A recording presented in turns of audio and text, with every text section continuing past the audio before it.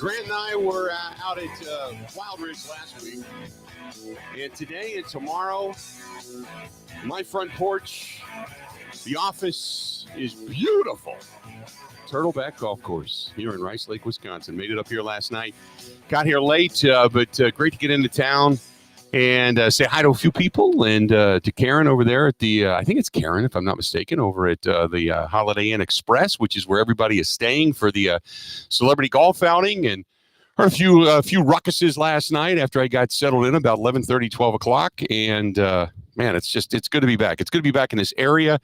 And it's always good to come up here and just get a chance to hang out. Today, I am told, I don't know, they said, hey, we got guys stopping by. I said, okay, great. Because normally that doesn't happen on Wednesday. Normally it happens on Thursday.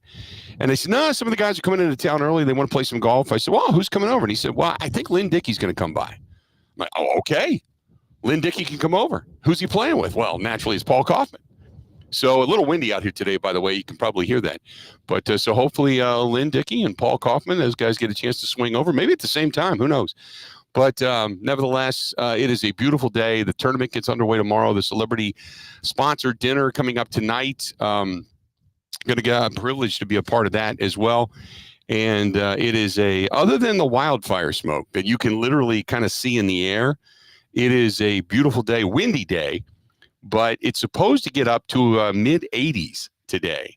I got to be honest. I got out here this morning, and I'm sitting in the sun. This is great. The wind was not, whipping at all, and it was a little cool. At first. And then you get a warm breeze and then a cold breeze and then a warm breeze. And so I'm just waiting for it to completely warm up. But that's where we are at. We are on the beautiful deck out back overlooking Turtleback Golf Course. So good to be here today. So we have got a free agent signing by the Green Bay Packers, which is interesting. We'll talk about that.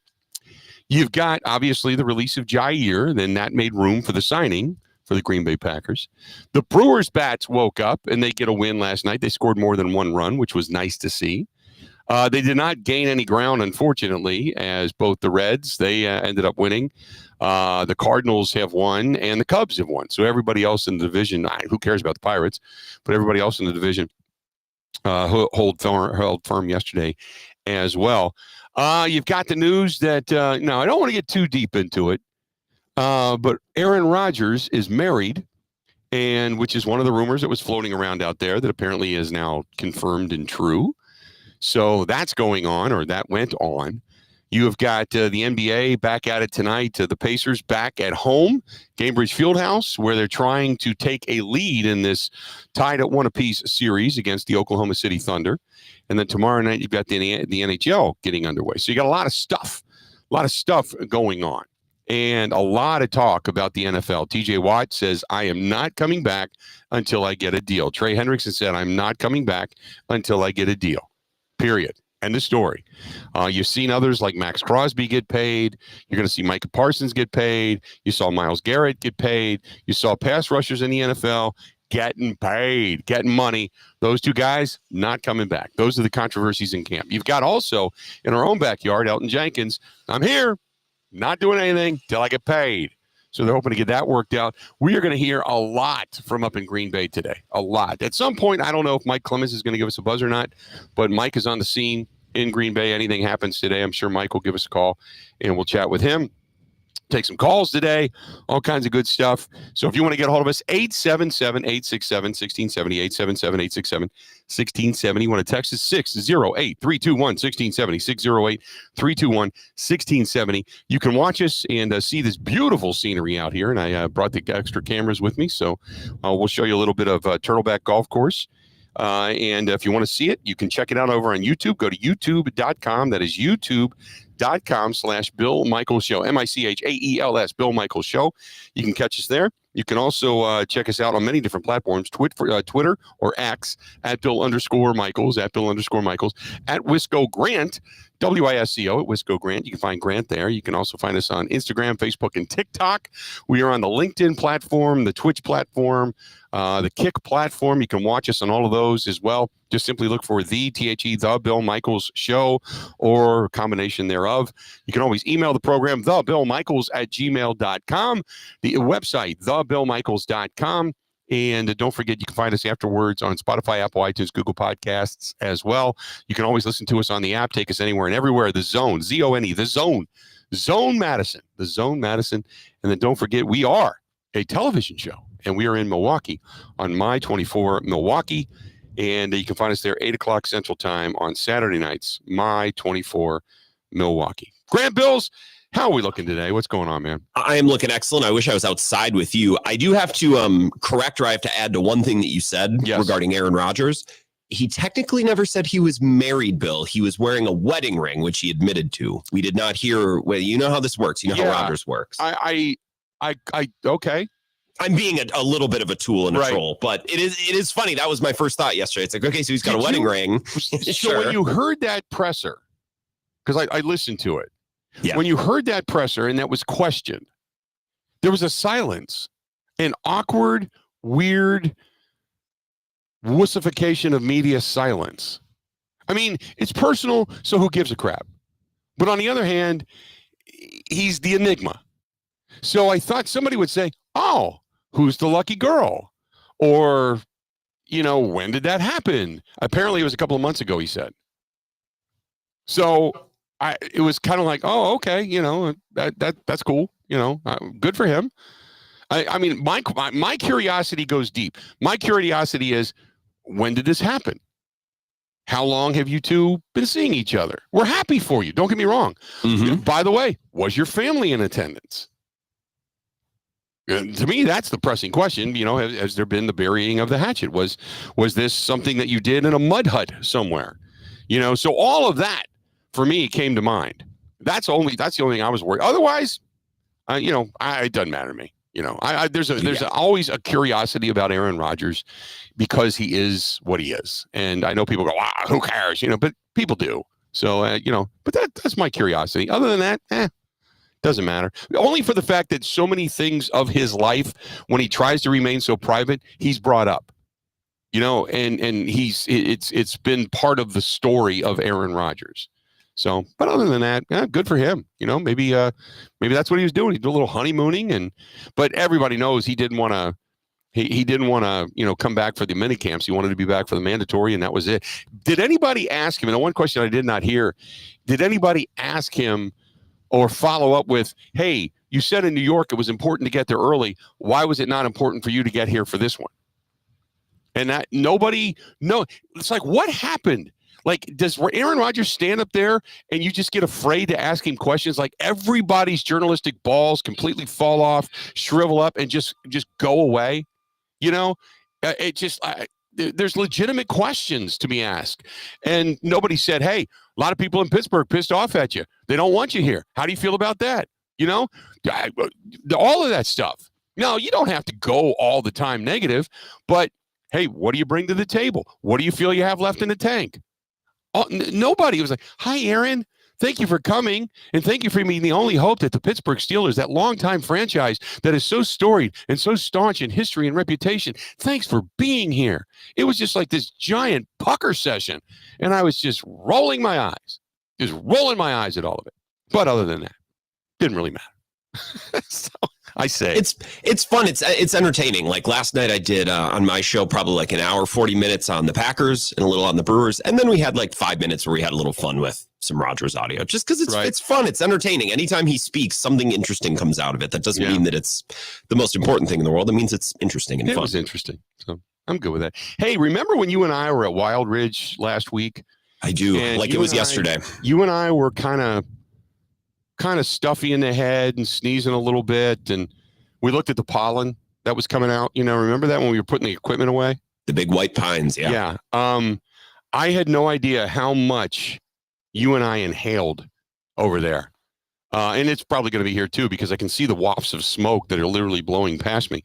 But I pulled the equipment out because I had not opened up the case since you and I got back. And I pulled it because today's the first time I've done it. and I pulled the equipment out today. Oh my goodness. You and I should have been wearing like face masks, like we were, traveling to a foreign country or something. Holy moly. Could pollinate the whole forest up there. Yes. The Schlumberger State Forest. You could pollinate the whole thing. Crazy how much pollen there is. I mean, literally just yellow dust. I was wiping off all of the equipment today. Holy mackerel. So, but great time last night up in Wausau, and had a lot of fun, and I told a few stories. And boy, I tell you what, there is a fascination with the Netflix series with the Favre, the fall of Favre. There are a lot of questions about that, which is great. I mean, I appreciate it, but because normally we do this and it's, hey, how many more months is Luke Fickell going to hang on? We want him out. And then it's, hey, are the Packers going to win a Super Bowl? And what team do you think can compete for a Super Bowl against the Packers? And, how is Jordan Love going to do? And you get a lot of the generic questions, but a lot of stuff about the fall of Favre that people did not. I thought everybody just knew it. Maybe sometimes you and I, because we do this for a living, we live in a vacuum in which we just think everybody is astute. And a lot of people had no idea about the Mississippi scandal. I had one guy last night that said, "Why is that Jen Sturger there? What did he do to her?" And I'm like, "Have you been sleeping in a treehouse or something?" Hello, And him and his wife didn't know. They knew that there was the crock picks, and I say crock with an R, that they knew there were the crock picks and that he sent something, but they had no idea to what the story was. They had no idea. One of the people raised their hands and say, "Hey, didn't he have some type of a problem at some point?" And I said, "Well, what, you talking about the Vicodin? You talk about, and they were, wait, what? I didn't know he had a Vicodin problem." Like, wow. Holy mackerel. Crazy. I just, sometimes you just assume people know and you don't, not everybody knows. So anyway, but a great session last night. We had a lot of fun. Smoked a couple of good cigars. Olivia Cigars were in the house last night, so give it up to them, and a great event. And our next one is going to be down in Kenosha next Tuesday. But got out of there. Did not realize how. I mean, the state of Wisconsin is a big state. Don't get me wrong, but I drove the 3 hours to Wausau. And can anybody in Wausau tell me why they're shutting down a highway they just opened up and just refinished? I have no idea. I've never understood why they do that. But anyway, so I drove the 3 hours to Wausau. I did not realize it was another 2 hours and 10 minutes from Wausau to Rice Lake. I got in the car and I'm like, I punched it up and I'm like, I think I just go over 29. I should be good. Be there in about half an hour. No. So I left last night about 8:30, 9 o'clock. And I went and because we had a dinner at the bar, but I'm like, I wanted something and I needed to pull off and I needed to make some phone calls. And so I did and stopped at a Quick Trip and went to the restroom and everything. And then I just kind of took my time and next thing you know, I'm rolling in 11:30 at night up here. So did you go all the way over on 29 and then up 53 through Lake Hallie and Yep. Chippewa? Oh, okay. Yep. Okay. That way through Chippewa.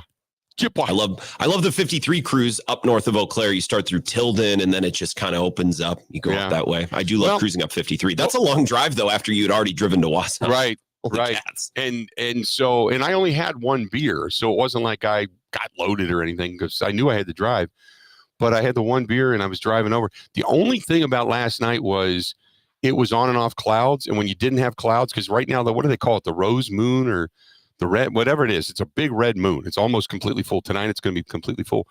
But I thought, okay, this is great. I'll have a full moon.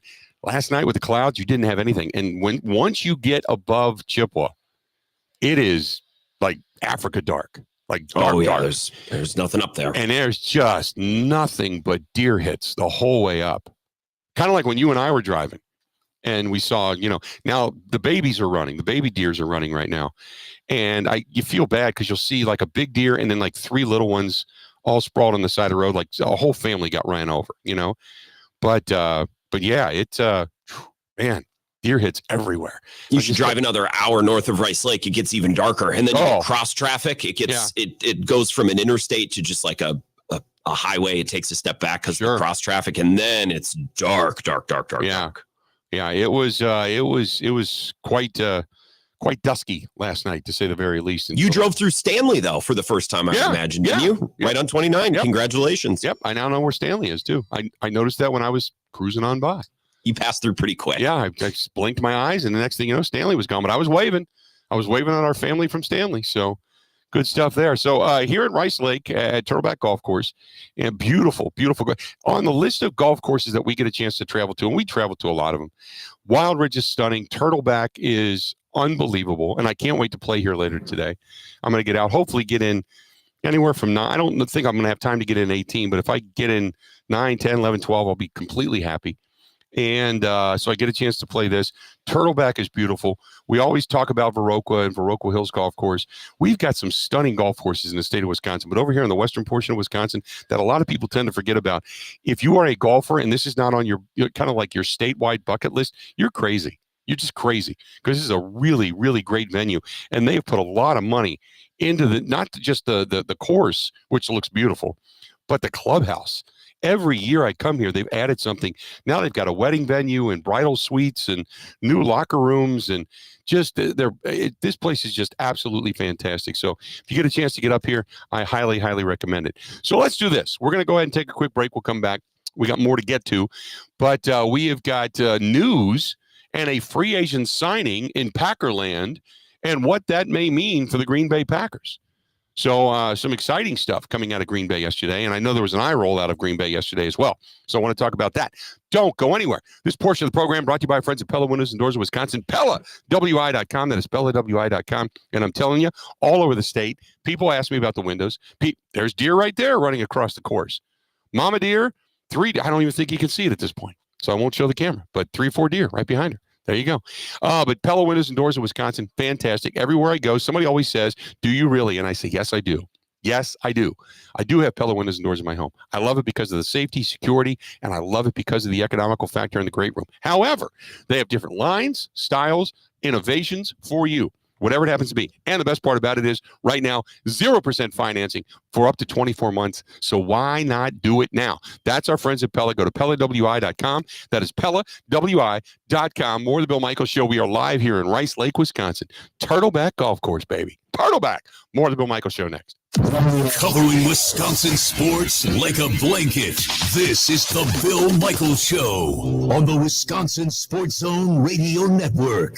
And now for the Pella play-by-play, here's Jeff Levering. Thanks, Gina Della from Pella. What a beautiful day to have new windows and doors installed. Every day is beautiful because Pella installs year-round during all seasons. And as Pella goes into another windup, it's so hard to guess that next pitch. The customizations seem endless. And it doesn't have to be super expensive. Pella has a product line for every budget. And if it is time for a major upgrade, rest easy by scoring no interest and no payments for up to 2 years. Pella also provides a free in-home consultation, which includes a no-obligation quote. That's always a great play because working with one of Pella's design experts is such a wonderful, no-pressure get-together. I know this from experience. With a range of affordable options and products assembled in the USA, you can get the look you want at a price you can afford. And there's no reason to wait with this incredible deal going on. Get no interest and no payment for up to 2 years. Visit PellaWI.com today. Certain restrictions apply. 6/30/2025.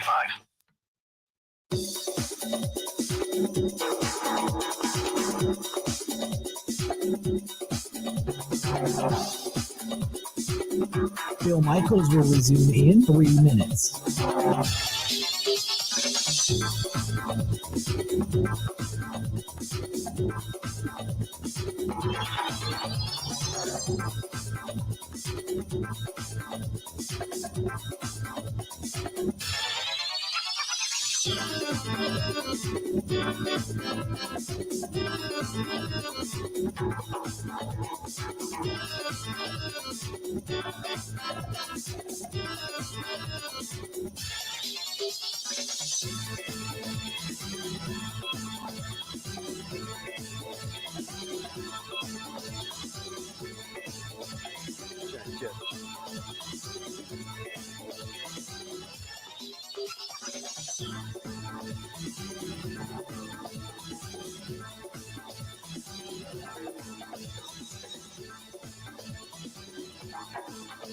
Bill Michaels will resume in 2 minutes.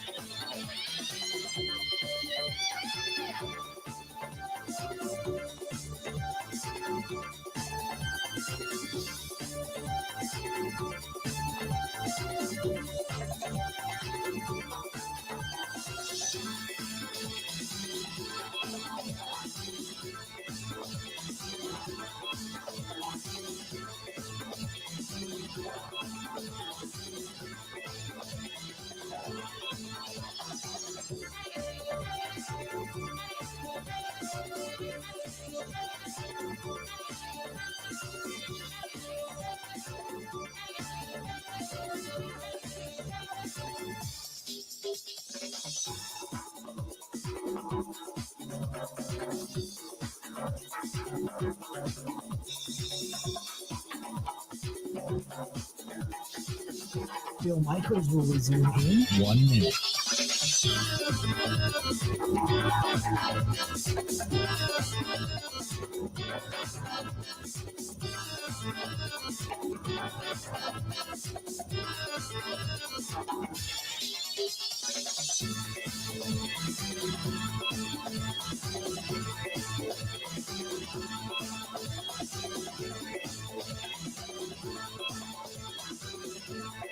Bill Michaels will resume in 30 seconds.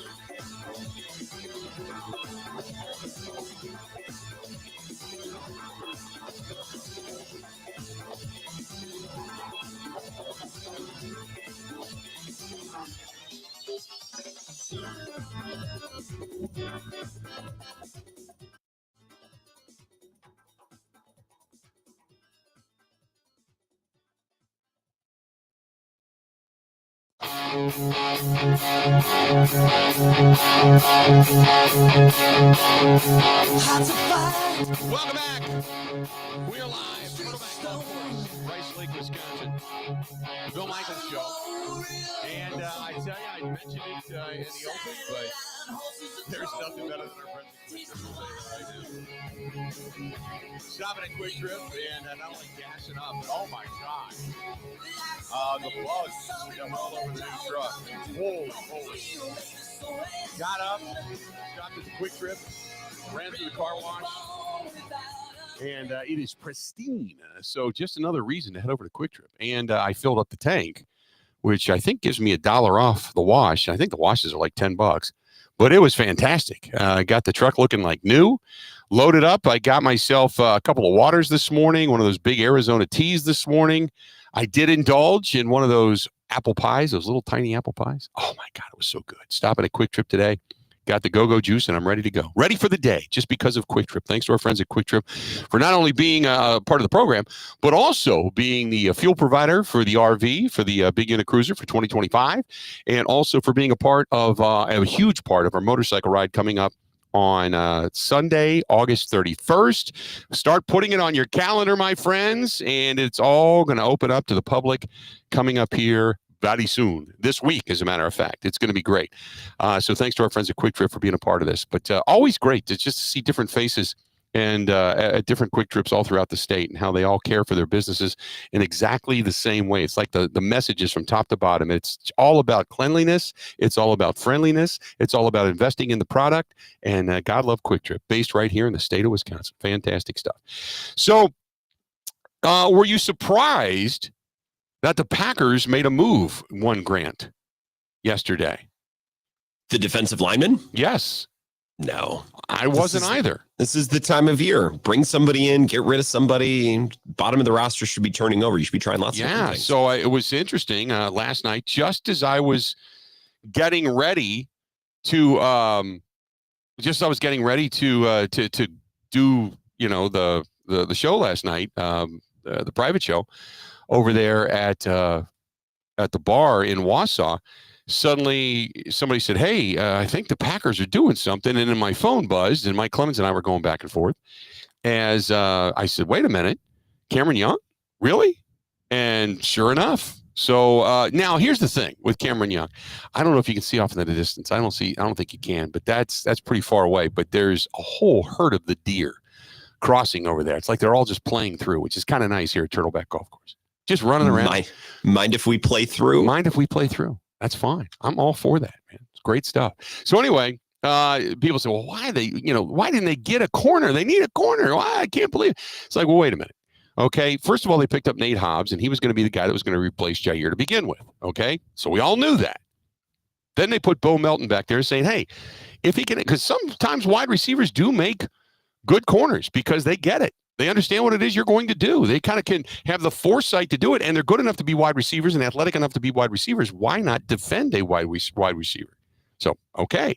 So Bo Melton in a pinch, maybe, could be a corner. All right. So you got that as well. And they like the fact that he's a hitter on special teams. Nothing wrong with that. So where do they need some help? Well, you start to think about it and you think, can Cam Young give them depth in that rotation? Big defensive lineman. Now, remember, last year he didn't play. He only played one game and tore up his knee. So he's coming back. So it's like a rehab assignment. Okay, he's a third-year player at Mississippi State. Seahawks took him. By the way, he was a fourth-round draft choice. Played in 17 games, one start for the Seahawks, so he's a rotational guy. I don't care. When it comes to being a starter, who cares? It doesn't matter. It's snap count and how many games you play in, how many tackles you have, and all that kind of stuff, pressures, yada, yada.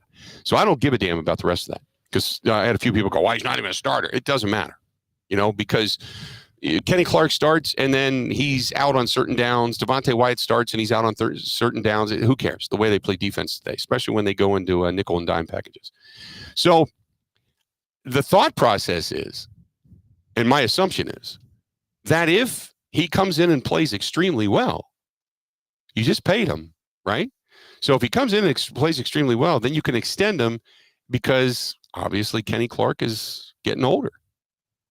Kenny Clark is coming off of a season in which obviously he had the toe issue, so I'm not going to, diminish him because that's a true injury, and I talked about that. But he's getting a little bit older, and the Packers don't like to give those third contracts to linemen specifically that are getting older.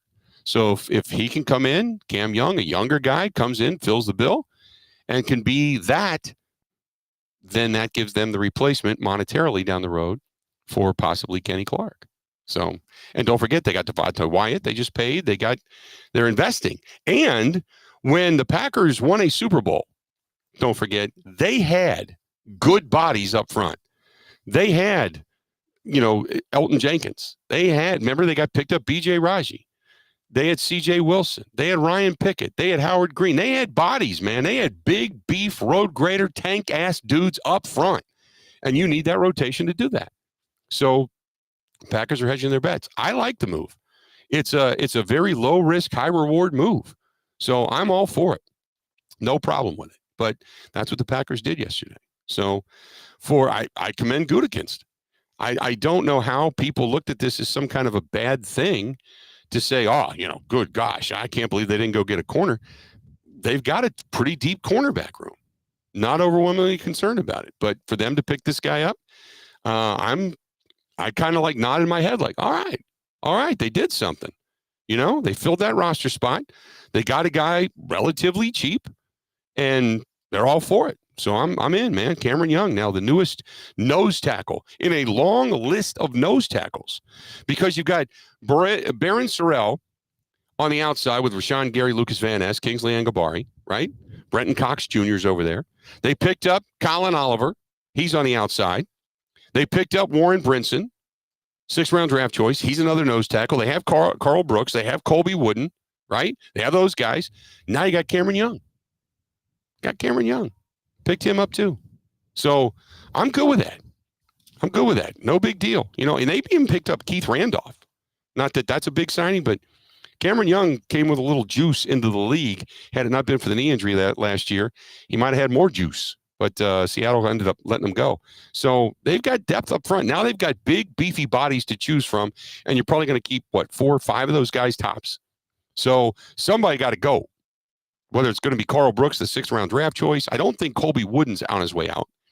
But they're only going to keep 4 or 5 of those guys. And they got beef up front. They drafted a couple of guys, defensive ends, and with Warren Brinson being the 6th-round draft choice, him, Cameron Young. Then you look at Carl Brooks, Colby Wooden. Those guys are fighting for jobs now, man. But I like the rotation of beef up front. The more road grader capability you have in the trenches, the better off you are. And that's what my dad used to tell me when I was a kid. Well, I'm lying, but, you get the point. So I'm good with that. Randy says, hey, I think we needed more help on the defensive front than we did in the secondary. Anyway, Randy, it's a good point. And here's the reason why. And this is the reason. Because if you have guys up front, one, that's stuff to run, and you don't need linebackers as much. 2, begin to collapse the pocket and put pressure on a quarterback and get him off his mark. Or 3, can actually make you throw a second early, that means your secondary gets that much better. Because a second that you don't have to cover is a second better. So I'm all for it, man. I'm all for it. I love the move. I love the thought process, everything about it. Good stuff. I'm all in. I'm buying into this. I'm excited now. Is it a Super Bowl move? Probably not.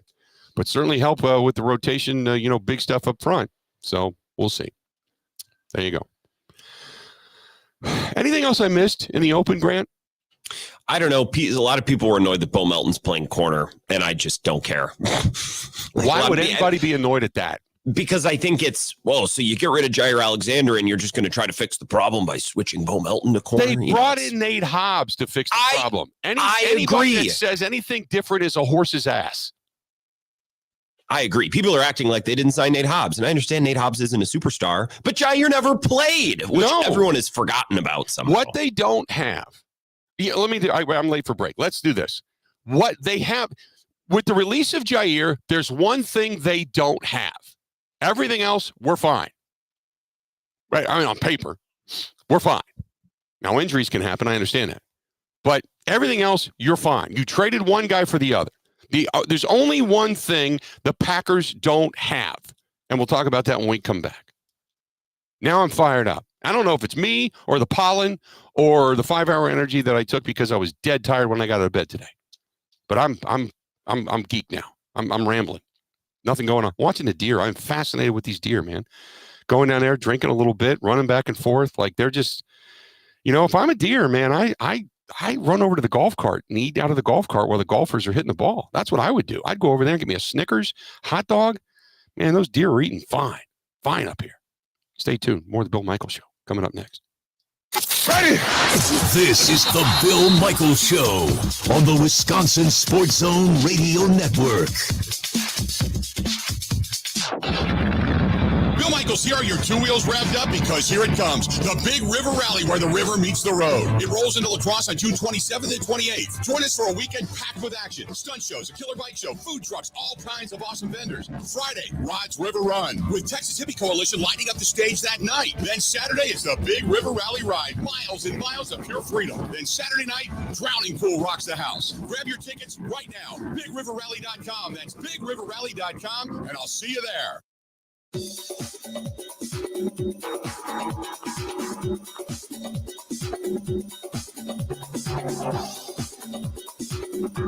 Bill Michaels will resume in 5 minutes.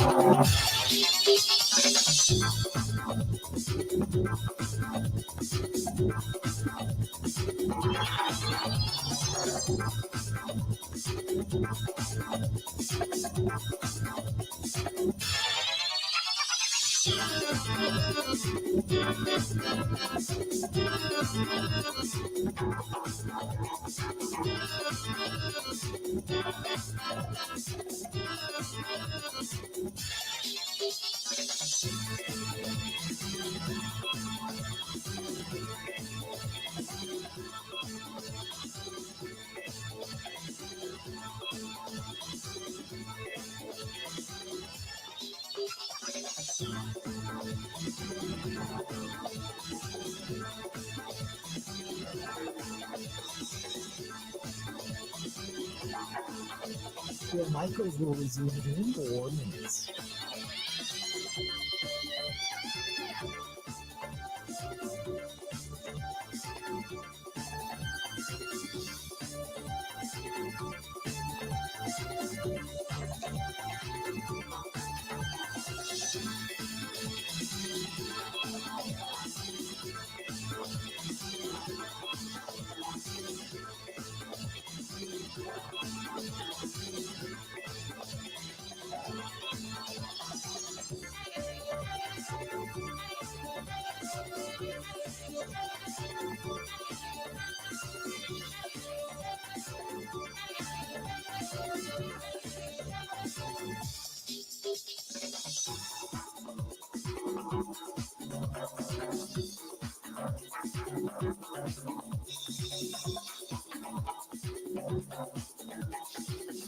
Bill Michaels will resume in 3 minutes.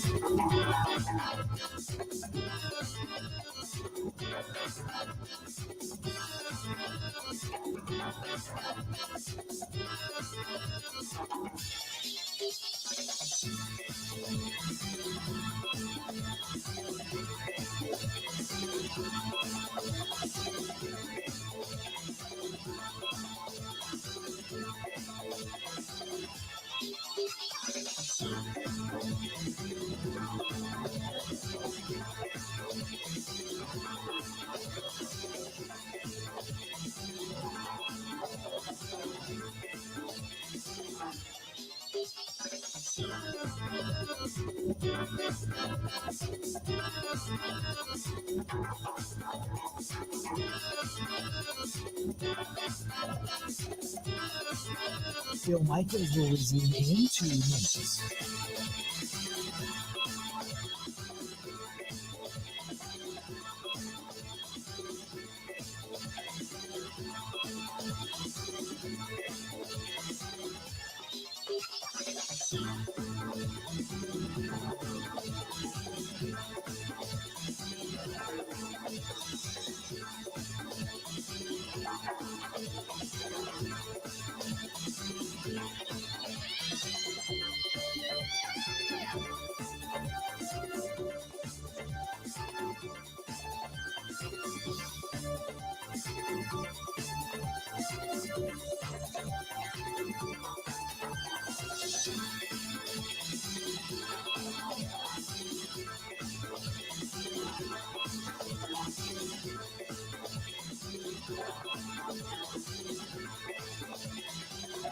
Bill Michaels will resume in 1 minute.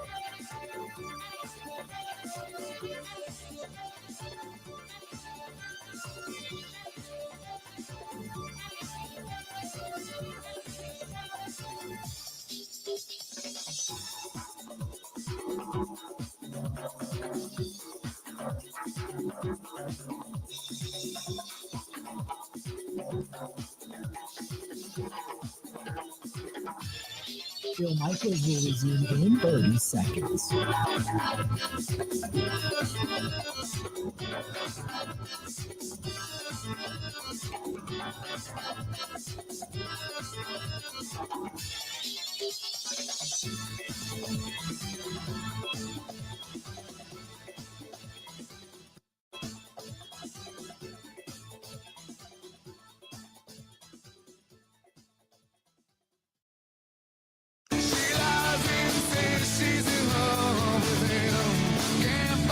Hell, you can.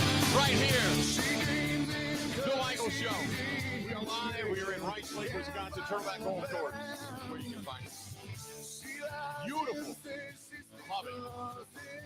It's got natural trees, hills, tremendously manicured. Fantastic. Fantastic place. It's got water. It's got bunkers. It's got twists and turns. Just an incredibly beautiful golf course here in the northern portion of the state of Wisconsin. If you're a golf enthusiast, this has got to be on your list of courses to play. Just take a trip up and stay. There's a couple of hotels nearby that are relatively inexpensive and a couple of good places to eat. And Turtleback serves food, and come up and play 18, 36 for a weekend, whatever it happens to be. You're good to go, man. Turtleback Golf Course right here in Rice Lake, Wisconsin. Speaking of good food, oh my goodness. I can't wait to get back because Friday night, just as I get back into town, it's like throw the equipment out of the truck into the house, and then off I go downtown. Calderon Club business meeting down there coming up. Not for myself, by the way, but Kristen's got a business meeting. So I get to tag along and be her plus one. But they said, oh, by the way, where do you want to go? And the client said, let's go to, have you ever been to Calderon Club? I'm like, oh, well, maybe I've been there a couple times. Yes. Love it. So I'm going to head down there on Friday night. Looking forward to it. Can't wait. Got the penny and the Bill Michaels, which is the chicken marsala split with the penny sashina. Oh my goodness. You get the mix of both. It is like just foodgasm. And then you get that eggplant bruschetta as an appetizer. And you wash it down with a beverage of your choice, and you are in absolute freaking heaven, my friends. That is an Italian cluster right there. So I can't wait. Looking forward to it. San Giorgio on the other side, next door, which is a pizzeria in Napolitana, and absolutely fantastic. 838 Old World 3rd Street, downtown Milwaukee. And if you're down there on Friday night, I'll see you there. Good stuff. So going back to the discussion regarding the loss of which we all expected Jair at the end of last season not to be back, which all of a sudden people are freaking out like, I can't believe they did this.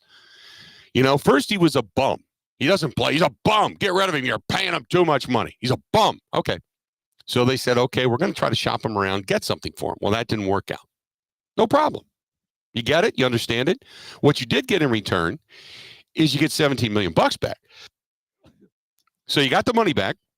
That goes with your salary cap. You're now top 4 in total available salary cap of all teams in the NFL, which is something the Packers have not seen across that top of the mountain in a long freaking time.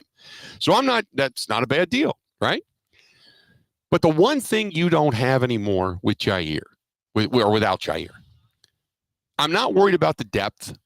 If you get a couple of injuries, yeah, but like any position, you're going to have injury depth issues, right? The one thing you don't have is the guy that you can look at and go get him. Justin Jefferson's coming down. Go get him. I don't think Keyshawn Nixon's that guy. I don't think Nate Hobbs is that guy. But what you do have now is 2 guys that have no problem laying the wood to somebody and getting up when it happens. Nate Hobbs, hitter. Keyshawn doesn't mind hitting it all. I like that. Javon Bullard, he's more of a safety, but he can play corner. He can play your nickelback position. I'm good with that. You can do that. The rest of that, no problem at all in the secondary. None. They picked up Michael Robinson, another guy with good speed.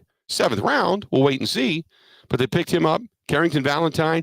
Now Carrington Valentine, he needs to learn how to hit. And he needs to learn how to tackle around the ankles, around the knees. Because what happened to him with Goddard throwing him to the ground like a rag doll was absolutely freaking embarrassing. Embarrassing in the game against Philadelphia in the postseason. So hopefully that's a highlight reel that plays over and over and over and over and over and over and over again in his mind as he became a highlight reel, unfortunately on the negative side, of get off me. So maybe he becomes a little bit better football player in the terms of football than just a corner. But I'm not overwhelmingly concerned. I like Zane Anderson too.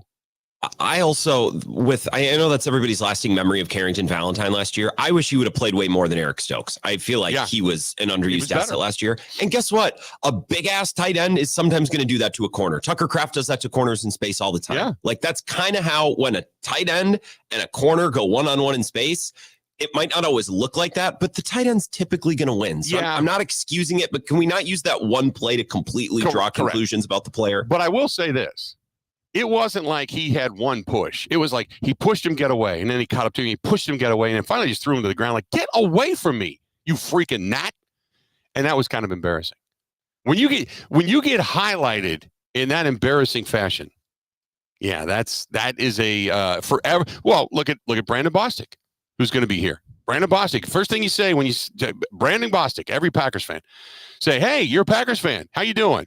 Man, go Pack, go. That's right. Brandon Bostic. Oh, you can almost feel pain like in the groin area, like people just got kicked in a sack. Because that's the lasting memory. So sometimes you do have defining moments in your career, and what you look to do is then redefine your career. Brandon Bostic, unfortunately, never did that. But Carrington Valentine has the opportunity to. So, but look, you're right. Not a lot of corners are big hitters, but I do like the fact that they made this team. There was a concerted effort to make this team more physical. So anyway, Bryce says the cornerback room is a real concern even before releasing Jair. No, it wasn't. Before they got rid of Jair? No, not at all. Not to me. The days of the lockdown corner, I think, are gone. The days of Darrelle Revis and Revis Island and Deion Sanders and just guys that were just corners that you could not get past them. Unless you get like the Legion of Boom, where you get 5. But the reason the Legion of Boom was so good, the reason that you saw the Philadelphia Eagles play so well was because they got after the quarterback. It all starts up front. Cornerback rooms are no big deal if you've got a pass rush. Corners get better. Because instead of covering for 4 and 5 seconds, you're covering for 3 and 4. So when you've got a pass rush, you've got a good cornerback room usually. The only time cornerback rooms get really nervous is if guys can't play, like hit and go up front. If you can't play, just man up off the line and punch somebody in the mouth. That's the only time a cornerback room gets scary. So, but if you can get after a quarterback, go for it, man. It makes everybody better, like ripples on a pond. And that's what I keep telling people. I'd rather have just maulers up front. A pass rush of epic proportion with just big, daunting, looming dudes who can just beat the hell out of somebody, get around the edge, and crush quarterbacks. That will make that is 95% of defense if guys can do that up front, because we saw it. We saw what Patrick Mahomes could do to damn near anybody until he couldn't. There was no running lanes. They were in his face. They were mauling his guys up front. There was nothing he could do.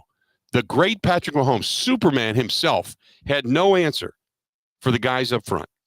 And that's what I'm hoping the Packers do this year. I mean, I think the cornerback room is going to be okay. That's more of a concern and a priority for me than the cornerback room, because they were fine last year. Right. And they added Nate Hobbs. They're not going to be the best unit on your team. They can't be the best unit on your team, but it's far from a priority or their biggest concern for me. Yeah, that's the biggest. To me, I think if I had to sit here today and say, would you bring, if you knew 100% that Jair was going to be 100% healthy, I mean, have the best season of his career, or if you could find that, like if Lucas Van Ness was going to have the best season of his career and be that edge rusher that everybody was hoping for, if he was going to have Trey Hendrickson type of numbers, which would you take? I would take the edge rusher every damn day of the week. Every day of the week. Hands down. Because that's more impactful than it is being the corner. Because if you got a guy up front that puts pressure on quarterbacks, it makes everybody behind him better. And I would take that. All right, let's do this. We're going to step out. We'll take a quick break. We'll get phone calls, which are going to be coming up. Love that. Stay tuned. Whole lot more of the Bill Michaels Show coming up. We are broadcasting live. We're here at Turtleback Golf Course. And Mitchell, I'll get to, or Michael, I'll get to you, so don't go anywhere. But here at Turtleback Golf Course, beautiful, beautiful Rice Lake. Love it up here. Absolutely God's country, and love it up here. Speaking of that, we're going to be here again tomorrow, and then we're going to be back down in another place that I love to go to. You know that by listening to the program. I'm going to be at the start-finish line right there in the Tower Terrace of Road America coming up on Friday. So we're looking forward to that little jaunt as well. A lot of good stuff happening. Stay tuned. We got a whole lot more of the Bill Michaels Show. This portion of the program brought to you by our friends at ABC Audio, video, and home entertainment. Simply done right. If you got an office and you need a great conference room, maybe you got a bar and you want everything wired in, or you just got a home theater, or maybe you just got a TV and a sound bar you want installed. Whatever it happens to be, Chris and the gang can do it anywhere in the state of Wisconsin. 262-483-6656, 262-483-6656, abcaudiovideo.com. More of the Bill Michaels Show next. This is the Bill Michaels Show on the Wisconsin Sports Zone Radio Network. And now for the Pella play-by-play, here's Jeff Levering. Thanks, Gina Della from Pella. What a beautiful day to have new windows and doors installed. Every day is beautiful because Pella installs year-round during all seasons. And as Pella goes into another windup, it's so hard to guess that next pitch. The customizations seem endless. And it doesn't have to be super expensive. Pella has a product line for every budget. And if it is time for a major upgrade, rest easy by scoring no interest and no payments for up to 2 years. Pella also provides a free in-home consultation, which includes a no-obligation quote. That's always a great play because working with one of Pella's design experts is such a wonderful, no-pressure get-together. I know this from experience. With a range of affordable options and products assembled in the USA, you can get the look you want at a price you can afford. And there's no reason to wait with this incredible deal going on. Get no interest and no payment for up to 2 years. Visit PellaWI.com today. Certain restrictions apply. 6/30/2025.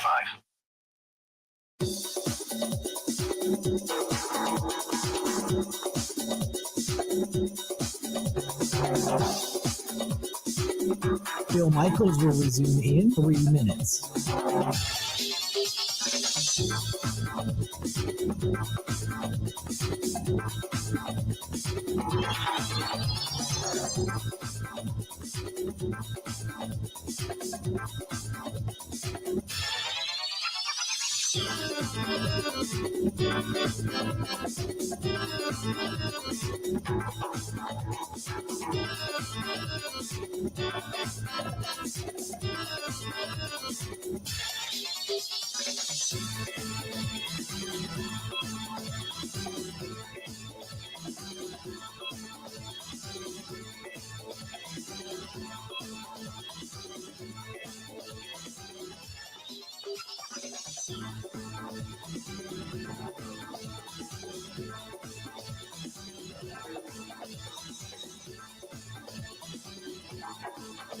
Bill Michaels will resume in 2 minutes.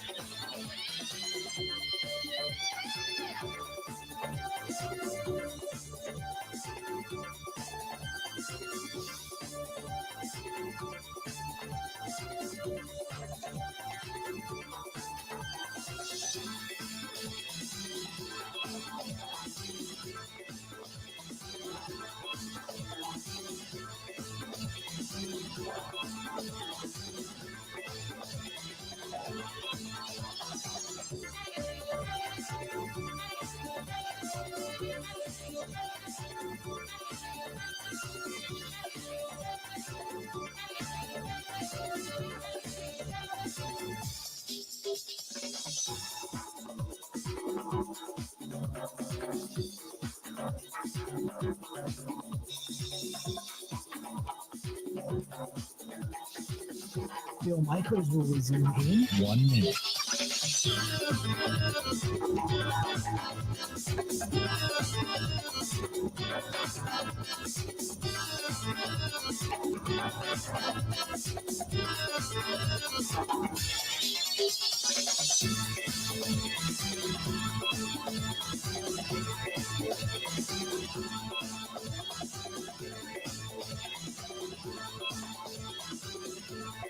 Bill Michaels will resume in 30 seconds.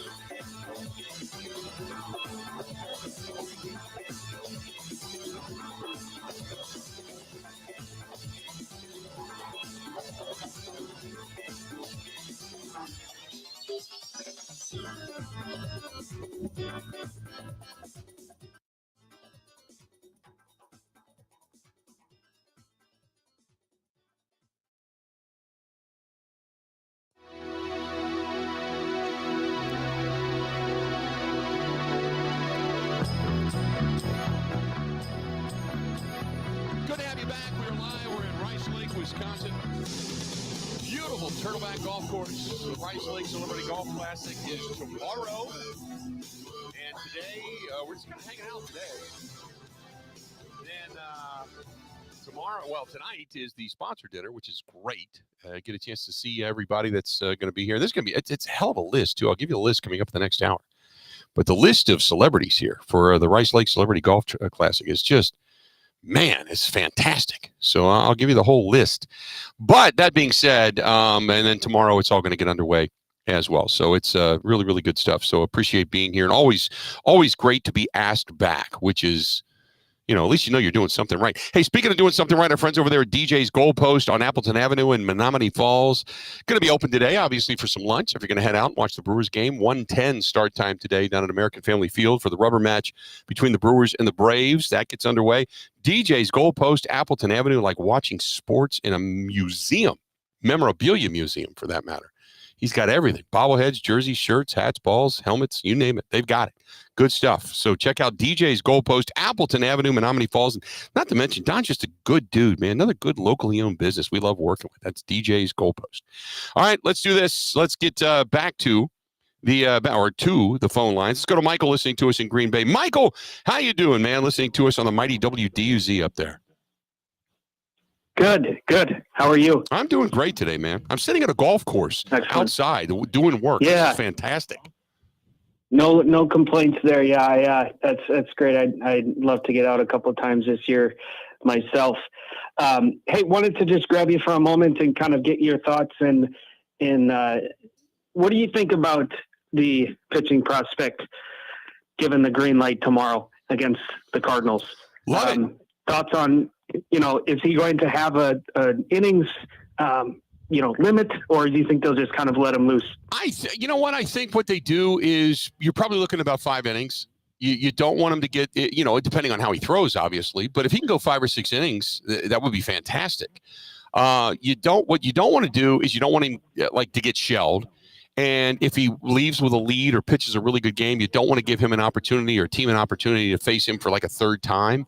You just want to, you don't want to throw him into the pool and say, go swim. You want to throw him into the pool and say, here's a couple of floaties just in case. And, you're good to go. But remember, he's been pitching in the minors. So it's not like he's going to come into this and be on a pitch count. If he can get through 90 pitches in the bigs and say 6 innings, I think I'd do it. Why the hell not? Because it's not like you're bringing him in the beginning of the season where he's just got 1 or 2 games under his belt. He's pitched already numerous games in the minors, but I'm looking forward to seeing him. Now the one thing about Mizorowski is his control issues in the past have been something that's there. And what you can't do is get behind in the count and throw fastballs on a string to major league hitters. So you'll end up, being a very short stay. So hopefully he mixes it up. He's got control and he just hits his spots. That's all you're trying to do. And then just see what you got and see what they can hit. So I'm excited to see him pitch though, man. Why the hell not at this point, right? Now you can correct me if I'm wrong, but is this one of the Brewers' first ever pitchers that are topping out at triple digits in their heater? Man, that's a great question. I can't remember. There was one other guy they had in the minors that came up, and I think he was like a triple-digit guy that he could hit it. I'm not saying he did it consistently, but he threw everything on a string, man, and got shelled. I can't remember who it was, and it was a couple of years ago. It's crazy. 3, 4, 5 years ago. It's crazy. Just those extra 3 miles an hour at 103 just certainly make a difference. A lot of guys throw 99 to 100, but 103, 104. That's a different velo. Well, that and the fact that and appreciate the phone call. If you can throw 103 and have your breaking stuff at about 93 or 92, and then say a good changeup at about 89. That is a drastic difference, and that's where you can really throw the timing off of a hitter. So we'll see what he's got. I'm excited, man. Bring it. I'm excited. Being that fast, we're an hour in. That fast, an hour into the program here at Turtleback Golf Course in Rice Lake. More of the Bill Michaels Show, baby. Next.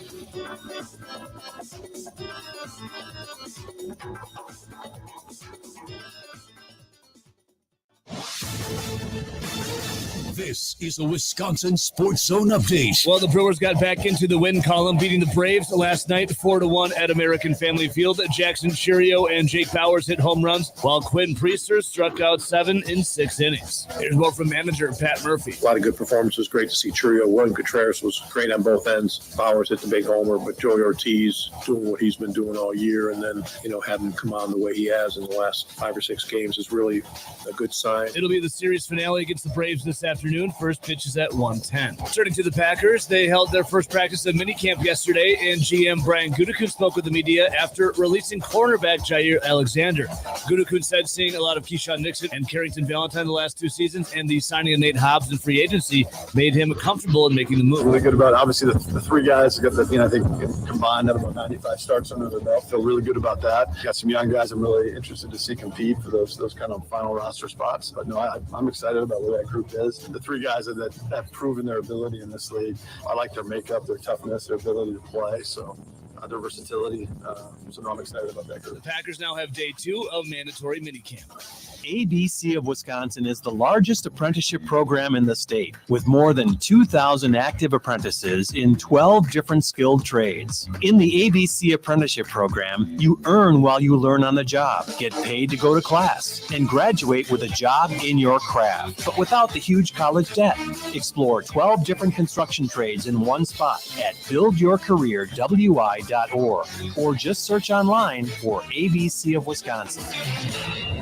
The NBA's offseason for the Milwaukee Bucks is centered around Giannis Antetokounmpo, and he potentially hinted at staying in Milwaukee. When talking with Coast to Coast Brazil about the finals, Giannis had said he hopes to be back in the finals with the Milwaukee Bucks. For the Wisconsin Sports Zone Network, I'm Ebo.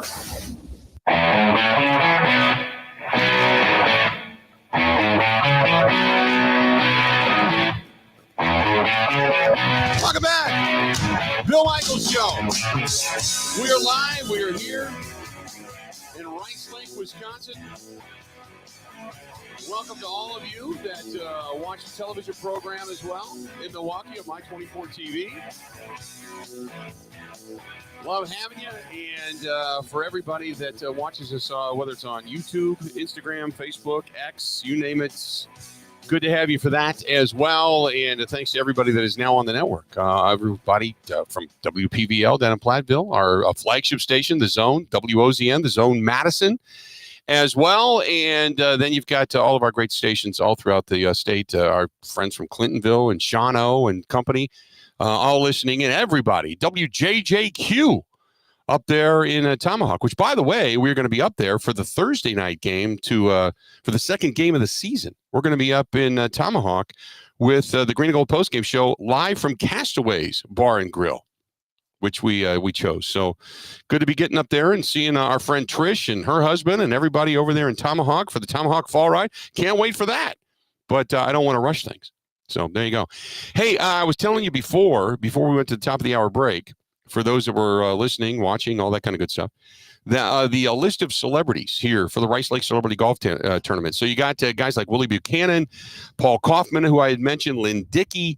You've got Marv Fleming, who's going to be here, Johnny Gray, Tiger Green, Eddie Lee Ivory is going to be here. I had mentioned Brandon Bostic. Eddie Lacy is going to be here. Frankie Winters is going to be here.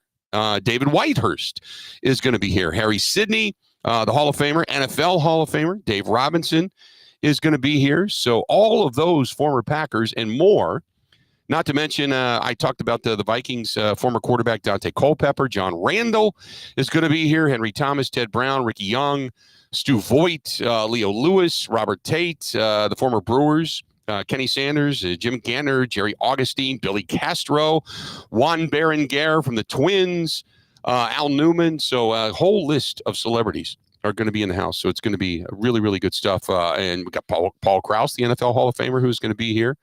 So a lot of good people here beginning today, but more so later tonight and then tomorrow for the tournament. And we'll have a few of those people on the program beginning tomorrow as well. So a lot of good stuff. 877-867-1670, 877-867-1670. Those are the phone numbers. That's the phone number you can get a hold of us. If you want to text us, 608-321-1670, 608-321-1670. Got to say hi to our friends here in the Rice Lake area. Brought to you by this portion of the program for the second and third hour of the show today. Brought to you by Todd's Ready Mix. Todd's Ready Mix has been a big sponsor of the program up here in Rice Lake for a while, serving Northwest Wisconsin with rock and gravel and dirt and cement and ready mix. And if I could just get them to bring the lava rock to my house, that'd be fantastic. But you can call them up here if you're in the area, 715-234-2626. That's our friends over here in Barron County. 715-234-2626. That is our friends over there at Todd's Ready Mix. So there you go. Good stuff. I know we're going to continue the Packers talk a little. Brewers breaking news. Christian Yelich out of the lineup again today, dealing with a sore wrist, according to Kurt Hogue, which he aggravated. He heard it on a slide over the weekend. According to Pat Murphy, they're testing it out with swings today and hoping to avoid having to do imaging on it. Which is weird. If he's not in the game, just go get him a scan. Right. Like, what do you, well, we don't want to image it. It's not like you have to put him under for the scan. That doesn't make sense to me. And right? I think they might.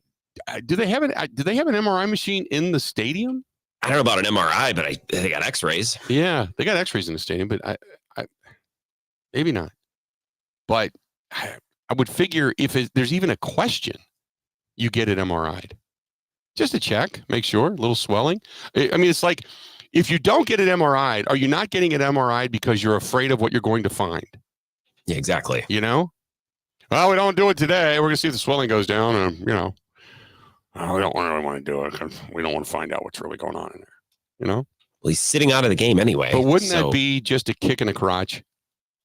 Think about it. If Yelich goes down and, it's not the back, but sliding, he hurt his wrist and he tore a tendon in his thumb or something like that, that would be the ultimate kick right there. So, I mean, if Contreras can play through a broken hand, Yelich can play through a broken hand.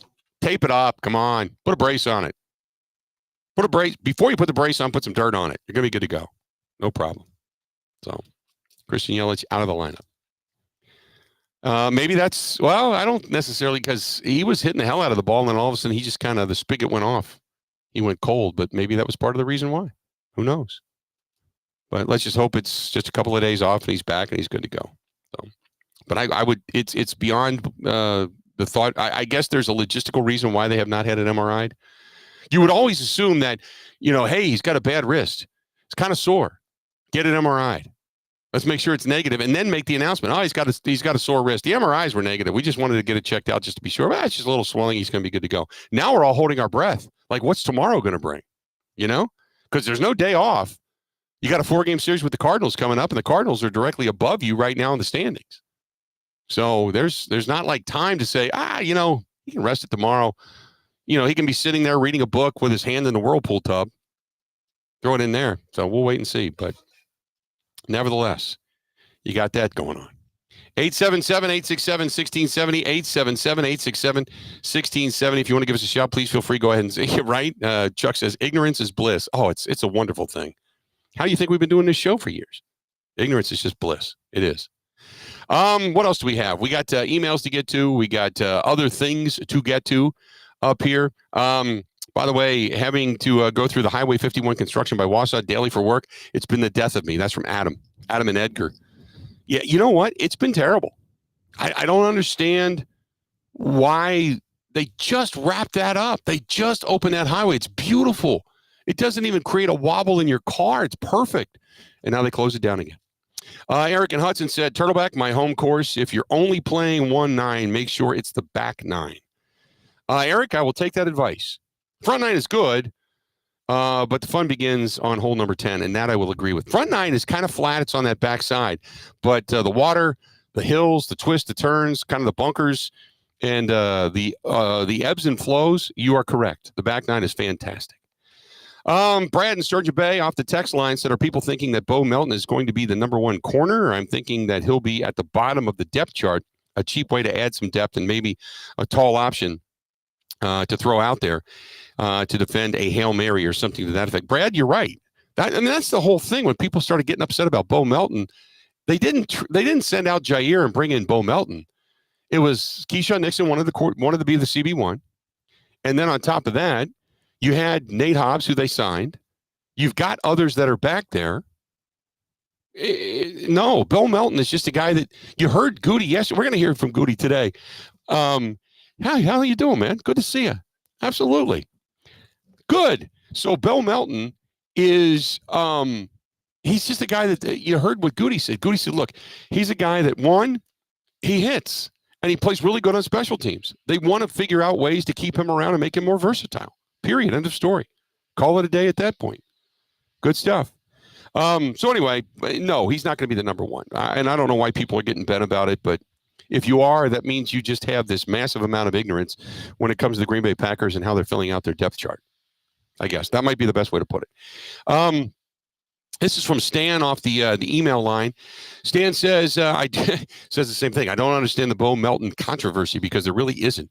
Bo Melton is being given an opportunity to make the team because he might not make it as a wide receiver, and they really like what he can do in special teams. And if the kid can hit and still play a little bit of secondary in a pinch, then why the hell not keep him around? It just makes the Packers that much better.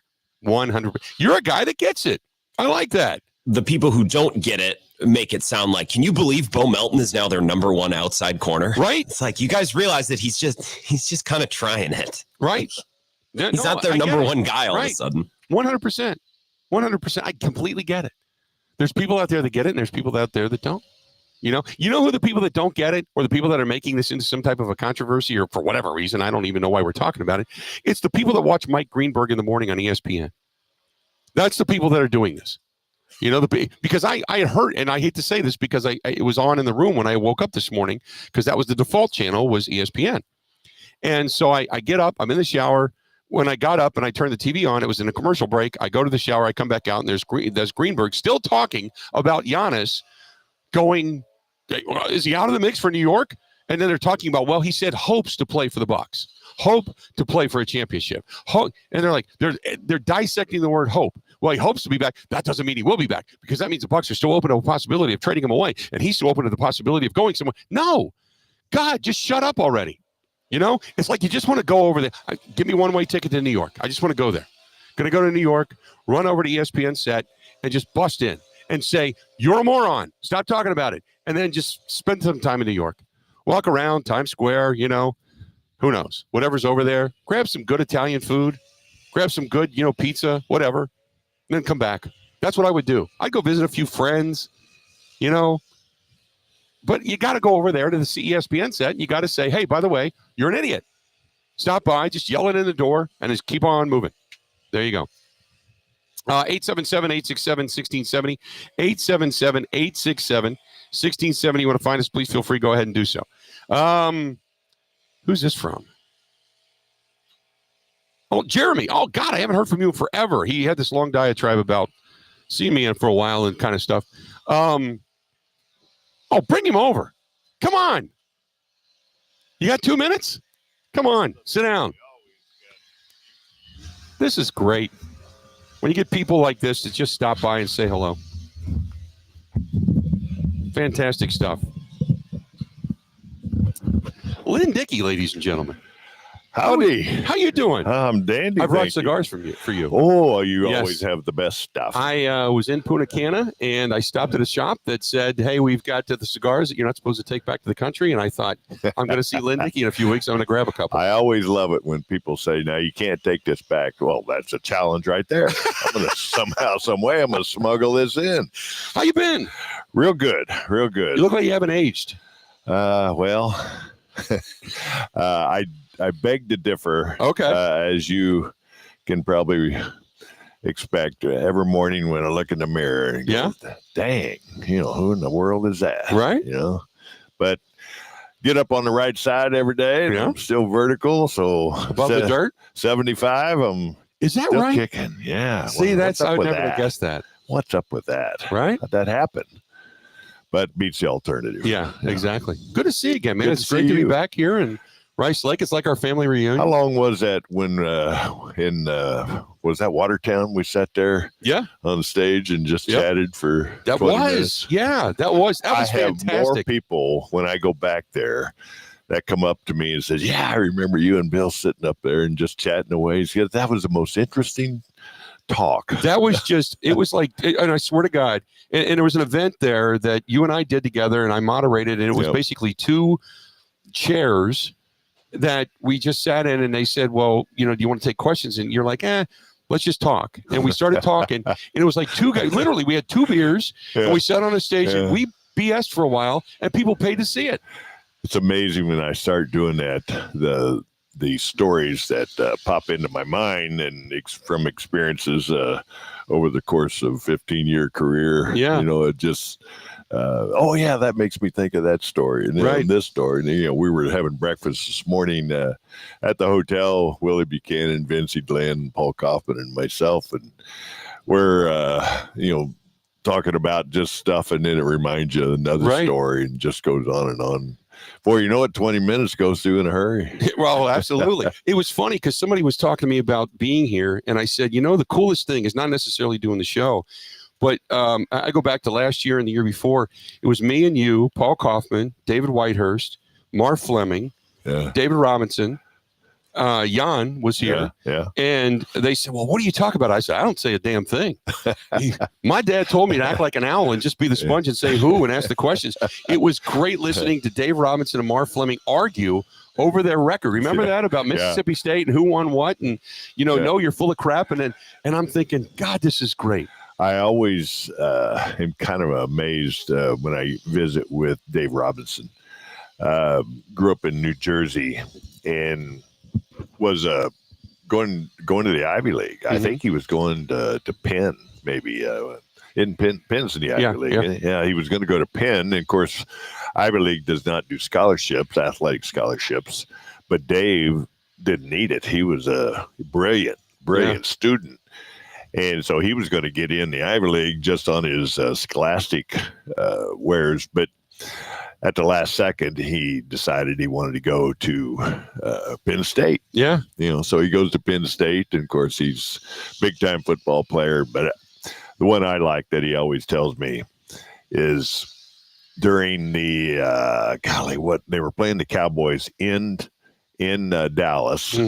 And I don't know whether that was the game in 65 or 6. In 65 would have been for the championship. 66 was the Ice Bowl in 65 or 66? 66. All right. So that was the game right before the 66 season. So they played in the Super Bowl Yeah. against the Chiefs. So it would have been the previous year they were playing the Cowboys for the NFL championship. Right. And Dave's job on the play was to contain, which means you don't let anyone get outside of you. So all day long, he's playing contain. And this is right down where Don Meredith rolls out and to win the game, they're like on the 5-yard line. So Dave had this guy pushing him outside, and which is fine because he had contained to be on the outside. Don't let anyone get around you. So on that play, he decided to kind of jerk the guy towards him and went inside of him, which was a no-no. Right. But he had such great athletic talent that he was all over Don Meredith, and Don threw the ball kind of underhanded, and the Packers picked it off in the end zone, won the game. Next day, they're doing grading on that play. Coach Lombardi said, "Robinson, you get a minus for that." He goes, "Coach, I won the game for us, so I was all over the guy." He goes, "Yep, didn't do your assignment correctly. you let the guy get outside of you." And he goes, "Whatever,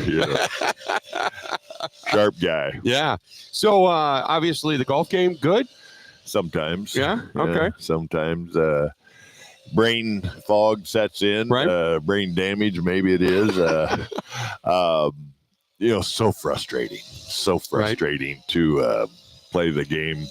I guess my goals are a little too high. Right.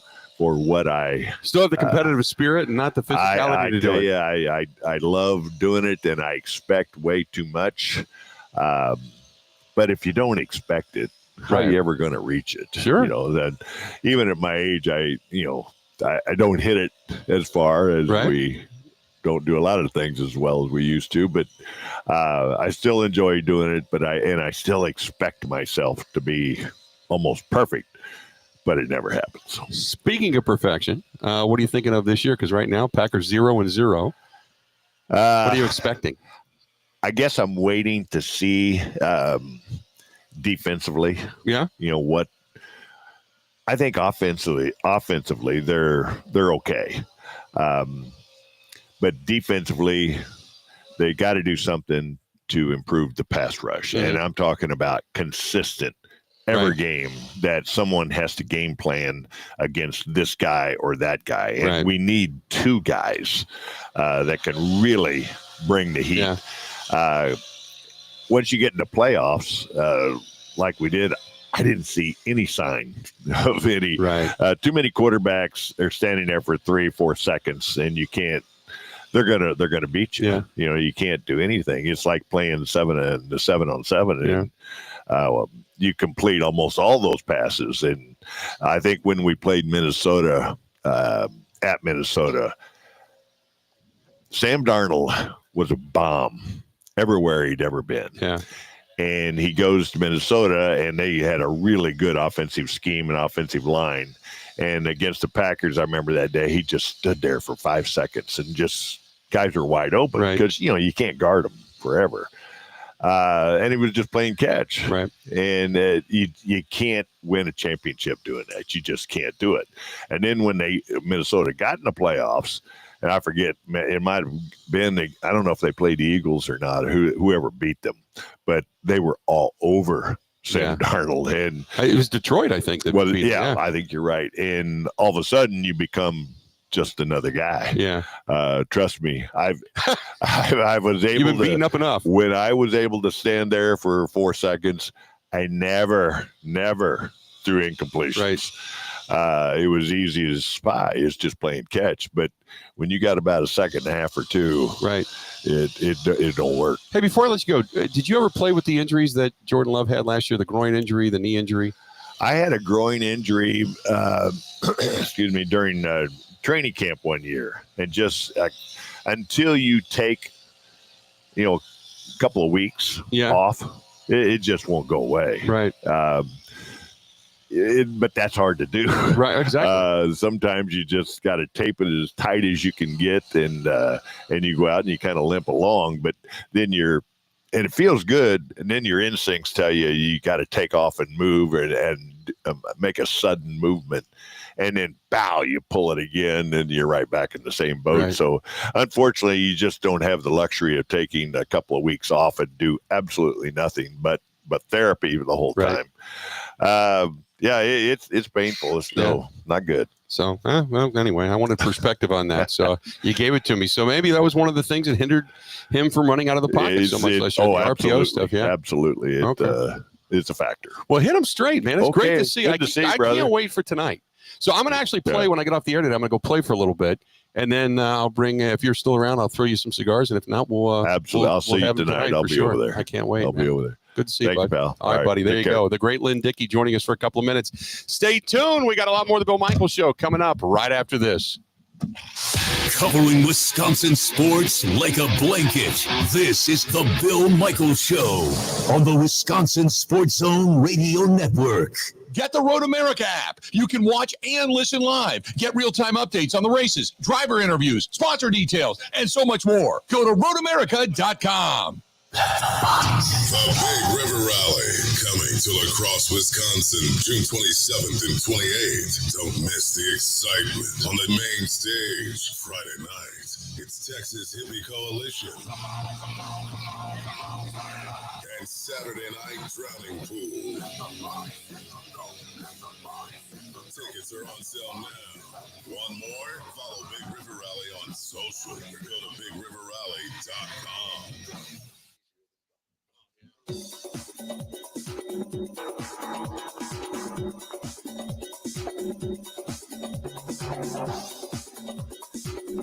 Bill Michaels will resume in 3 minutes.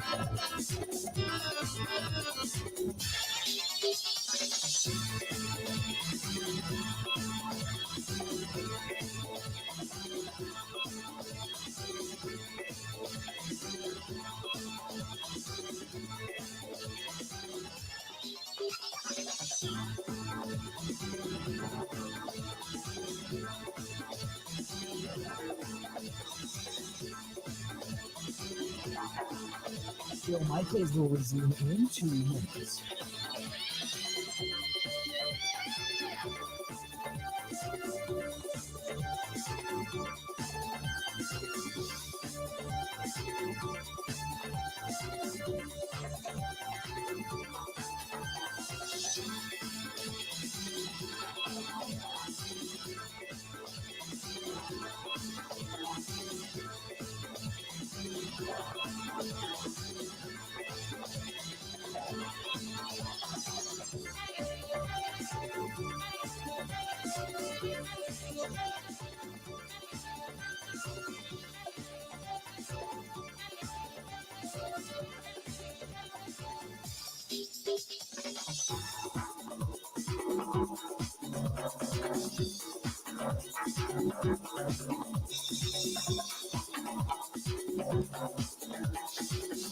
Bill Michaels will resume in 1 minute.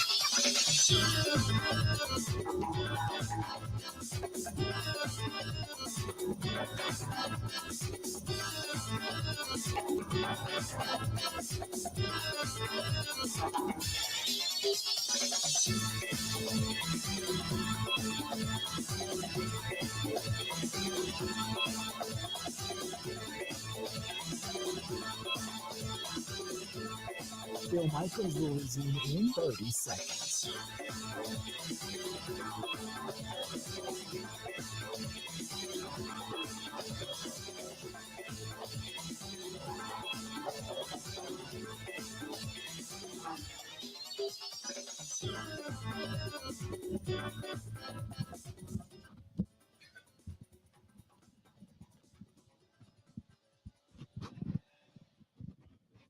The guy with the leaf blower is not doing us any favor. Welcome back. We're live. We are here in Rice Lake, Wisconsin. And always great to come up here to the golf tournament, be a part of this, and Rice Lake Celebrity Golf Classic. Beautiful Turtleback. Love coming here. A little smoky with the Canada wildfires going on right now, but a nice day, good breeze. Joining me here at the table, the great Paul Kaufman, former Packer himself. How you doing, man? Yeah, I'm here. We got Carl Spangler from Caddyshack out here with a leaf blower in the background. I mean, it's like he seems like every time we get on, you know, he gets a little closer to us and fires up that leaf blower. I know, right? It's like, they wanted to say, wait till you got on the air, and then we're going to go do 1 and 10, and do that. I mean, that tee box is clean enough. Move on, buddy. Get the grass off the grass. Yeah. That's what he's doing. So how you been? Good. You know, I mean, you've been on tour in Wisconsin. Yeah, Lynn, Dickie, and I have. It'll be 10 total days of doing fundraising golf tournaments. We went to Fort Atkinson and did a tournament for a group called Opportunities, which teaches mentally challenged people packaging skills and other skills to be able to go out and get a job. Then went to Milwaukee for the Lombardi Golf Classic, raises money for cancer research, and then Wausau, the Pink Ribbon Tournament, raises money for single ladies battling breast cancer. And now here we are in Rice Lake, you know, benefiting about 3 or 4 different charities. Yeah, which is always good. I was telling Lynn before, I said, this is kind of like our reunion.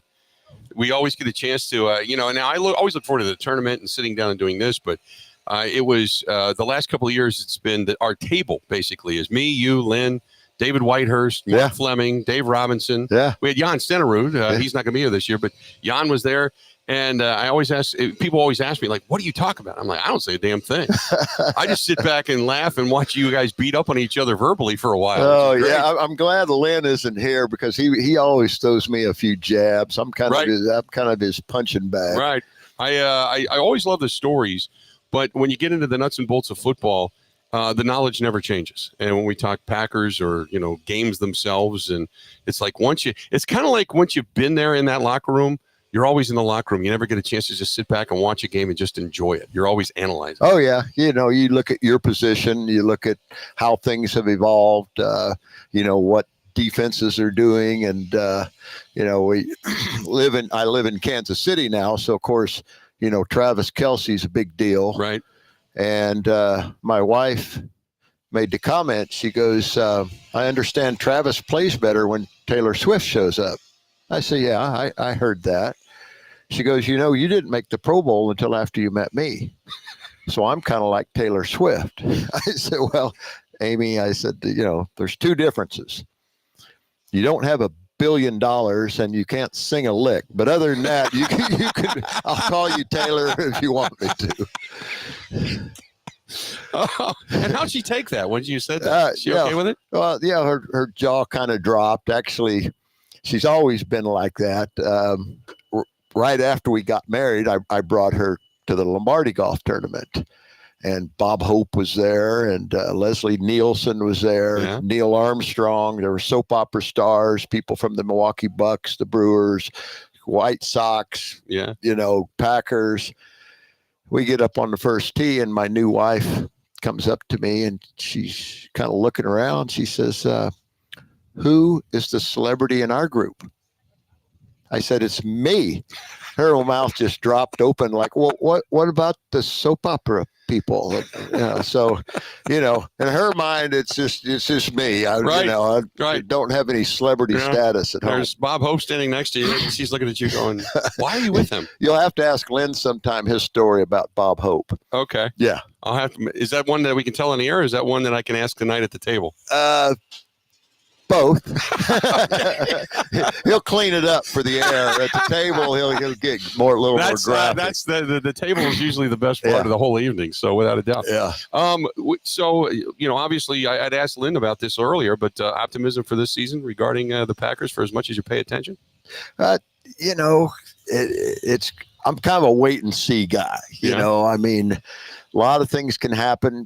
First game, second game, somebody goes down. it's just so unpredictable. But obviously they're getting pieces in place. More weapons for Jordan. He's evolving. Every year, every game. Even from first of the season to the end of the season. Early on when he was a starter, I'd say, boy, he just hasn't done anything to wow me. And now I look at him and go, he's wowed me a few times. So it's exciting, and the sky's the limit. Yeah. We were talking about the injury he had last year, right? The knee injury in the beginning of the season, and then the groin injury. And Lynn said, once you get a groin injury, it doesn't go away till after the season. You tape it up as tight as you want. Yeah, just for a quarterback to step in, and release that ball, and you're pushing off that leg with the groin. Did you ever have one of those? My muscles weren't that. I don't think I ever had a pulled muscle. You had a groin, but you just never had a groin injury. Yeah, I didn't have a pulled one. Well, it's great to see you, man. As always, are you going to go out and play a little bit today? Yeah. Try to? Again, I tell people pro football is so much easier than golf. There's just enough good shots in there that brings me back. Right. It's like, okay, I can do that. I got all the shots. I just don't know when they're going to come out. Right. Exactly. Years ago, I used to play tournaments like crazy, and 50, 60 tournaments a year. I just lived for it. Yeah. And then some buddies came up one weekend, and they said, hey, let's go to the course. And we were over a place called Ironwood, and and I just made the turn because my buddies are in town. Otherwise I was playing so bad. I'm like, don't make the turn. But I'm like, you know what? Second half, second nine, new life. Yeah. I think I'm on 13, furthest portion away from the golf course. I'm in the woods. I hit a house. There was some ugly people laying out by a pool. It's just. Well, you're supposed to hit it by the good looking people. No, it wasn't even that. It was people that were so white they were almost opaque. And I just remember, I'm so frustrated and pissed off. Why am I doing this? I could be riding a Harley. I could be on my boat. I could be fishing. I could be doing yard work, taking a nap, and doing anything. So now I just play for just fun when I want to go and all that kind of stuff. And so I put away the frustration. But you're right, you can't hustle a par. No. David Whitehurst will be here a little later today, and Jan Stenerud and Lynn and I, every year we go down to Georgia, and David's got an incredible place on Lake Oconee, this golf course called Cuskawilla outside of Atlanta. We go out there for about 4 days and play golf, and our stories get better. Yeah. Randy Scott, our middle linebacker that played at Alabama and played up in Green Bay. He lives close to there, and he comes out. So have a few cocktails and reminisce and check up, make sure everybody's doing good. Cigars, have music, fun. And lies. That's what makes golf really good. There you go. Good to see you, buddy. Always love following you on Facebook as well as hanging out. The family's doing good. My oldest son Chase will be up here. I just saw that. My daughter Camille, who's been wanting to be a mama her whole life, went through in vitro, went through operations for endometriosis, had a miscarriage, and now she's pregnant and due in July. So that's the big news in our family right now. And that's great. Yeah, we're blessed. That's awesome, man. Yeah. I can't wait for tonight, and we will see you a little bit later. Yeah, I got a new story for us tonight. Yeah, I think I'm running out of true days. I might one of these days. Days I'm going to have to make one up. But not tonight. I got another true story for tonight. I have one or two that I can pull out of the bag tonight. Okay. So I'm 1 or 2. Good deal. So I'm hoping for it. Hope it goes over well, because the last one was, they said you gotta either follow or go in front of Paul.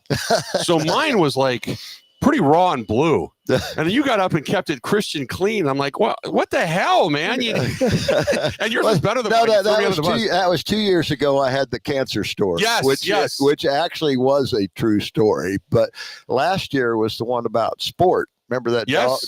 The dog. Yeah. And we're sure he's dead. Right? Yeah. Old Papa Johnny, he still goes out there, digs up the bones to make sure that, he doesn't get ratted out. Oh, I can't wait for tonight. I can't wait for the things we can and can't tell on the air. Let's do this. We're going to step out. We'll take a quick break. Paul Kaufman joining us here at the table. Great to see you, bud. And we'll talk a little bit later on today. More of the Bill Michaels Show coming up next. Covering Wisconsin sports like a blanket. This is the Bill Michaels Show on the Wisconsin Sports Zone Radio Network.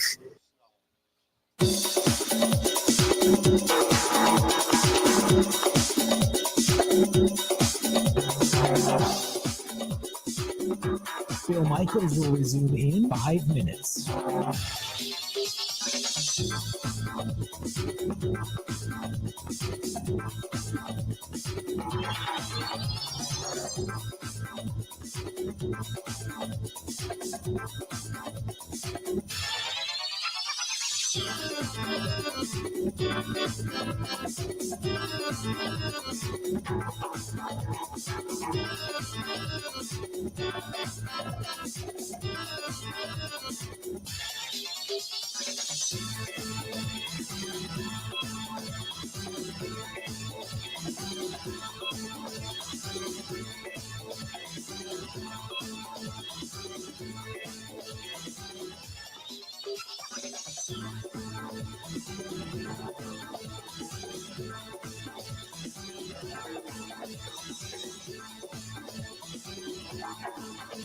Bill Michaels will resume in 4 minutes.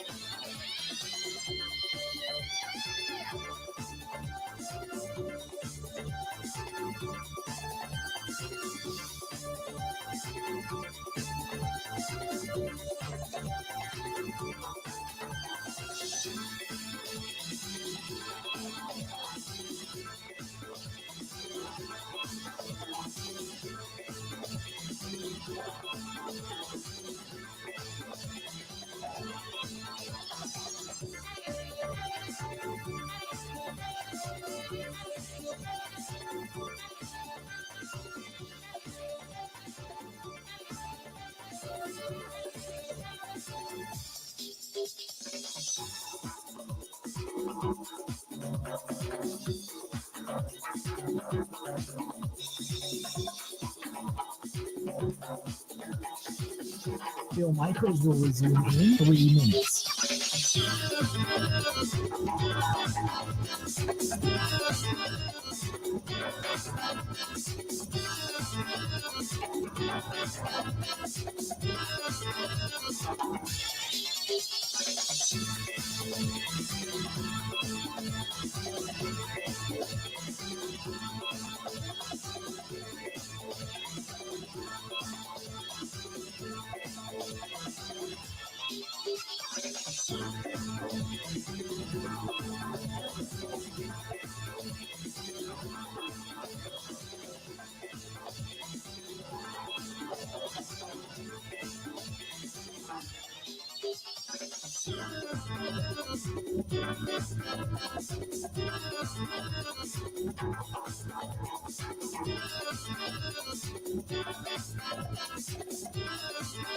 Bill Michaels will resume in 2 minutes.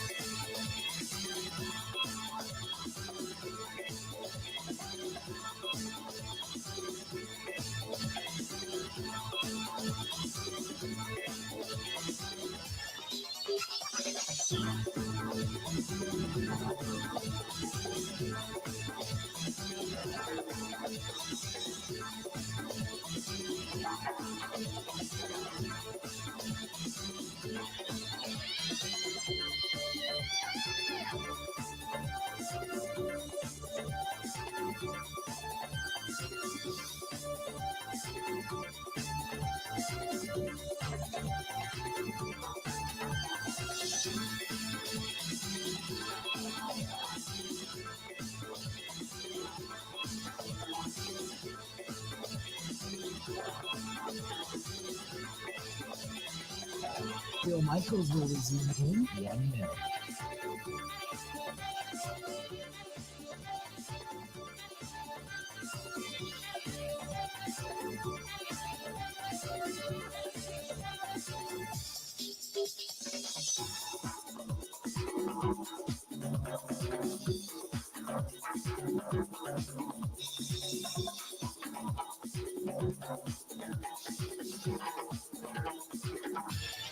Bill Michaels will resume in 30 seconds.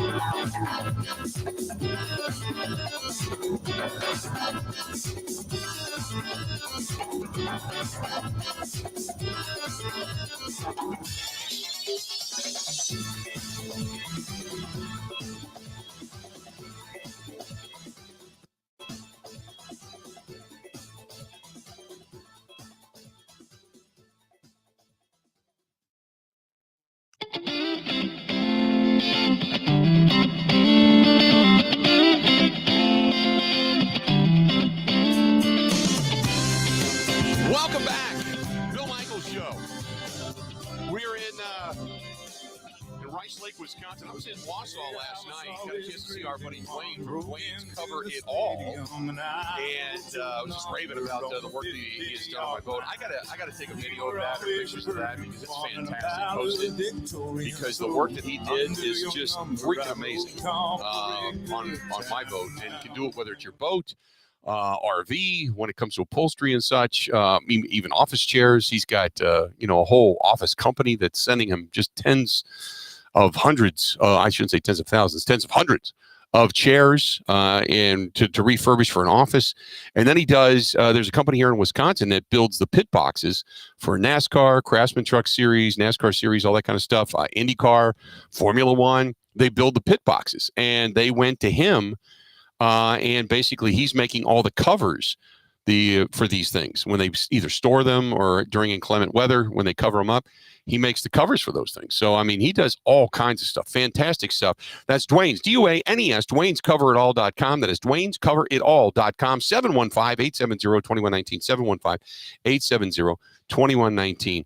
Man, it was great to have Lynn Dickey just stop by. It was great to have Paul Kaufman stop by. It's fantastic not only to get those guys here, but then to, because when I talk about things like the stories and such, and people go, you don't know what is and isn't embellished. And it's all 100% true. It's all 100% true. And that's why when these guys come over and go, oh, yeah, this is the story time around the table. I just shut up and you just listen and you just absorb it all. And it's always a lot of fun. So I'm looking forward to tonight because whatever I can tell on the air tomorrow, we'll try to tell, kind of share with you a little bit. But good. Those are some Packers that mean a lot to a lot of people, by the way. People who maybe were born after or don't remember the greatness of the 60s, right? There's that whole period before things kind of fired back up again in the early 90s where the team, wasn't winning championships, but a lot of good players and a lot of good memories for a lot of fans. It's a shame they didn't have a better defense. And the offensive line was not great. Lynn Dickey got banged up. The knees were going. But, man, if they just had a defense, they could have a better defense. They could have probably gone pretty far. That was a pretty potent offense. And Lynn, I mean, I've always said that he does not get enough credit for the quarterback play that he delivered as a Packer. People always talk about, who's the best? Is it Bart? Is it Brett? Is it Aaron? Yada, yada. And, I remember barely as a kid, my mom and dad all the time. I mean, if the Packers were on at home back in Cincinnati, we had to watch it because my mom loved Bart Starr. My dad was just a huge Bart Starr fan. So I remember a little bit of that, but I remember more of the lore than I do the actual play. And then obviously when, Brett came on, it just, blew up, so to speak, when it came to the popularity of the Packers. But I remember my dad always talking about Lynn Dickey and how good of an arm he had and the ability to throw downfield and the touch and, on and on and on. So Lynn is an underappreciated quarterback in Packers lore without a doubt. But, man, he could sling it. But always great to talk to him. They got some great stories, too. And that was back because every year you get the stories at the table, and then they always say the same thing. Oh, couldn't do it today. Not with camera phones, because of the stuff that they used to do, the crazy stuff that they used to do. So it was fun. It's fun to listen to those guys all the time, without a doubt. But always great to catch up and get some stories. So, by the way, if you get a chance to watch the TV side of things, if you're out cruising around or you go to My24 Milwaukee, Lynn Dickey's going to be a part of that coming up on Saturday. So looking forward to that as well. 877-867-1670, 877-867-1670. By the way, I think I said the Ice Bowl was 66. It was 66 going into 67. It wasn't 65 going into 66. And so when I said 66, I was thinking of the 66 season going into 67. It was the 67. So I wanted to make sure I got that correct because sometimes when you get into postseason football, did it happen in the year, and what year did it happen, and what year was there a Super Bowl or a championship, and was it at the end of the year, beginning of the next year? So that's when you get into the years that kind of lap over, but it was actually in the 67. So I wanted to make sure I got that correct. This portion of the program brought to you by our friends at Todd's Ready Mix right up here in Rice Lake. They're bringing you some of the local segments here, serving Northwest Wisconsin with rock and gravel and dirt and cement and Ready Mix. All you got to do is call them, 715-234-2626. Thanks. They've been with us a long time as a sponsor on the program. Long time. Todd's Ready Mix, 715-234-2626, 715-234-2626. There you go. That is Todd's Ready Mix right here in the Rice Lake area. Serving all of Barron County and the surrounding areas as well. So really, really good stuff up here. 877-867-1670, 877-867-1670. Did you see Grant, by the way, who was spotted at the airport in Minneapolis? No. Who is this? Apparently it's Jair Alexander. Interesting. That's the picture that's floating around, that he is at a counter coming off of a flight in Minneapolis. Could he end up being another Packer yet to head over to one state to the left, if you're looking at it on a map, and end up in the people of purple colors, so to speak? It was rumored that would be a place that he would go.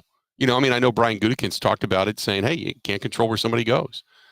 But you knew teams would be interested in him because there's some value there, without a doubt. But, yeah, so apparently he is floated over to Minneapolis, and he visits scheduled with both Detroit and Chicago later this week, but could sign with the Vikings before the day is over, apparently. So, Jay Alexander spotted at the Minneapolis-St. Paul airport just one day after being released. So actually, he's at a rental car counter, which is a little weird because you would figure if he was up there on a visit, they would be shuttling him around wherever he wanted to go. But he is apparently now there. So there you have it. 877-867-1670. Let's do this because we went a little bit late with Lynn Dickey and Paul Kaufman. Going to get caught back up. Going to go ahead and take a quick break. Stay tuned. Got a lot more of the Bill Michaels Show coming up right here live at Turtleback Golf Course in Rice Lake, Wisconsin. Great stuff up here. Hey, got to say thanks to our buddy at Tim's Stereo, motorcycle audio. Right here in the state of Wisconsin. It's the best by far. And a riding season is upon us. And if you're going to get out and about and you're listening to your tunes and they're not clear, at about 45 to 75 miles an hour, depending on how fast you're going, can you clearly hear your stereo? If you cannot, ditch it. Get a hold of my buddy Tim. Call him 608-718-1425. 608-718-1425. Again, 608-718-1425. The best out there when it comes to stereo, motorcycle audio and stereo installation. That is my buddy at Tim's Stereo Systems. He is absolutely fantastic, whether it's the brake assist, the brighter headlights that he has down there. He put one of the new headlights on my motorcycle. Absolutely love it. And so if you're looking for something for motorcycle audio and to dress up your system, that's the guy to go to. And he will even talk you out of doing some things and spending extra money you don't need to. That's our buddy Tim at Tim Stereo Systems, 608-718-1425, 608-718-1425. More of the Bill Michaels Show is next. This is the Bill Michaels Show on the Wisconsin Sports Zone Radio Network.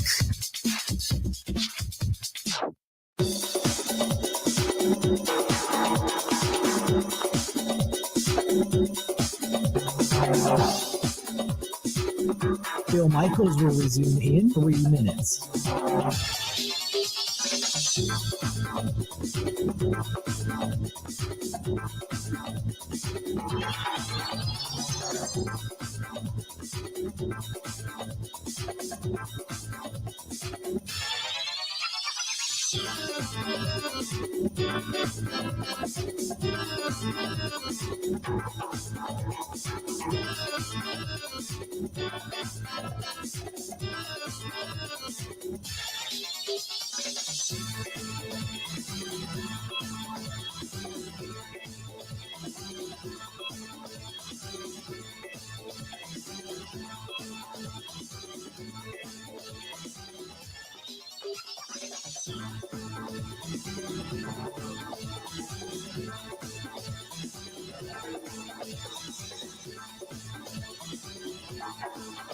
Bill Michaels will resume in 2 minutes.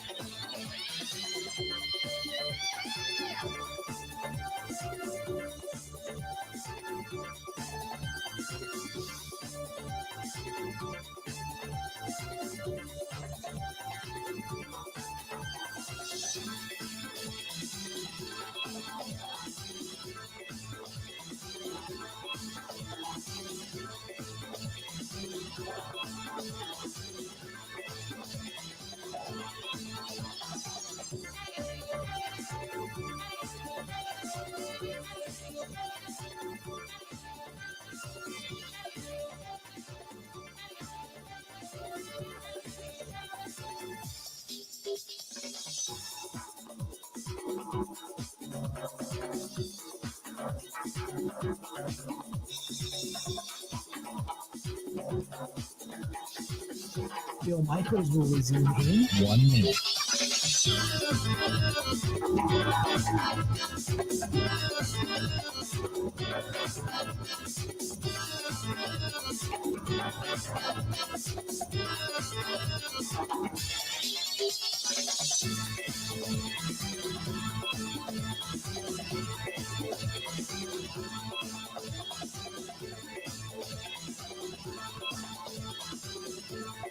Bill Michaels will resume in 30 seconds.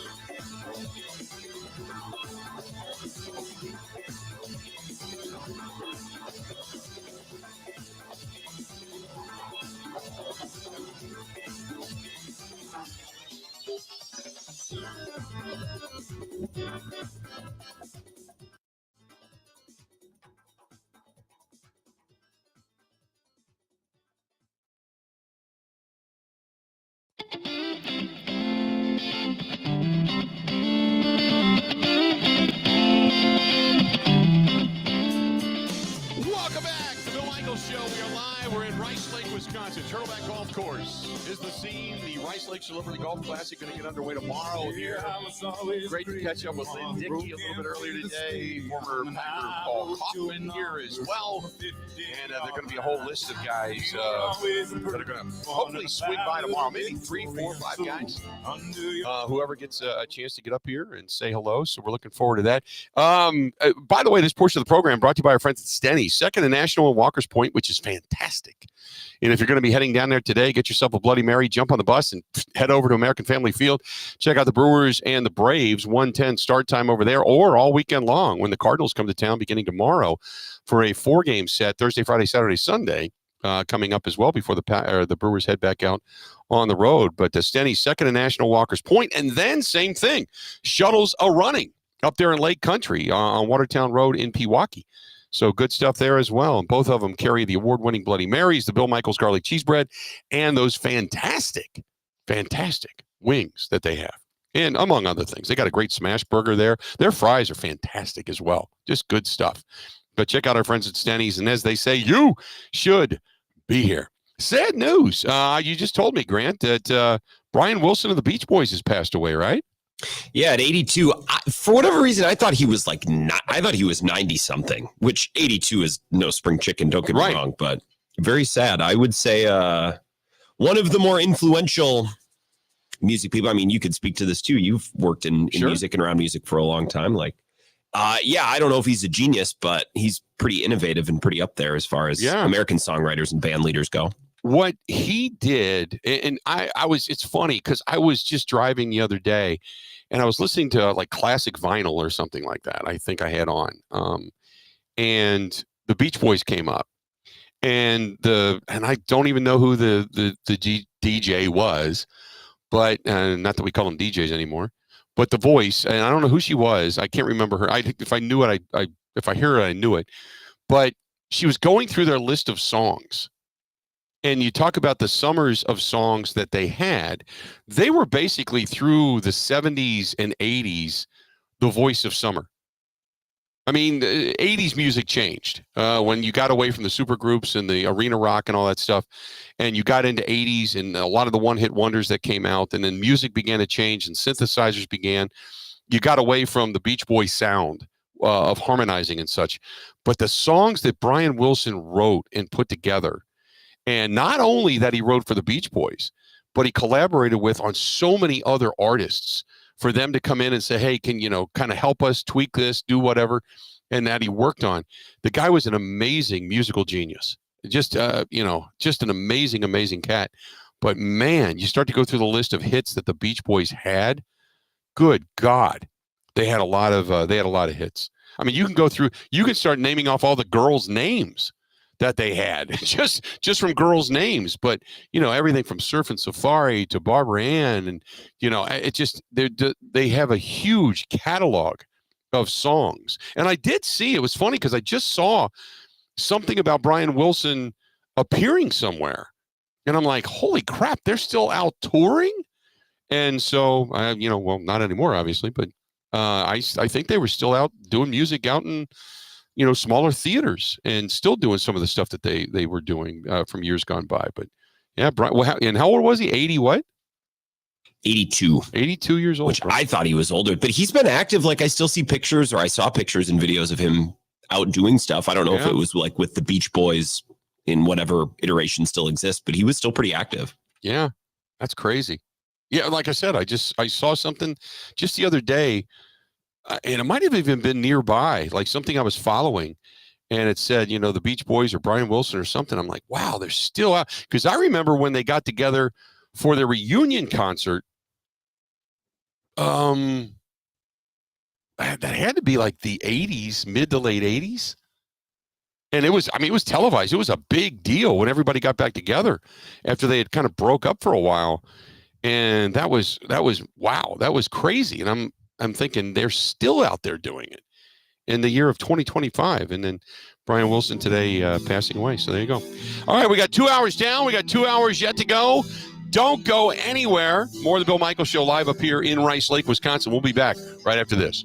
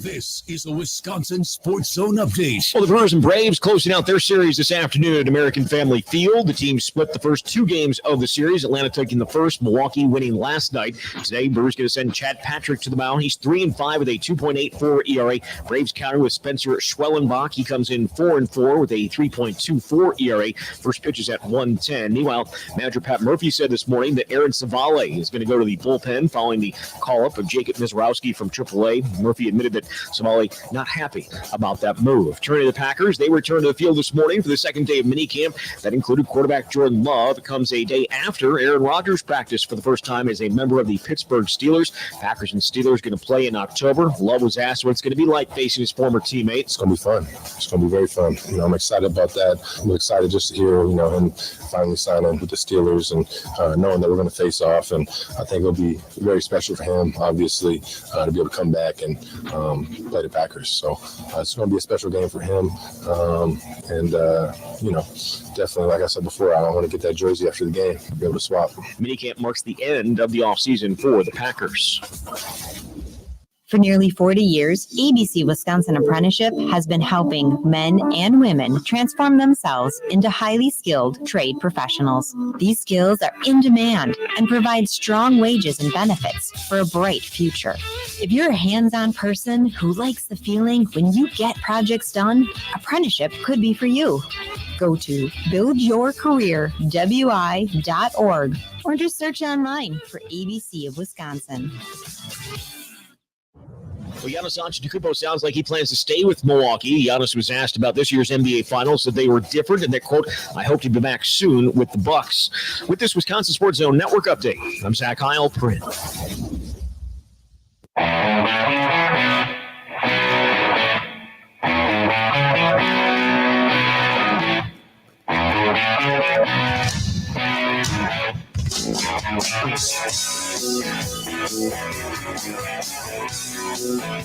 Welcome in the Bill Michaels Show. We are live up here in Rice Lake, Wisconsin, at Turtleback Golf Course. Fantastic place. And if you if you love road trips, say you're coming from Green Bay, Milwaukee, Madison, I can list just about every other city in the state of Wisconsin. Down in Kenosha, Lake Geneva. I mean, if you're a golfer of any type, this is one of those places where you go, I hear it's a hidden gem. I probably should play there. And you would be 1,000,000% correct in doing so. It's a wonderful, wonderful golf course. And we're here for the Rice Lake Celebrity Golf Classic. By the way, if you want to chime in, 877-867-1670, 877-867-1670. Give us a shout. You can always hit us up via text, 608-321-1670, 608-321-1670. You can text us, 608-321-1670. You can also find us on YouTube. Go to youtube.com/Bill Michaels Show, youtube.com/Bill Michaels Show, and you can find us there. Also, we are on, we're on all different platforms. We're on Instagram, Facebook, TikTok. We're on the Twitch app, the Kick app, the LinkedIn app as well. The app that you can take us anywhere and everywhere and listen to us, which is our flagship station out of Madison, The Zone, Z-O-N-E, The Zone Madison. You can find us there and track us down, which is awesome. A great way to take the program everywhere and everywhere. And then also you can find us via email the program, thebillmichaels@gmail.com. You can find us on the website, thebillmichaels.com, and all that kind of good stuff. And then after the fact on Spotify, Apple, iTunes, Google Podcasts. And we are a television show in Milwaukee on My 24 TV. That is My 24 TV in Milwaukee. So good to have you on board today. Let's do this because we got a lot of stuff from yesterday to catch up on. And one of the things that I was anxious to hear, because Mike Clemens was a little surprised that we were going to get a chance to hear from the quarterback of the Green Bay Packers, Jordan Love. And sure enough, Jordan Love spoke to the media. So take a listen to what Jordan Love had to say. When's the wedding? When's the wedding? It's coming up here soon. A couple weeks out. The burger truck, is that going to happen? It's going to happen. Yes, that is a dream. Especially being from Cali, if you know in and out. Absolutely. It's a dream right there. Absolutely. I'm excited about that. I have. How is the wedding planning going, and how much are you taking part in it? It's been going great. We have a wedding planner that's been helping us with a lot of stuff, and Ronica's been really involved with handling a lot of the stuff, and I've been weighing in on some of the things, some of the different areas, but it's been good. I'm sure a couple weeks out it might pick up, get a little more hectic with it right around the corner, but it's been awesome. We're excited. We're ready for it. So excited to get that going. Get it all confusing today to be throwing to number 80 and also against number 80? Yeah, no, that was definitely confusing. During the jog through, I was mentioning that it looked like Bo was a receiver out there, but he's actually playing DB, so I was trying not to throw it to him. But no, it was fine. They actually switched jerseys, gave him a little green jerseys later on, but at first it was confusing. Matt said he showed the team this morning just clips of Bo and how he just does the right thing every day. What is he like off the practice field around here these last couple of years? Yeah, off the field, Bo's a great dude. He's a great personality. I feel like in the locker room, he connects with a lot of guys on the team. And then, like you talk about on the field, he's a guy that does the right things. He's very consistent with what he does. And, he's a team guy. He's ready to do whatever's asked of him. So, I can't speak highly enough about Bo, but he does the right thing. He's a great, just energetic person that you like to be around. What is your reaction to the release of Jair? Yeah, the release of Jair, it's a tough one. It's really, really tough losing a player Jair's caliber and someone that has been here since I got here, someone that, I was very close with. So it's definitely tough. That's how the NFL goes. There's tough decisions that are made, and, it's all about how we move on and grow from that, and love to see what happens with him and where he ends up. But got nothing but love for Jair, and love my time being able to play with him, play against him every day. He's a guy that made me better going against him, and we talk after practice good amount just on what he's seeing with me, and someone who definitely believed in me from the get-go when I got my opportunity. So, like I said, it's tough to see him go. Wish him nothing but the best, but right now it's moving on and seeing what's next for our team. Would you prefer for him to go to a team that you don't play this year? Definitely. What's it going to be like to face Aaron Rodgers in Pittsburgh? It's going to be fun. It's going to be very fun. I'm excited about that.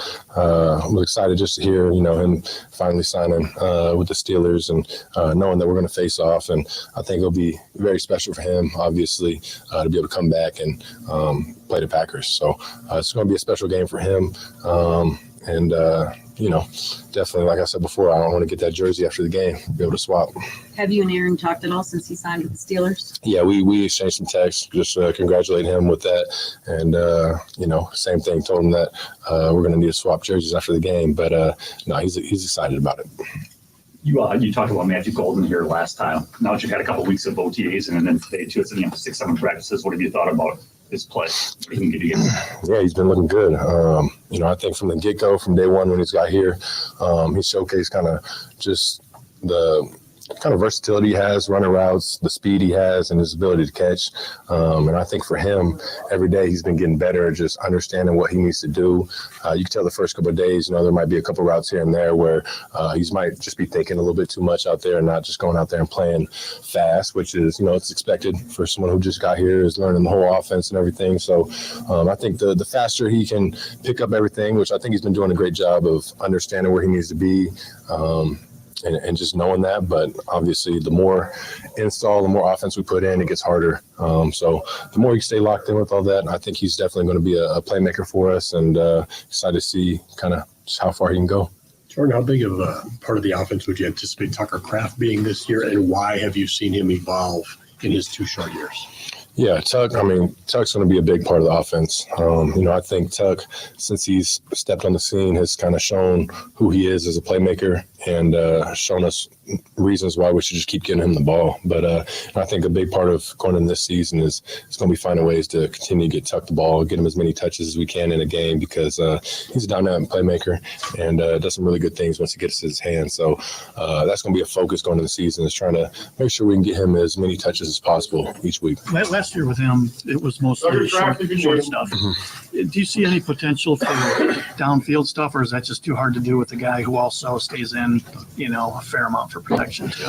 Yeah, I think that's the fine line, is coaches getting the game plan and things like that we got to definitely find ways to keep stretching him down the field, because he catches the ball really well. He made a couple big time plays down the field last year, but a big part of our offense is having the tight ends and some different protection roles, things like that. So we'll mix it up and get some other guys out there maybe doing some protection stuff, let him go run some routes down the field. But I think any way we can use him, and like you said, just keep expanding his role, doing different things, and not just being kind of a chip flat guy, will be big. George, I don't know if we'll talk to you before Mark Murphy transitions out. What has it meant to you in your career? No, Mark, it's been awesome. Obviously, Mark being the president that was here when I got drafted has meant a lot to me, and just the conversations me and Mark have on the side is, I got nothing but respect for him, and he's another guy that's believed me from day one, and it's very awesome. So I got nothing but respect. His time's been great here, and I know he made a comment that he wished we would have got a Super Bowl under his tenure, but hopefully we can get one for him this year, but on the way out. But nothing but respect for Mark. At any point during that offseason where you were going to take over, do you remember anything he said to you, encouragement or anything during that time before, when you were transitioning into being? Nothing really comes to mind right off the bat, but like I said, Mark's been a guy who's had confidence in me, and he's always told me that from day one. But there's not a specific scenario that stands out. Been able to Hey, how was Christian kind of attacked this offseason, dealing with the recovery and also, I imagine, interacting with some new receivers as well?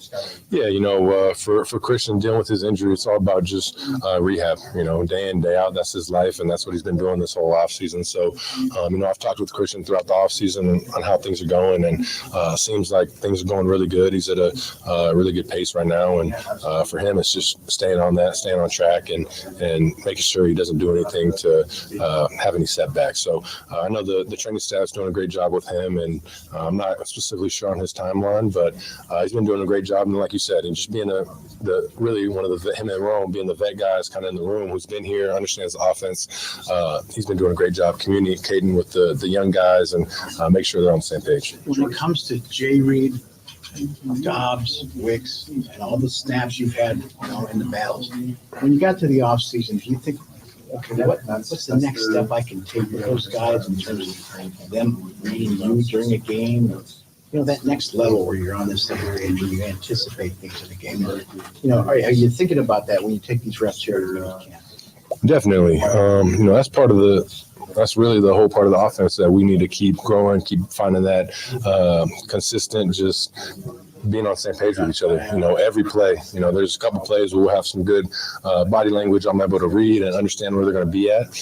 There's some times where we're just not on the same page. So I think, that just comes with reps and being on the same page and going through different things, seeing different looks with every play we do. So, every rep we get is very valuable in that. And that's going to be the test for us this year is how close can we get, how much can we be on the same page? Because, my time with Aaron and Devontae, just being able to see two guys that are just on the same page, flowing, know where they're going to be at.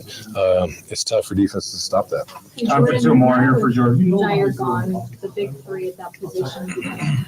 Keyshawn, Carrington, and Nate. I'm curious for you, with Keyshawn and Carrington, how have you seen them evolve with that position? And then what have you seen so far from Nate too with his time now with the team? Yeah, I think the great thing about it is all those guys have a lot of playing time. They've played in this league. They have experience. Keyshawn being versatile, playing nickel, being able to go out and play corner last year, making that move a little bit. So he's a guy that we know we're going to get out of Keyshawn. He's reliable. And I think the more reps he gets at corner, the better he's going to be. And then Carrington, he's really came on the scene for himself, making a name for himself. So, the sky's the limit for him as well. He's going to keep doing great things. And then bringing a guy like Nate Hobbs in, who's got experience as well. And we'll see what he ends up doing, whether it's nickel or corner. But he looks good so far. He's a very physical corner, nickel, whatever they put him at. But, I think the more we get around him, the more we keep seeing him. The first start I've seen, he looks pretty good. So we got a good DB room. It'll be interesting to see the more we get into training camp, exactly how that, kind of position group pans out, who will be where. But I got confidence in all those guys. They all got playing time as well. Jordan, last one for Jordan. How do you feel personally as you're going into at this point in the camp? Obviously, everything is well established for you. Where's your confidence level at now as opposed to 2 years ago, 3 years ago, last year? Yeah, my confidence level is always pretty high, but I do feel, each year you come into it, you do gain more confidence. You gain, like I said, just every rep you take, you gain confidence. Obviously, coming back here, going on year 6, I've got confidence every year going through OTAs and understanding the process that we got to go through. And, now going on my 3rd year starting, I kind of know what we're expecting and what we need to keep working on to build to get ready for training camp, get ready for the season. So I'm confident and just kind of keep pushing the envelope with everything we do, keep pushing myself, keep pushing the guys, and just try and be as consistent as possible, like I said, every day. But, we've been getting some great work in through our OTAs, and it's coming to an end. So we'll take our time and get back together for training camp, but we're ready to go, ready for the season. Thanks, Jordan. Thank you. Jordan Love talking to the media, and a lot of talk about his upcoming nuptials.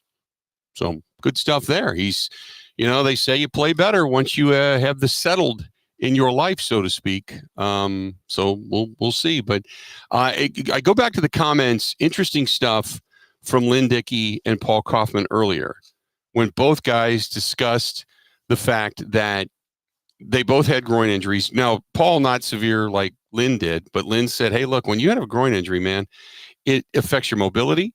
It affects your throw.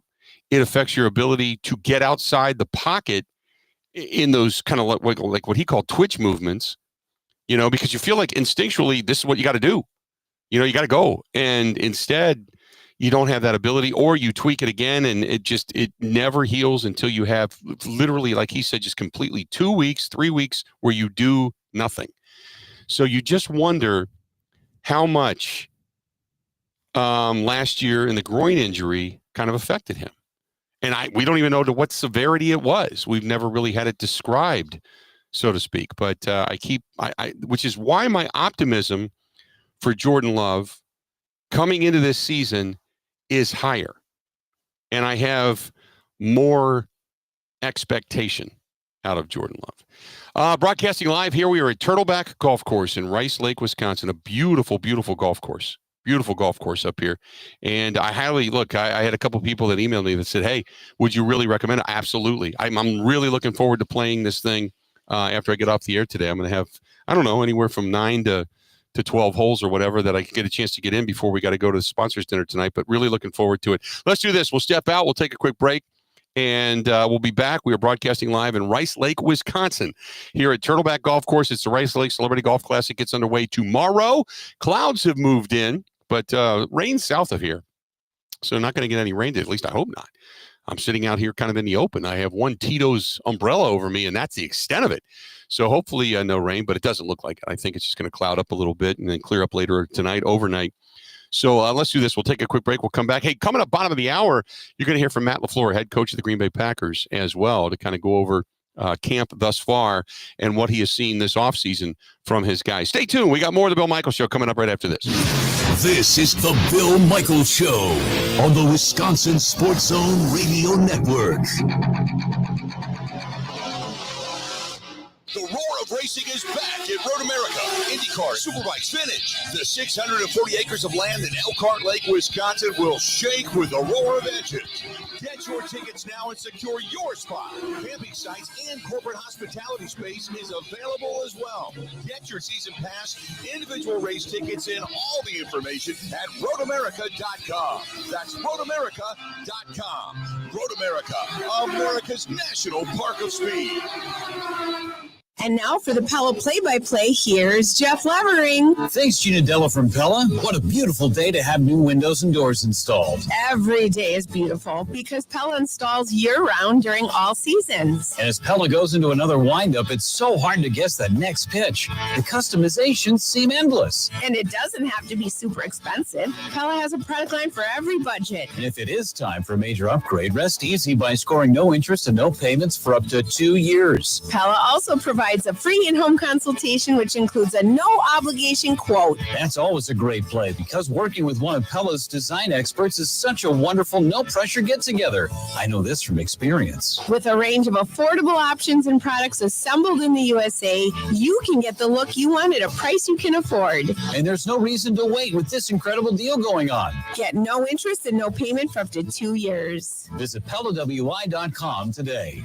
Certain restrictions apply. 6/30/2025.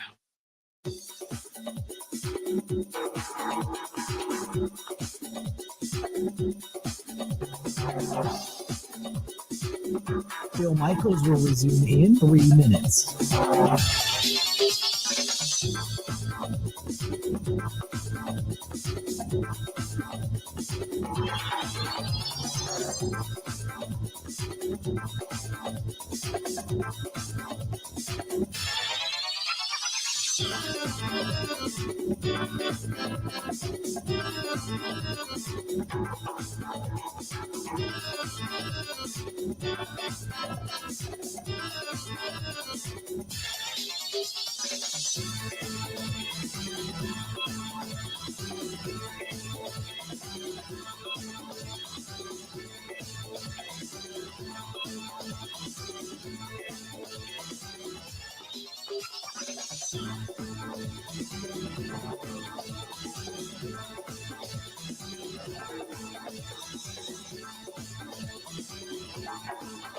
Bill Michaels will resume in 2 minutes.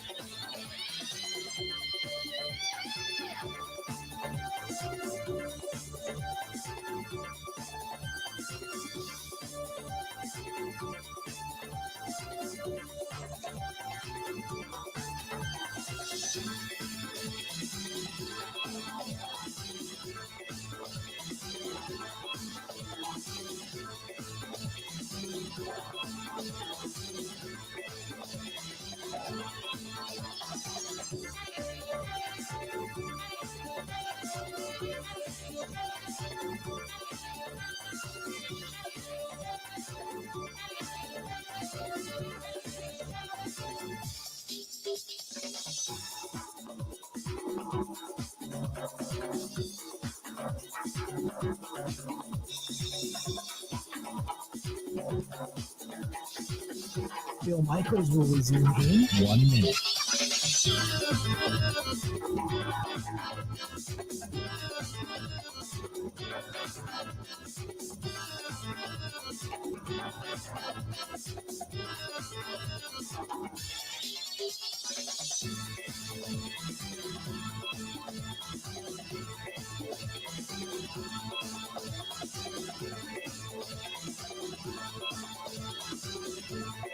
Bill Michaels will resume in 30 seconds.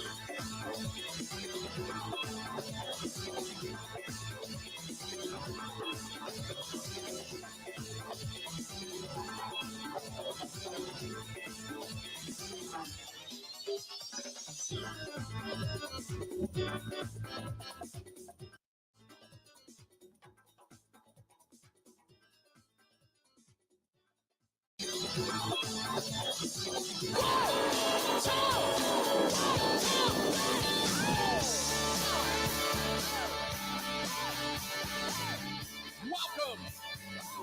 Bill Michaels Show. We are back. So glad that we are here in Rice Lake, Wisconsin.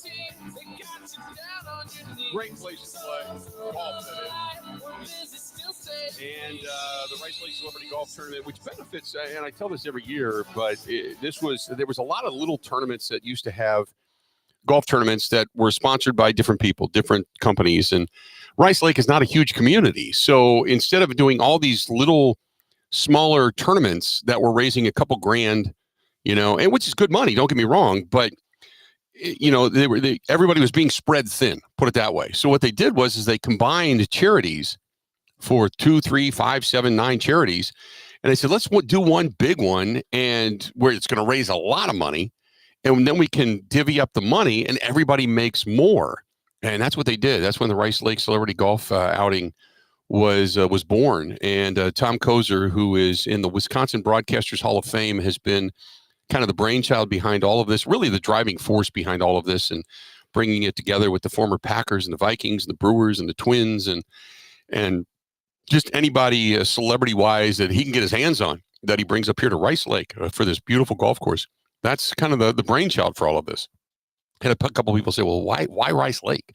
That's the reason why, because it's a big deal up here, and it benefits a lot of charities. So thanks to Tom Kozer and the staff and all of our great friends up here at our Rice Lake affiliate, which is fantastic. So thanks for coming by. 877-867-1670, 877-867-1670. If you want to hit us up, please feel free to go ahead and do so. Again, 877-867-1670. What else do we have here? This was from Jimmy. Jimmy says, hey, guys, with Bo Melton becoming a corner, are the Green Bay Packers really serious about this, or is this just an experiment? Jimmy, we don't know. Yeah, look, can he do it? Is he fast enough, tall enough? Sure. No problem. Athletic enough? Sure. But can he do it? I don't know. We won't know until there's pads on. It's just something right now where they're taking a look at it. It's something right now where they're waiting to see if he has the adaptability to do it. But we have seen in the past where wide receivers have become corners and vice versa, because the skill set is basically the same. They always make fun of cornerbacks that they're just wide receivers that can't catch. So Bill Melton is a guy that can catch. So, but if he can cover, if he understands the routes and the route tree and how guys go about it and mentally can kind of flip-flop it, so to speak, yeah, you have kind of an inside knowledge already going into this. But the reason they're doing this, and again, is because he's an athlete. He works his ass off. They love him on special teams.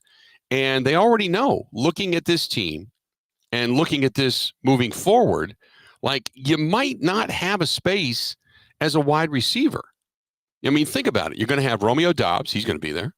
Matthew Golden's going to be there. Jaden Reed's going to be there. Savion Williams is going to be there. Dontavian Wicks is going to be there. That's 5 guys right there. Eventually, McCall Hardman, he's going to be there. That's 6. Malik Heath, does he beat you out? He could possibly be there. Christian Watson's going to come back. So that's 7, 8 guys. So if they're looking at Bo Melton going, man, we really like this guy and everything he brings to the table. This guy's a football player. He's got athleticism. He's got some speed. He's got the ability to go up and get a ball. But he's just not better than Dobbs or Golden or Reed or Williams or Watson or Wicks. So we got to figure out a way to keep this guy on our team. And, oh, by the way, you love him in special teams. He likes to hit. He doesn't mind going down and tackling somebody. So what about playing corner? I mean, you're not going to be a starting corner, but what if he can add some depth via injury? If a couple of guys go down, you hope that they don't. But let's just say, throughout the season, Carrington Valentine goes down or Nate Hobbs goes down or Keyshawn Nixon. You move guys in, and then he becomes one of the backups. Try it. If you've already got a guy that you really like, figure out a way. Ron Wolf always told me, when you find football players, you figure out a way to keep them on your team. You hate to lose those guys. He's a football player. That's what they're doing. They're trying to figure out a way to keep him on the team. So there you go. 877-867-1670. Again, 877-867-1670. If you want to give us a shout, please feel free to go ahead and do so. 608-321-1670 as well. Our buddy Steve says, I love the guests at Turtleback. Being older, I remember Lynn Dickey vividly. I thought he was a fantastic quarterback whose career was derailed by the hip injuries. Watching him throw to Paul Kaufman was a thing of beauty. Great show, great memories. That's our buddy Steve. Steve, you the man. This is from Aaron. Aaron says, the Packers lost a highly talented Alexander who missed a significant amount of time, but they added a solid Hobbs who also missed some time. Also, the rest remains the same. So big picture, is the cornerback room better or worse than last year? If you factor in the injury histories, you would figure they're better, which I would agree with. Like I said, the only thing for people that are going off about this, I can't believe you got rid of Jair. The only thing you lost was Jair. And you could look at Jair when healthy and say, go get him. Go get Justin Jefferson. Go get a Jamar Chase. Those guys. And he could. That was the guy that you said, go get him. But the availability portion of all of that comes into play. And that's problematic when you're not on the field. Who knows if he was going to be available to say, get Jamar Chase this year? Who knows when he was going to be available? What game was he going to go down? Because it's happened over the last 2 years. Remember, since 2021, he's played in 34 out of 68 ball games. And that's the reason the Packers looked at it and said, talent-wise, you're fantastic, but we can't pay you for part-time. So, again, did they get weaker on paper? Yes. Are they going to be okay? I think they're going to be okay. But you just don't have that guy to say, go get him. Everything else you have still intact. Not overly concerned about it. When we come back, you're going to hear from Matt LaFleur talking about his team, talking about the offseason and what he's got going throughout the OTAs and the mandatory minicamp as well, and get his thoughts on all of this. Stay tuned. We've got a whole lot more of the Bill Michaels Show coming up. We're live out here in Rice Lake, Wisconsin. Turtleback Golf Course. Turtleback. Love Turtleback. By all means, love Turtleback. This portion of it brought to you by our friends at the Social House, HAUS, West Lisbon Road, Menominee Falls. Great place, great food. Stop in, tell Dan Della and the whole staff that we said hello. Social House, again, West Lisbon Road, Menominee Falls. Great place to catch a game. Great place to go and just hang out, listen to live music, and get free pancakes on Sunday mornings when you buy yourself a cocktail. All of that, all good under one roof. Social House, West Lisbon Road, Menominee Falls, Brookfield. Stay tuned. More of the Bill Michaels Show. Matt LaFleur, next. Covering Wisconsin sports like a blanket. This is the Bill Michaels Show on the Wisconsin Sports Zone Radio Network. Bill Michaels here. Are your two wheels revved up? Because here it comes. The Big River Rally where the river meets the road. It rolls into La Crosse on June 27th and 28th. Join us for a weekend packed with action. Stunt shows, a killer bike show, food trucks, all kinds of awesome vendors. Friday, Rod's River Run with Texas Hippie Coalition lighting up the stage that night. Then Saturday is the Big River Rally Ride. Miles and miles of pure freedom. Then Saturday night, Drowning Pool rocks the house. Grab your tickets right now. BigRiverRally.com. That's BigRiverRally.com, and I'll see you there.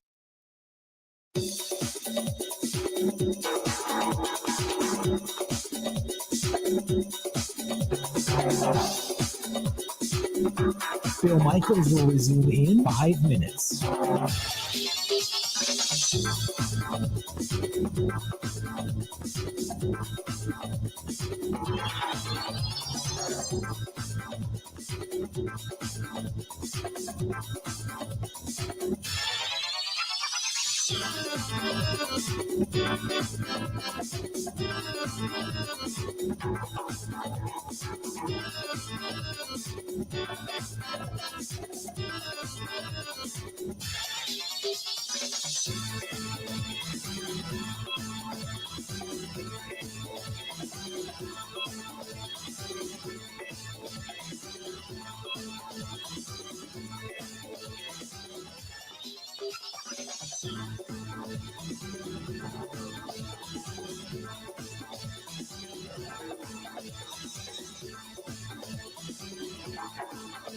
Bill Michaels will resume in 4 minutes.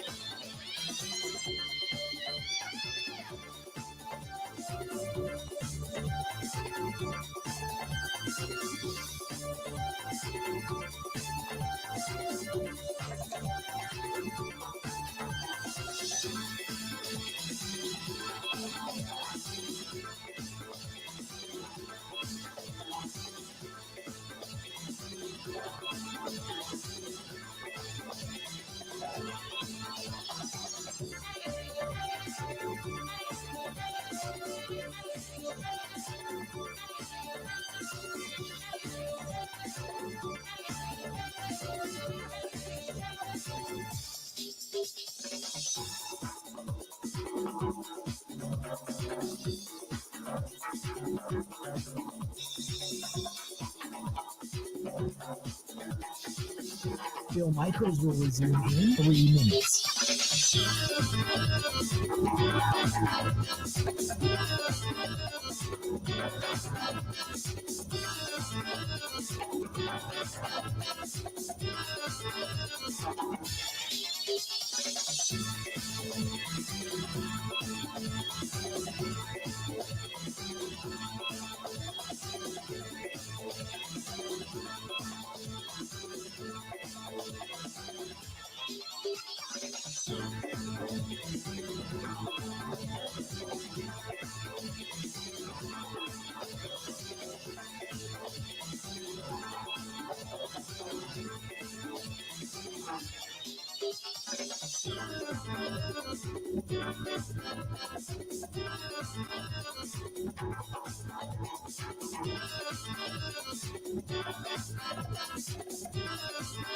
Bill Michaels will resume in 2 minutes.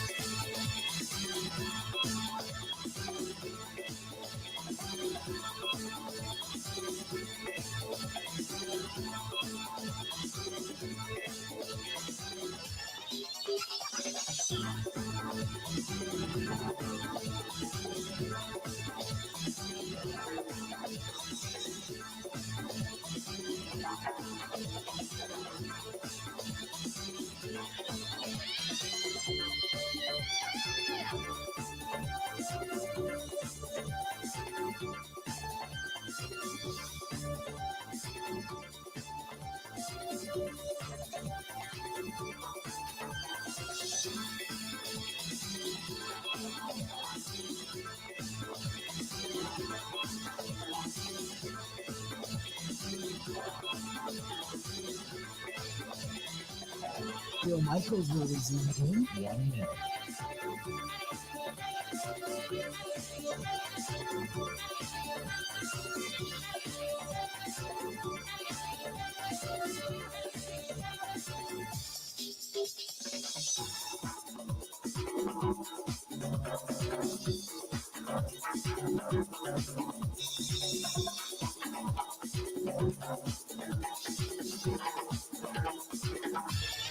Bill Michaels will resume in 30 seconds.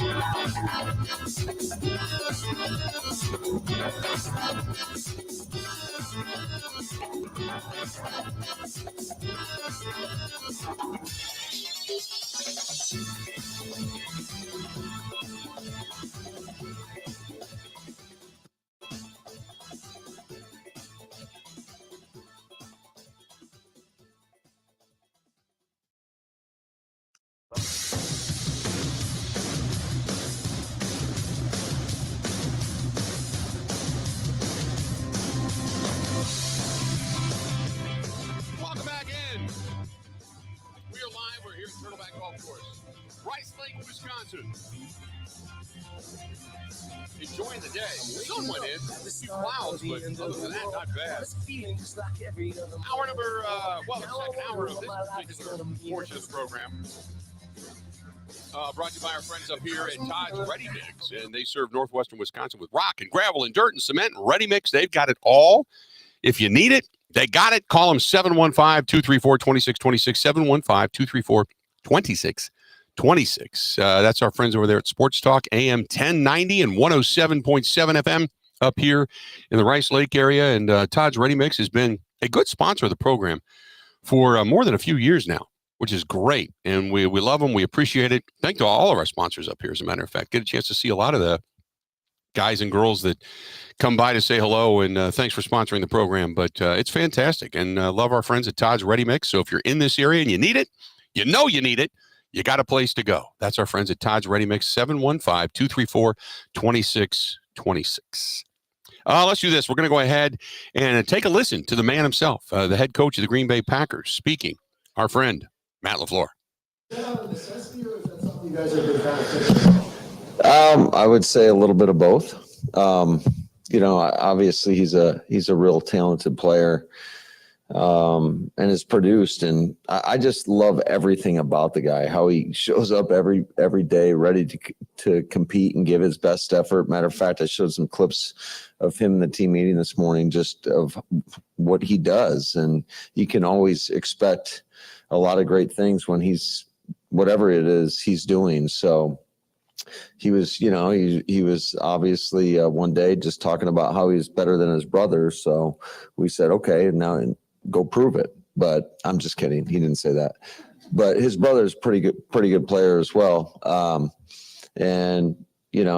just thought that if there is somebody that could potentially do both, he would be that guy. And I think a lot of it is just from his production on teams and just his ability to go out there and make play on teams. Is there a play that some plays you think of in his coverage that makes you say this guy could be playing on defense? Well, I think it's more, again, his play on special teams more so than maybe something that we saw from the offensive side of the ball. It's just you don't have too many wideouts in this league that are as effective as he is on teams. See this. Today was the first day, so I don't get ahead of ourselves. Yeah, I think it's just kind of like it's going to be pretty fluid, I would say. I kind of presented it to him, and I know obviously there's a lot of attention with Hunter down there in Jacksonville, what he's doing, and so we just kind of presented it to him, and he said he was up for the challenge. The clips you showed of him on offense, defensive practice. It was just more or less some of the workout stuff we were doing, just how he strains. How do you feel about your cornerback group now that you know Jair's not going to be part of it, and not just the three guys at the front of it, but some of the depth you have as well? Yeah, I would say it's kind of a work in progress right now. I mean, we don't have pads on or anything like that, and there's a lot of limitations in regards to what you can and can't do. So I think there's a lot of wait and see in terms of who are going to be the other guys. I think we know that three of those guys have gone out and played significant snaps, and we got a lot of young guys that are just kind of unknown. I know it's a long ways away, like Jason said, it's day one, but what on a 48-man roster would give you guys that to play offense, defense, and special teams? I think it gives you a ton of flexibility. So, I think versatility, whether it's a situation like this or like we've seen with what we do with a lot of our offensive linemen, how they can play multiple spots. I think versatility is critical, and it creates added value for that player. From what looking at his Rutgers bio, I didn't see any references to him having played defense before. What does he have? He does. He's played it before. I want to say it was at Rutgers because we talked about it, and he said that they moved him back over to wide receiver there. He caught the ball too well, so they put him in wide out.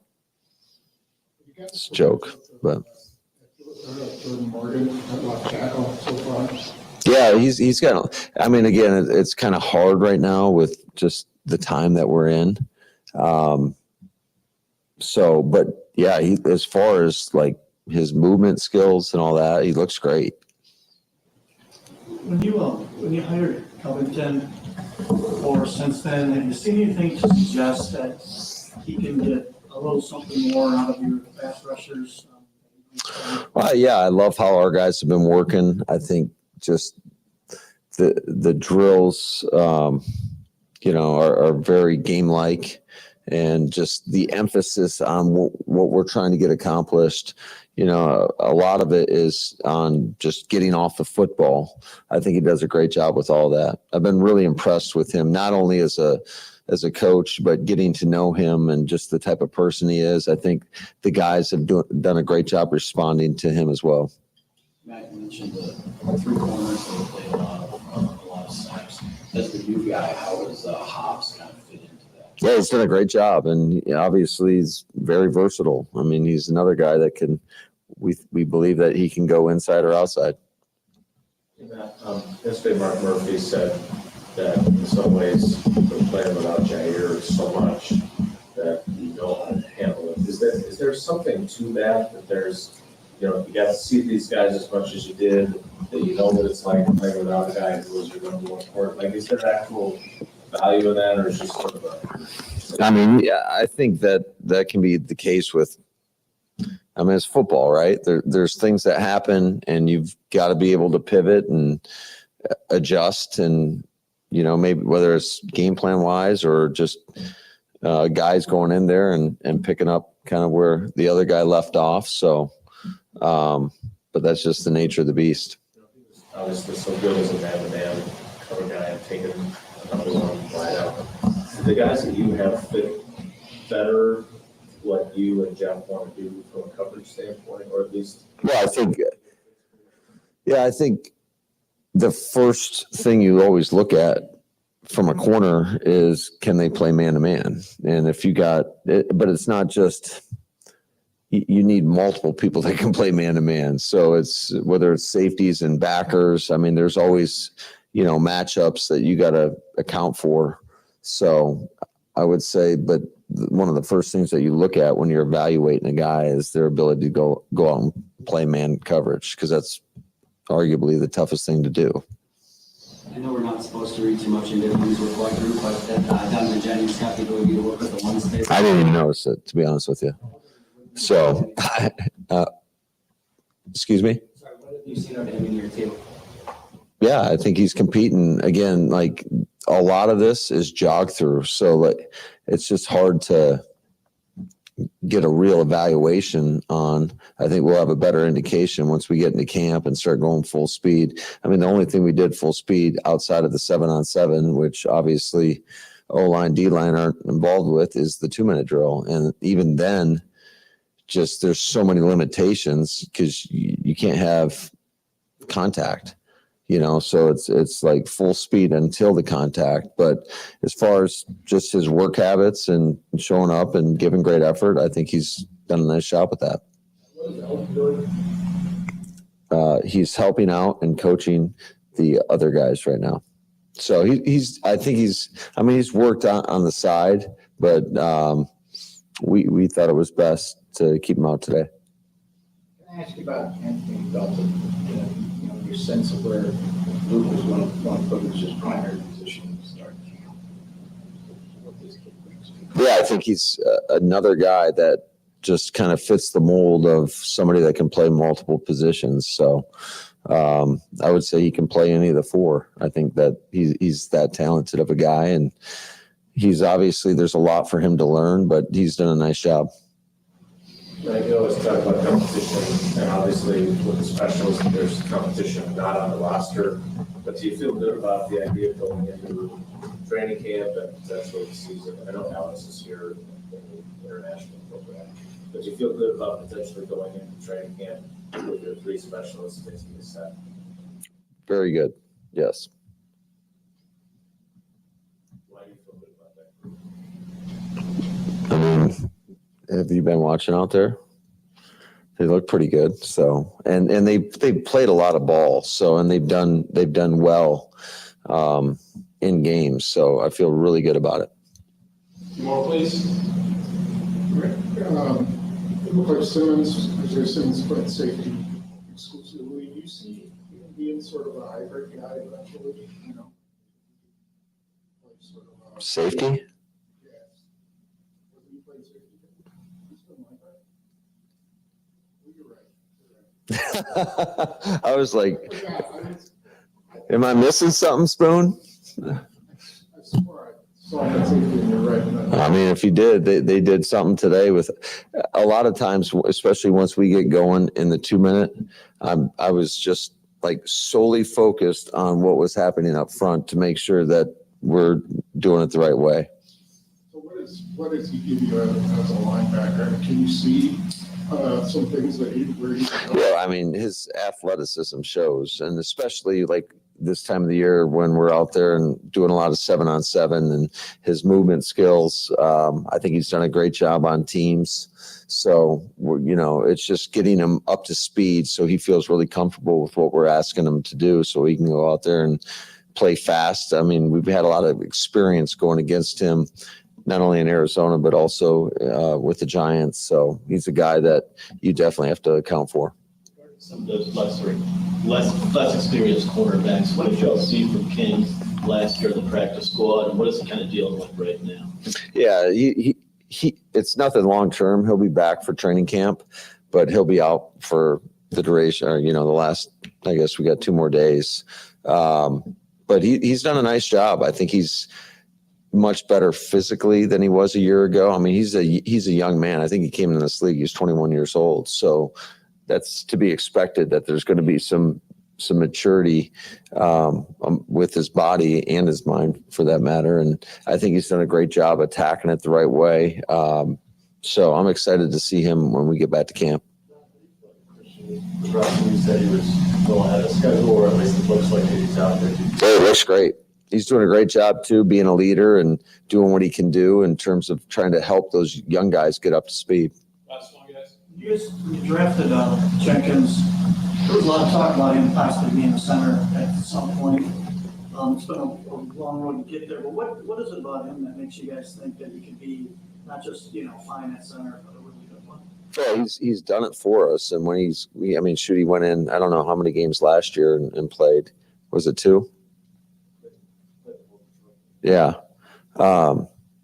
And he did a nice job. So we feel really confident with his ability to go in there. Obviously he's been in the system for a really long time, and is extremely knowledgeable in regards to making all the identifications and just pointing out the targets, not only in the run game, but in the pass game. And so just that experience alone, he's done a really good job with it. I think the sky's the limit for him. There you go. That was Matt LaFleur talking to the media yesterday and kind of answering a few questions. A lot of optimism about Bo Melton. And like we said yesterday, his brother plays for the Arizona Cardinals, and he is a corner. So that's why he made the joke of saying, well, go out there and be better than your brother, and I get it. Look, Matt LaFleur telling a joke is not necessarily, stand-up worthy. But, look, I get what he's trying to say and what he's doing. And, and kind of a lot what we explained a little bit earlier when it comes to, just adding some depth in the secondary, if indeed it's needed. It's always good to know that you have that club in the bag, so to speak.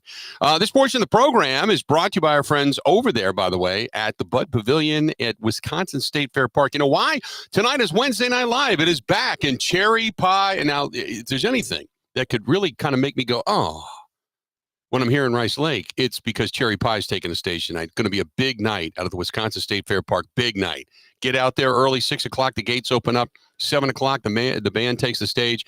Cherry pie, 80s, 90s, rocking the house tonight out there at the Bud Pavilion at Wednesday Night Live. Wednesday Night Live at the Wisconsin State Fair Park. And should be a good one tonight. Don't forget the Third Ward Beer Garden is open as well down in Catalano Square. That's today, tomorrow, Friday, Saturday, Sunday. As they got a lot of weekend music down there as well. But big night tonight as Cherry Pie rocks the house at the Bud Pavilion. Stay tuned. We got more of the Bill Michaels Show live here in Rice Lake, Wisconsin, a beautiful Turtleback golf course. We'll be back right after this. Covering Wisconsin sports like a blanket. This is the Bill Michaels Show on the Wisconsin Sports Zone Radio Network. And now for the Pella play-by-play, here's Jeff Levering. Thanks, Gina Della from Pella. What a beautiful day to have new windows and doors installed. Every day is beautiful because Pella installs year-round during all seasons. And as Pella goes into another windup, it's so hard to guess that next pitch. The customizations seem endless. And it doesn't have to be super expensive. Pella has a product line for every budget. And if it is time for a major upgrade, rest easy by scoring no interest and no payments for up to 2 years. Pella also provides a free in-home consultation, which includes a no-obligation quote. That's always a great play because working with one of Pella's design experts is such a wonderful, no-pressure get-together. I know this from experience. With a range of affordable options and products assembled in the USA, you can get the look you want at a price you can afford. And there's no reason to wait with this incredible deal going on. Get no interest and no payment for up to 2 years. Visit PellaWI.com today. Certain restrictions apply. 6/30/2025.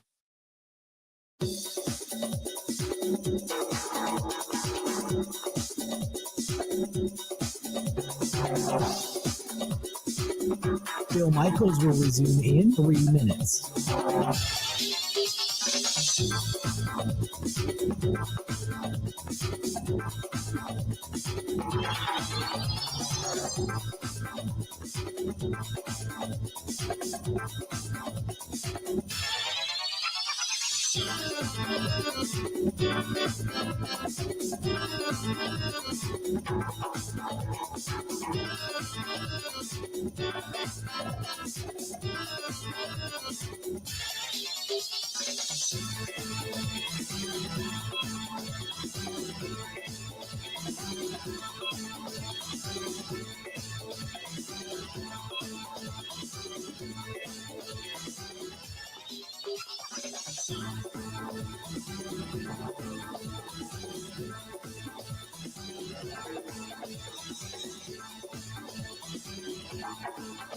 Bill Michaels will resume in 2 minutes.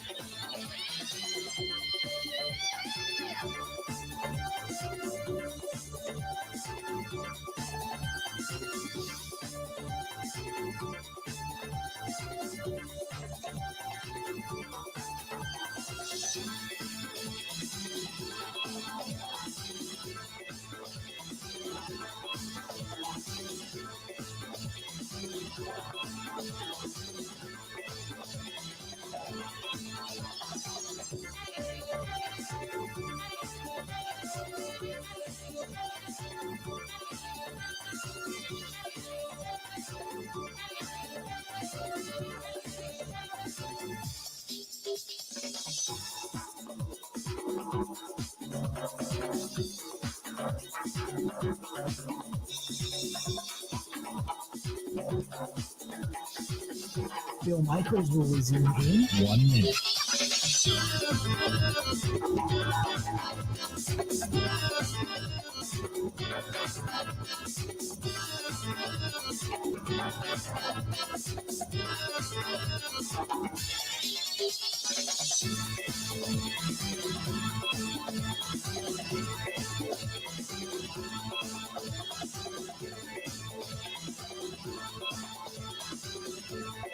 Bill Michaels will resume in 30 seconds.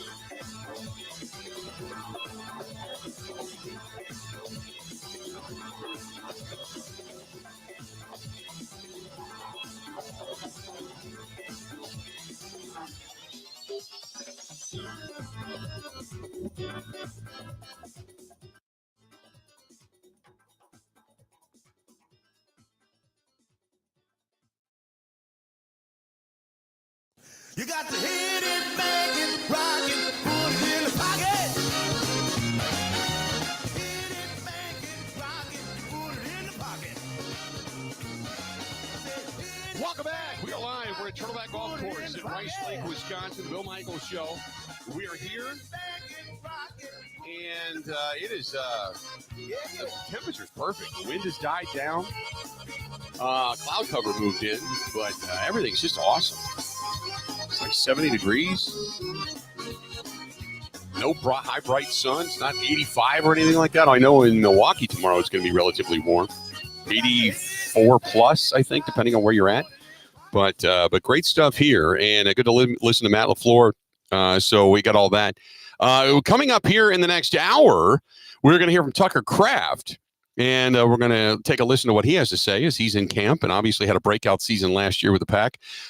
Brewers are getting ready to get underway, so we'll give you the updates there as well. And we'll get some NHL, NBA stuff. NBA back at it tonight. You got the Pacers on, not on the road, the Oklahoma City Thunder are on the road at Gainbridge Arena tonight down in Indianapolis, where they're hoping to take a 2-1 lead in the series while the Pacers are trying to kind of get their mojo back because they got smoked down in Oklahoma City over the weekend. So they're looking to kind of climb back into the win column. So we'll see what happens down there. The NHL off until Thursday. Panthers lead that series 2-1 back down there in Florida again coming up on Thursday night. And remember that game got some chippiness. It was like the Oilers just kind of gave up midway through the second period and just decided to make it a boxing match. And just said to hell with it. They're just going to try to beat the hell out of them. And Florida not only beat them in the puck in the net column, but they beat the hell out of him on the ice as well, and including the fact that McDavid got to crunch. So he ended up leaving the game for a little while and then getting a couple of days off to recuperate after he said he was pretty sore after the game over the weekend as well. On, what was it, Monday night, I think, actually. But on Monday night when he said, yeah, they got me. So it should get chippy and should be a lot of fun to watch. So we got all of that going on. We'll circle back and talk a little bit more about Bo Melton. I do got some emails I want to get to. I got some text messages that I want to get to as well. So if you want to chime in and text us 608-321-1670, 608-321-1670. Got some emails, the Bill Michaels at gmail.com, thebillmichaels@gmail.com. So all of that coming up as well. So, and by the way, the Knicks, they fired their head coach, Tibbs. They wanted to talk to Jason Kidd. The Mavericks have denied that, said, no, you cannot. Ime Udoka, the head coach of the Boston Celtics, apparently, the Knicks denied that they could talk to him. So, no, the Knicks are kind of scrambling. They fired Thibodeau, and now they're kind of like, we're trying to find a coach, and they can't find one. They also asked the Wolves about Chris Finch. Yep. Did they? Okay. I want to make fun of them for their strategy. Then again, like, the worst the team can say is no. Right.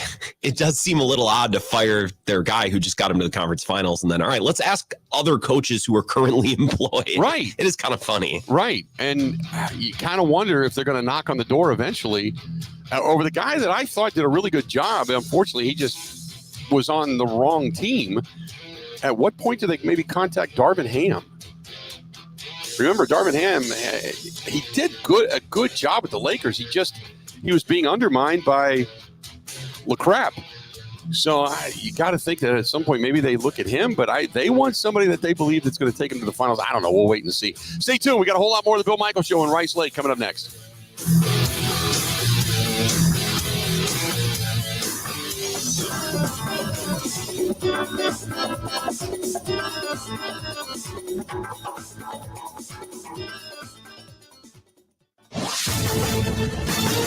This is a Wisconsin Sports Zone update. Well, the Brewers and Braves closing out their series this afternoon at American Family Field. The team split the first two games of the series. Atlanta taking the first, Milwaukee winning last night.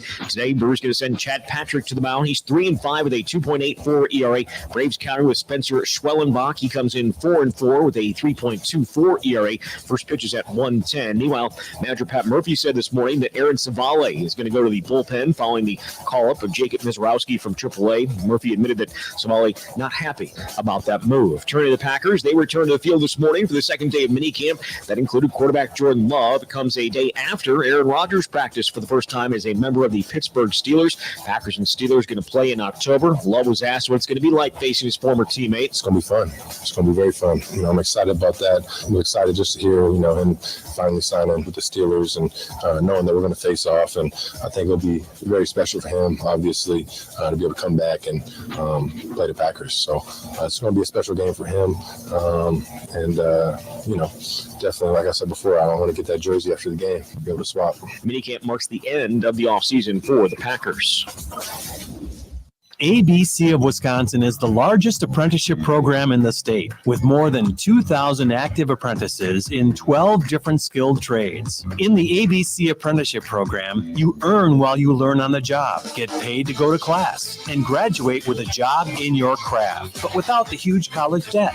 Explore 12 different construction trades in one spot at buildyourcareerwi.org or just search online for ABC of Wisconsin. Well, Giannis Antetokounmpo sounds like he plans to stay with Milwaukee. Giannis was asked about this year's NBA Finals, that they were different, and that, quote, I hope to be back soon with the Bucks. With this Wisconsin Sports Zone Network update, I'm Zach Heilprin.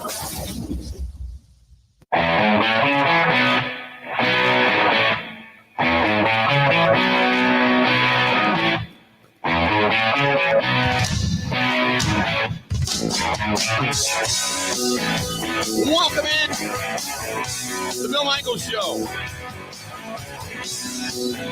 Enjoying our day here at Wild Ridge Golf Course.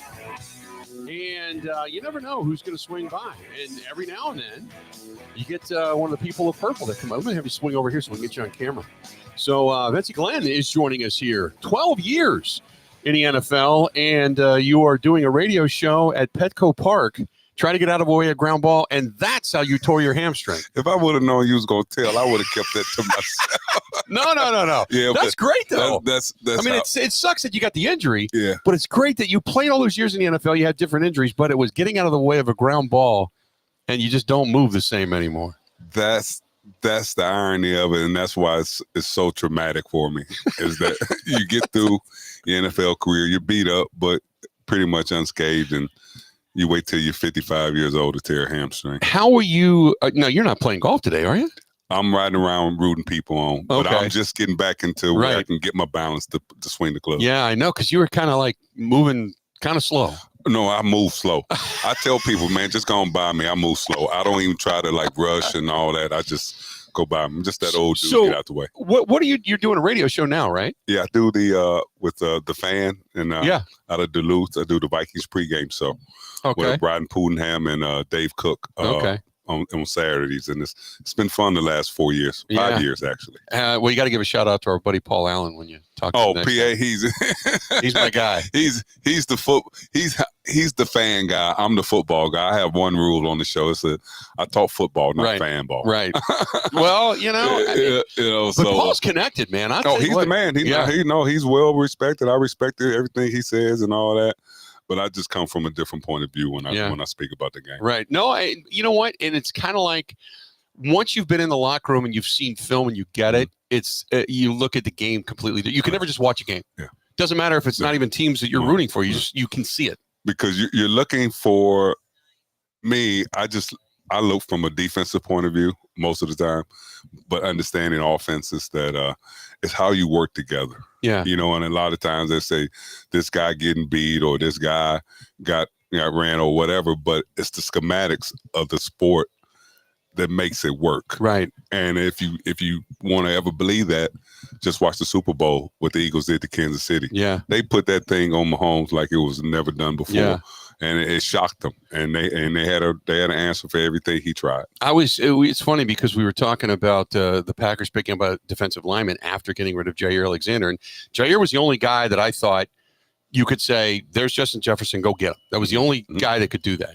So now the freak out is, well, what are they going to do? On paper, you release a guy like that, you don't have that. And I said, well, you don't necessarily have to get better in the secondary. You got to get better up front. If you can get your quarterback, especially a guy like J.J. McCarthy in his first year, off his mark, and you don't have to cover for 4 seconds, you only have to cover for 3, it makes a huge difference. That's the whole thing. It's just these defensive linemen are so quick and good. After two seconds, if you haven't made up your mind about where you're going with the ball, you're probably going to get sacked. Right. That's really how long.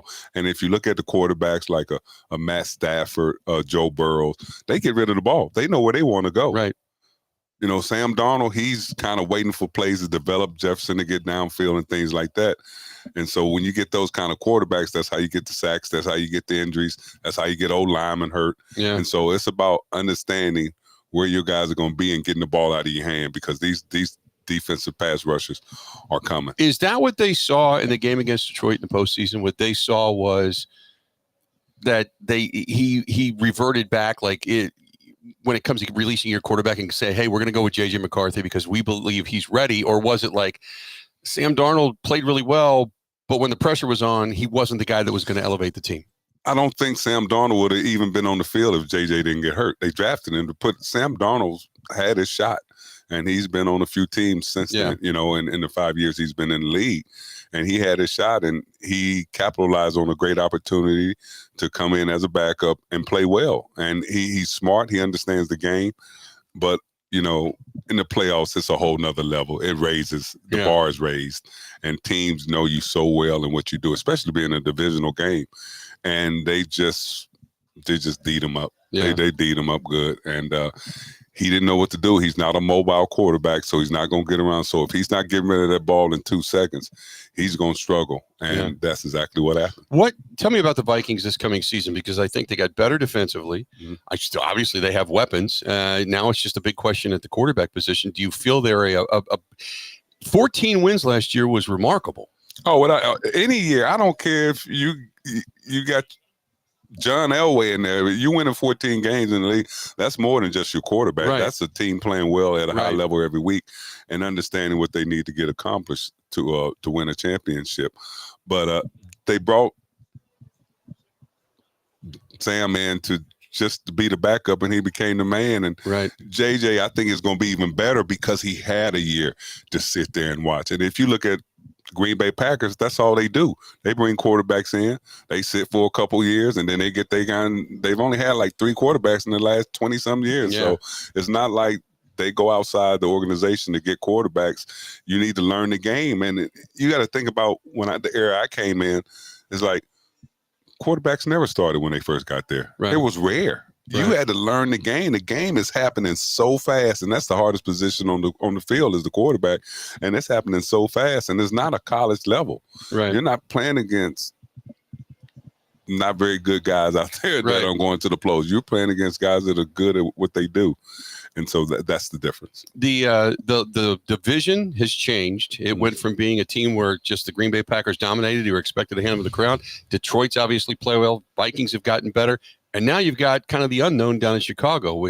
I look at Chicago and the way last year was like Trevor Lawrence's first year with Urban Meyer. It was a train wreck. They should have got rid of the coach. It was a bad system. It was a bad get-go. And now but we don't know how good Johnson's going to be as a head coach, but they've got a real innovator and an offensive play caller down there now that knows what the hell he's doing. So if you kind of like look at the league as a whole, there are certain teams that have formulas, and it starts up in the front office. Mm-hmm. And what Detroit Lions did with Dan Campbell and what he brought to the team and to the organization, how we're going to build, and we're going to build with character first. Yeah. And go that route, and then we'll teach you and learn as a football player and as a group of young men. And they bought in. That's what Minnesota did. Yeah.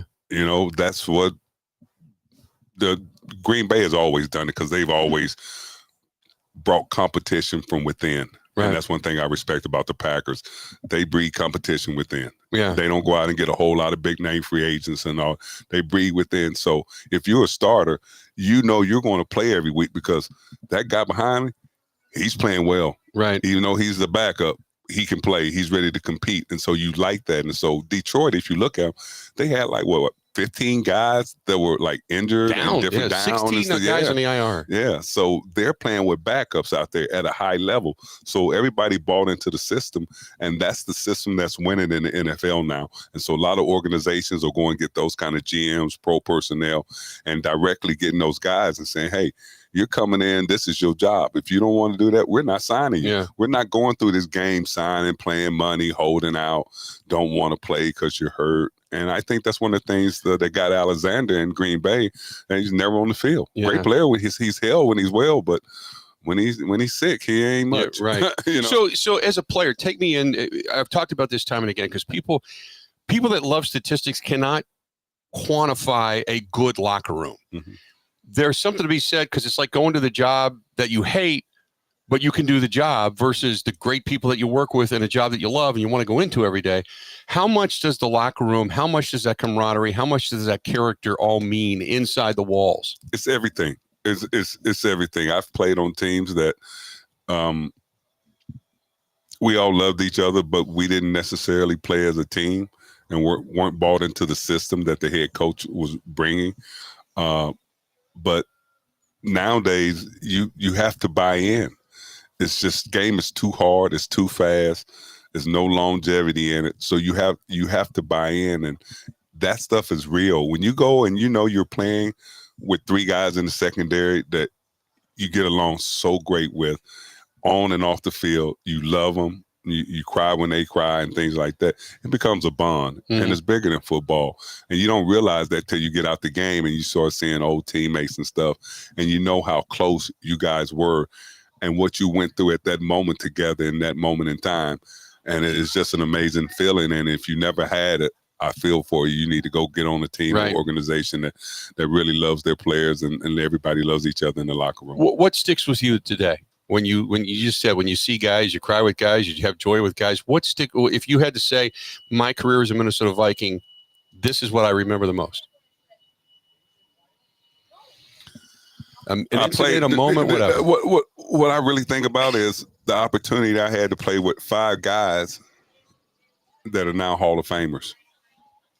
You know what I'm saying? Yeah. Just you're playing and everybody's good. And they're all pro and they playing, but they end up being Hall of Famers. And just what you were able to do, I was only there 3 years from 92 to 92, 3 and 4. But what Denny Green brought there, and I came in with Denny, and what we built in those 3 years, and the camaraderie and the love and the passion. And in 93, we were the number 1 defense in the league and the number 1 secondary. And it was just a phenomenal run to just be around that kind of environment. Because my first 5 years in San Diego, I had 1 winning season. Right.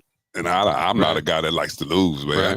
It takes me till Thursday to get over a loss. Right. You know what I'm saying? So being in that kind of environment and seeing guys that know their jobs, understand their guy, and you're sitting in the meeting rooms together, you're doing everything together, and it just became a brotherhood, which I've always been a team guy. I've never been a me guy, especially playing free safety. I was just like, I got your back. Yeah. Do what you do. Right. Just let me know what you're doing, and I got you over top. I got your back. And that's the way I kind of looked at it as I went in to each season. When you came into this NFC and this division, how different was it as opposed to playing in San Diego when you got into the AFC division, and the NFC are two different. Yeah. It's buckle up when you come to the NFC. Right. Buckle your chin straps up. AFC was more of a passing style conference, and the NFC, hey, we're gonna run the ball. Mm-hmm. And I played against one of the best that ever did. I still think he's I don't want to really say like this, but he's probably the best pure running back I've ever played with was against Barry Sanders. Yeah. I was just a phenomenal guy. And I played against Eric Dickerson, Marcus Allen from Bo Jackson's, and I can go down the list. But that Barry Sanders was awful special. Yeah, which was, did you watch his that documentary about Barry? Yeah. It's a phenomenal story and just a phenomenal guy. And I've only met him once and had a conversation, and he gave me a high praise compliment, and I really appreciate it. And it means a lot. I never was all pro anything. I think I should have been a few times, but I enjoyed my career, and I enjoyed every moment of it, and the guys I got to meet, the ups and downs. It was an incredible journey, and I wouldn't have wanted to do it any other way, and I'd do it all over again with the same guys. Let me ask you real quick, because you mentioned Denny Green. What was he like behind the scenes? I mean, when you're in a locker room. Yeah, Denny treated you like men. Yeah. He came in there, he talked to you real. He didn't sugarcoat anything. And you went out and practiced, and you went out and played. And I had Tony Dungy as a coordinator, and he's a guru. Yeah. Tony Dungy is a guru when it comes to talking to guys and understanding each individual and letting you understand your role on that team and the defense and what we're capable of doing if you play with together. And that was the first time I really seen guys play together, and it was working and it was fun. When you're going to go out there as a unit, it says it doesn't matter what our offense do. They can have 3 turnovers in the first half. We're going to be back on the bench in 3 plays. Right. We knew that going on the field. We knew that we prepare for anything you bring us, and you can't stop us. The only time I take that back. I've met Tony Dungy twice, and I had a chance to talk to him. And then you tell me if I'm right or wrong. Tony Dungy sitting down, it was upstairs at Lambeau, and I had a chance to go over and say hi, and we had some mutual friends. And I said, such and such says hi, and so we're talking. Anyway, he puts his hand on my shoulder, which, first of all, it's like it's just you in the room. There's all these other people waiting to talk to the guy, and he just like stopped the world for like 10 minutes to just talk to me at that point in time. And I thought, my God, what is it like when you're sitting in there with 53 grown men in a locker room, and either after a loss or a win, or you're trying to get guys together? But that's the way he seemed to me, like he was going to stop the world for you in that particular moment. He made you feel relevant, and he made you feel like you were a part, you were a being, you were needed, you were wanted. And I've known Tony since I was in college. I'll never forget, he came and worked me out when I was at Indiana State. And he's like, yeah, we really want to get you, but you might be gone when we get a chance, you know, and I went in the second round. And Tony became a mentor, so I knew who he was. And when I came to Minnesota, me and his son, James, who committed suicide, became real close. And I was like his favorite player of all time. And if you ever read Tony's book, Quiet Strength, I'm in that book. A big part of it is talking about me and James's relationship. And Tony has always, since I was a little 17-year-old kid, been that kind of mentor guy that wasn't related to my family, but when he spoke, I listened. And it's just a great friendship to be able to have, or being able to just sit down with him in your life and talk to him about life, and everything he taught you and explained to you was real. You know, and it was a beautiful thing, and it still is. And he's one of the greatest human beings that I've ever met. It's great to talk to you, man. Share a little bit. Thanks for coming up. I feel bad because they said, hey, go up and see Bill. And I watched you climb the stairs with that busted up hamstring. I'm like, oh, we should have got like a chairlift. No, I don't want none of that. Don't feel sorry for me. I did this on my own. Don't feel sorry for me. I'm going to be all right, man. Just having me on here and giving an opportunity to share my story it's just pretty phenomenal. No, it was great to have you. Thanks for coming by. Don't forget to say hi to our guy PA over there. We always appreciate Paul, and we'll talk again. Maybe we'll talk again, you know, leading up to the Packers Vikings a couple of times. I love that. That'd be great. I'd be love to come on and talk to you and just chat and tell you what I think about it. But I kind of hope we don't get Alexander because I like the secondary. I like the young guys. Apparently, he was seen at a Minneapolis airport today. Yeah. You know, they'll probably bring him in for a physical and work him out. But it's, you know, when you got a good camaraderie, you try not, and a good mesh of guys, you don't really want to bring that attention getter. I think he's a hell of a player. Don't get him a great corner guy. But you just got to be careful, guys, that you bring in. And then next thing you know, your locker room and your secondary ain't the same. And because back there, it's all about communicating, man. You got to love each other and truly love each other. You can't have prima donnas, everybody. You can't have egos. And that was one of the things I think that Tony Dungy brought to us back then was egos went out the door. We'll see what happens, but that's some good insight, man. Thanks for coming up. I appreciate it very much. Going to go ahead and take a quick break. More of the Bill Michaels Show live out here at Turtleback Golf Course. We're in Rice Lake, Wisconsin. We'll be back right after this. Ready? This is the Bill Michaels Show on the Wisconsin Sports Zone Radio Network. The Big River Rally coming to La Crosse, Wisconsin, June 27th and 28th. Don't miss the excitement on the main stage Friday night. It's Texas Hippie Coalition. And Saturday night Drowning Pool. Tickets are on sale now. Want more? Follow Big River Rally on social or go to BigRiverRally.com.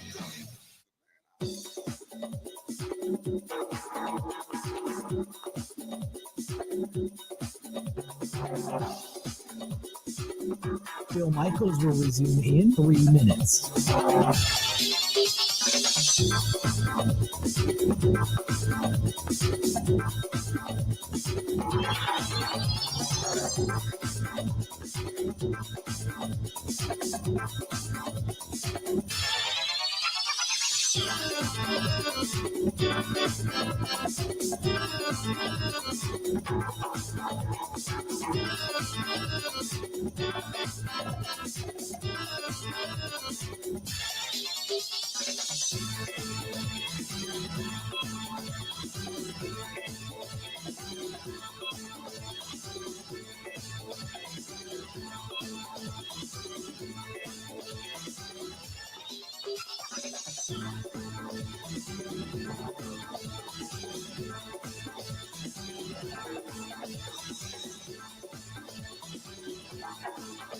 Bill Michaels will resume in 2 minutes.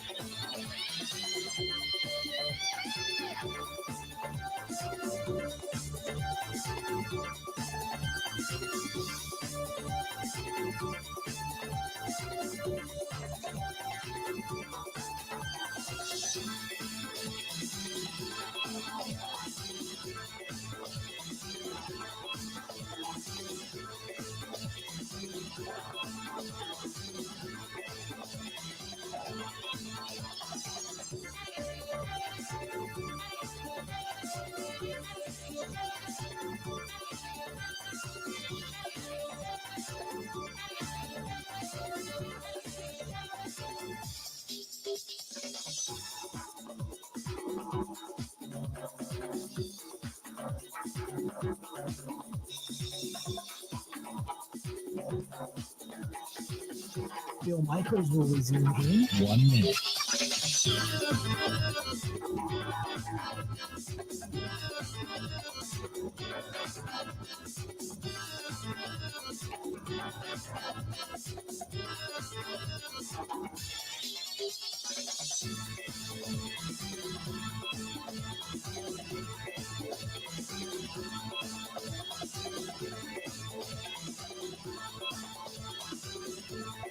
Bill Michaels will resume in 30 seconds.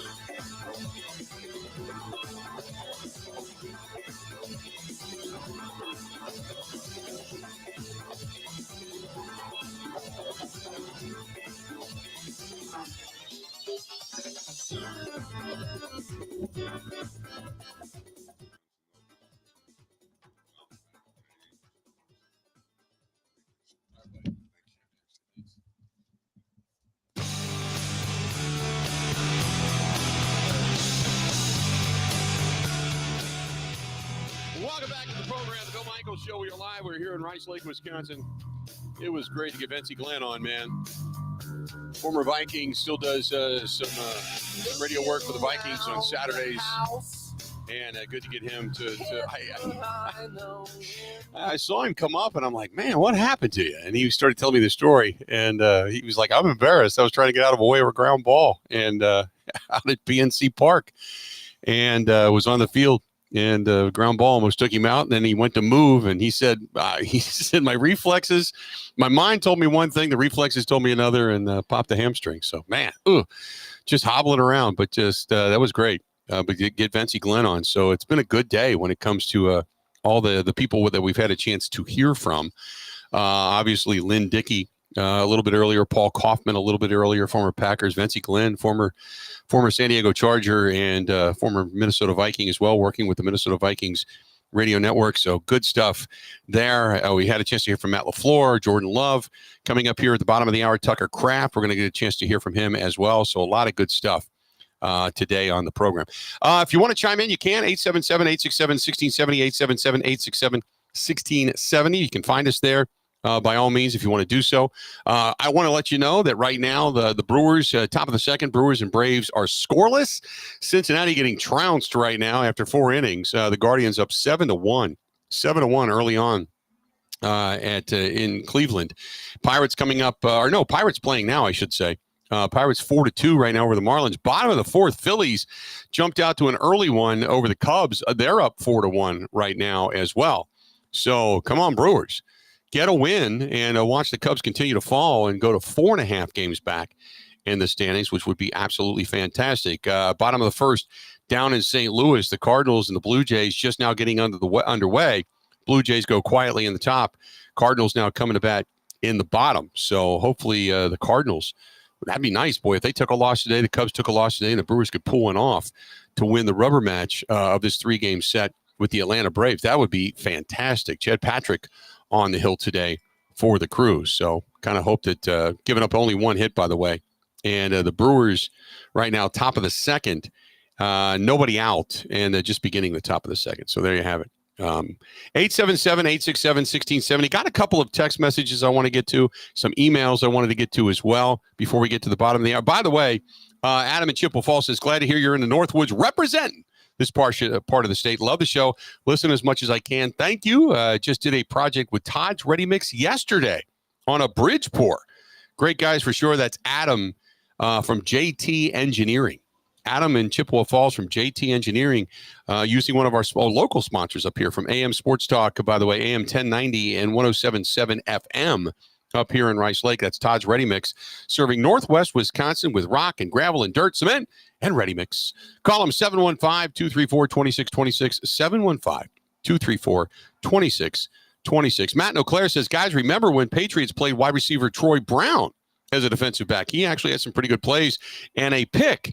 If you got the right guy on the team, you're always going to find a way to put them in position to be an impact player. That's from Matt in Eau Claire. And talking about Bo Melton from a little bit earlier in that discussion. Look, if the guy can play and that's the reason what Brian Gutekunst, and I hate to beat the dead horse, but that's the reason he said what he said yesterday.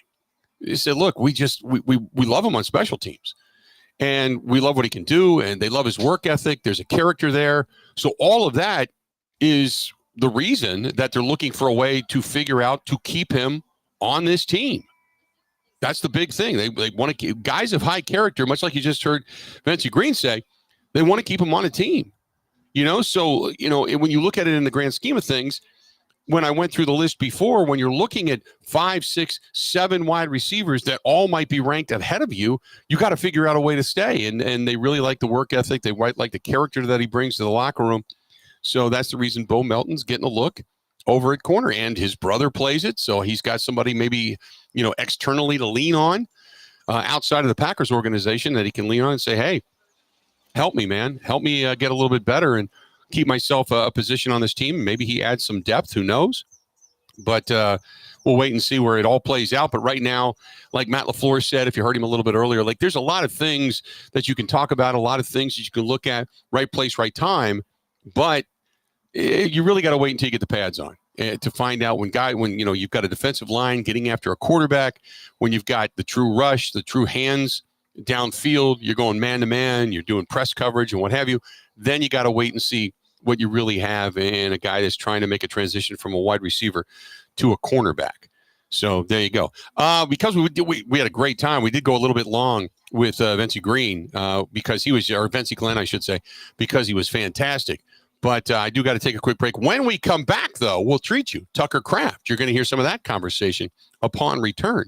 So don't go anywhere. Whole lot more of the Bill Michaels Show coming up. This portion of it brought to you by our friends at the Water Doctors, H2 the letter O, doctors.com. You can see what they have to offer, which is the Connecticut water softening system, which is the best in the business. You can call them direct anywhere in the state of Wisconsin. 262-549-7733. 262-549-7733. Whether it's for good, clean water, whether it's bathing, doing the laundry, or most importantly, whether it's the drinking water for you, how about your kids, or even your pets? Think about it. Through the reverse osmosis, getting rid of all the impurities, all the bacteria, everything, and getting the cleanest, purest drinking water you can get. That's our friends at the Water Doctors and the Connecticut Water Softening System. Call them 262-549-7733. Again, that's 262-549-7733. That's the Water Doctors. When we come back, Tucker Kraft, you're going to hear that conversation that he met with the media yesterday upon return. Stay tuned. More of the Bill Michaels Show live up here in Rice Lake at Turtleback Golf Course for the Rice Lake Celebrity Golf Classic that gets underway tomorrow. We'll be here again for that as well. We'll be back right after this. This is the Bill Michaels Show on the Wisconsin Sports Zone Radio Network. And now for the Pella play-by-play, here's Jeff Levering. Thanks, Gina Della from Pella. What a beautiful day to have new windows and doors installed. Every day is beautiful because Pella installs year-round during all seasons. And as Pella goes into another windup, it's so hard to guess that next pitch. The customizations seem endless. And it doesn't have to be super expensive. Pella has a product line for every budget. And if it is time for a major upgrade, rest easy by scoring no interest and no payments for up to 2 years. Pella also provides a free in-home consultation, which includes a no-obligation quote. That's always a great play because working with one of Pella's design experts is such a wonderful, no-pressure get-together. I know this from experience. With a range of affordable options and products assembled in the USA, you can get the look you want at a price you can afford. And there's no reason to wait with this incredible deal going on. Get no interest and no payment for up to 2 years. Visit PellaWI.com today. Certain restrictions apply. 6/30/2025.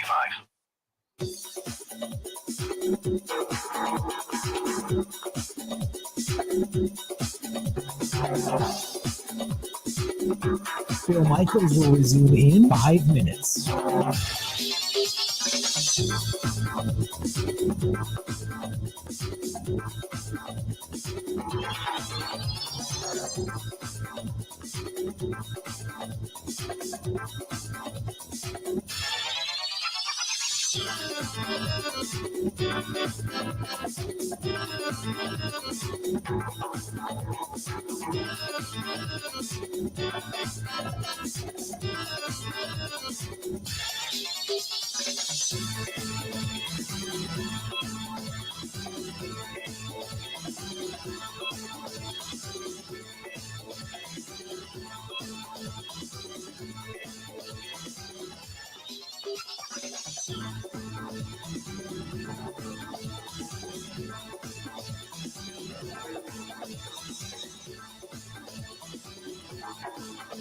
Bill Michaels will resume in 4 minutes.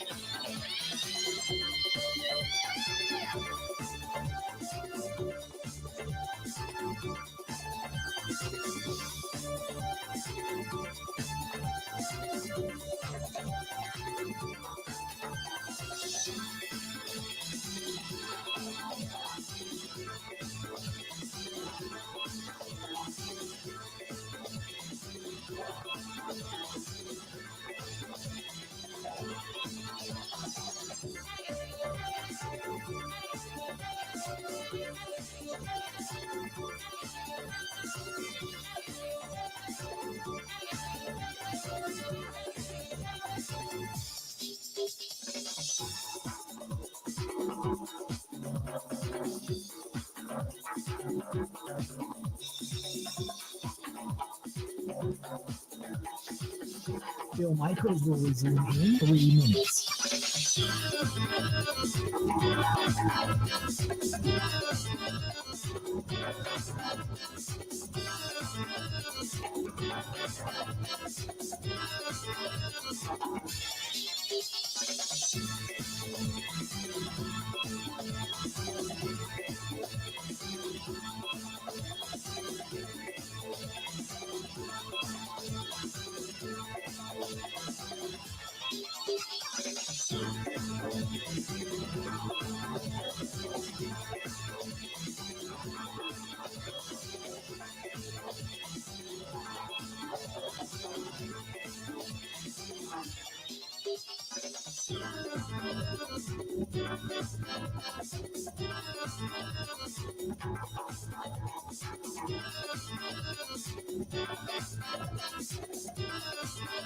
Bill Michaels will resume in 2 minutes.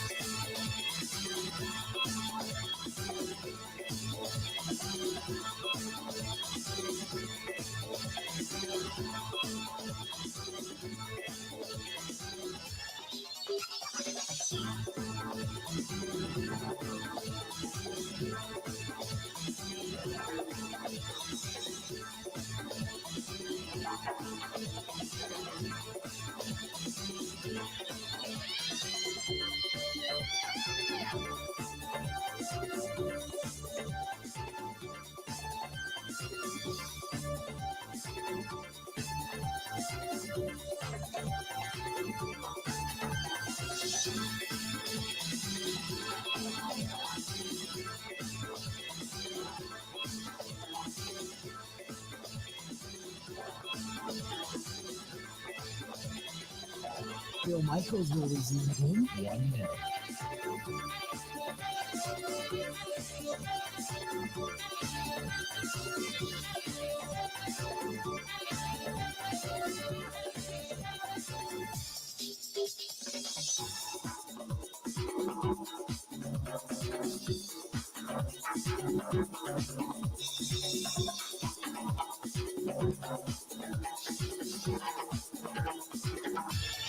Bill Michaels will resume in 30 seconds.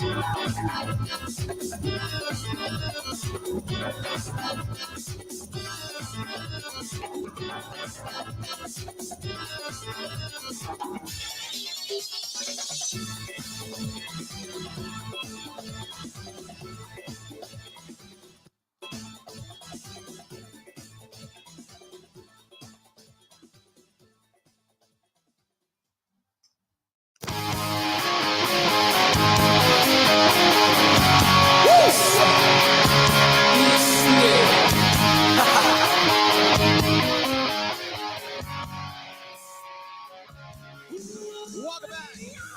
Bill Michaels Show. We are live. We're at the Turtleback Golf Course. We're here in Rice Lake, Wisconsin.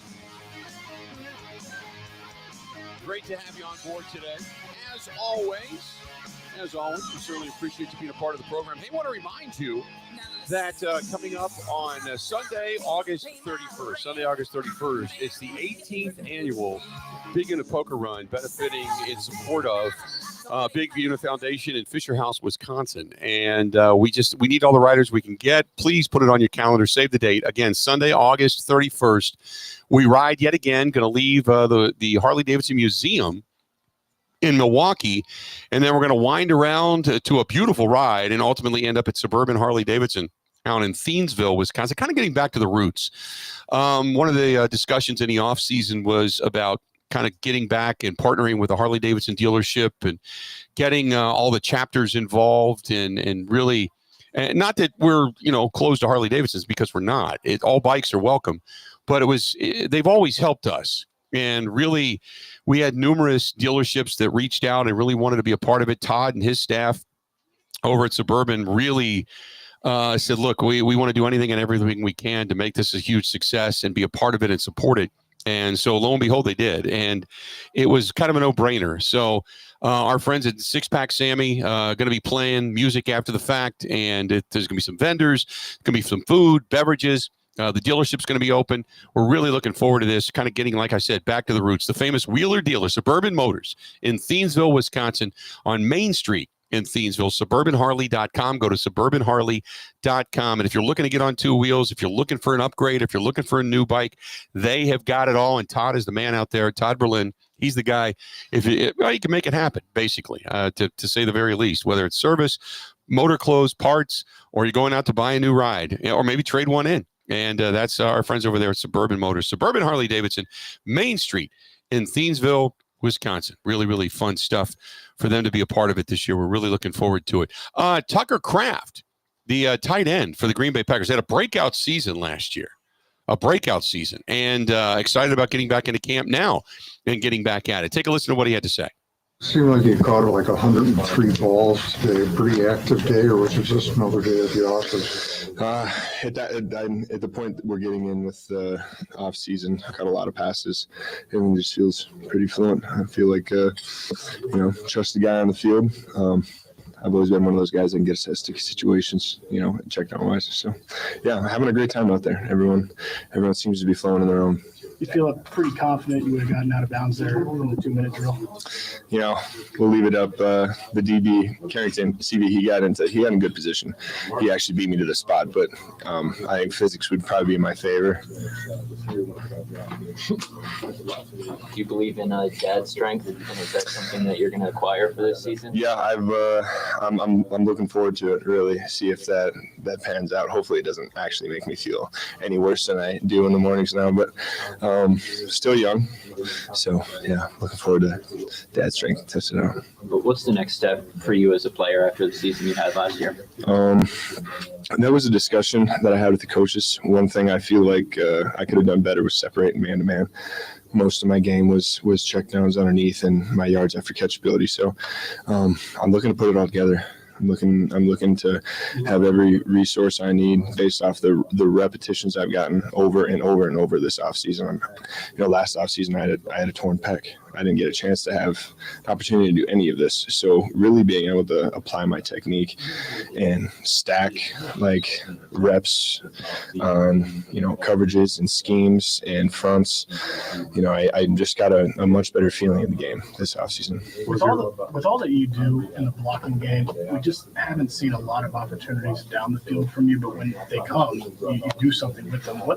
How do you open that part of your game up more while still retaining what you do as well? Yeah, absolutely.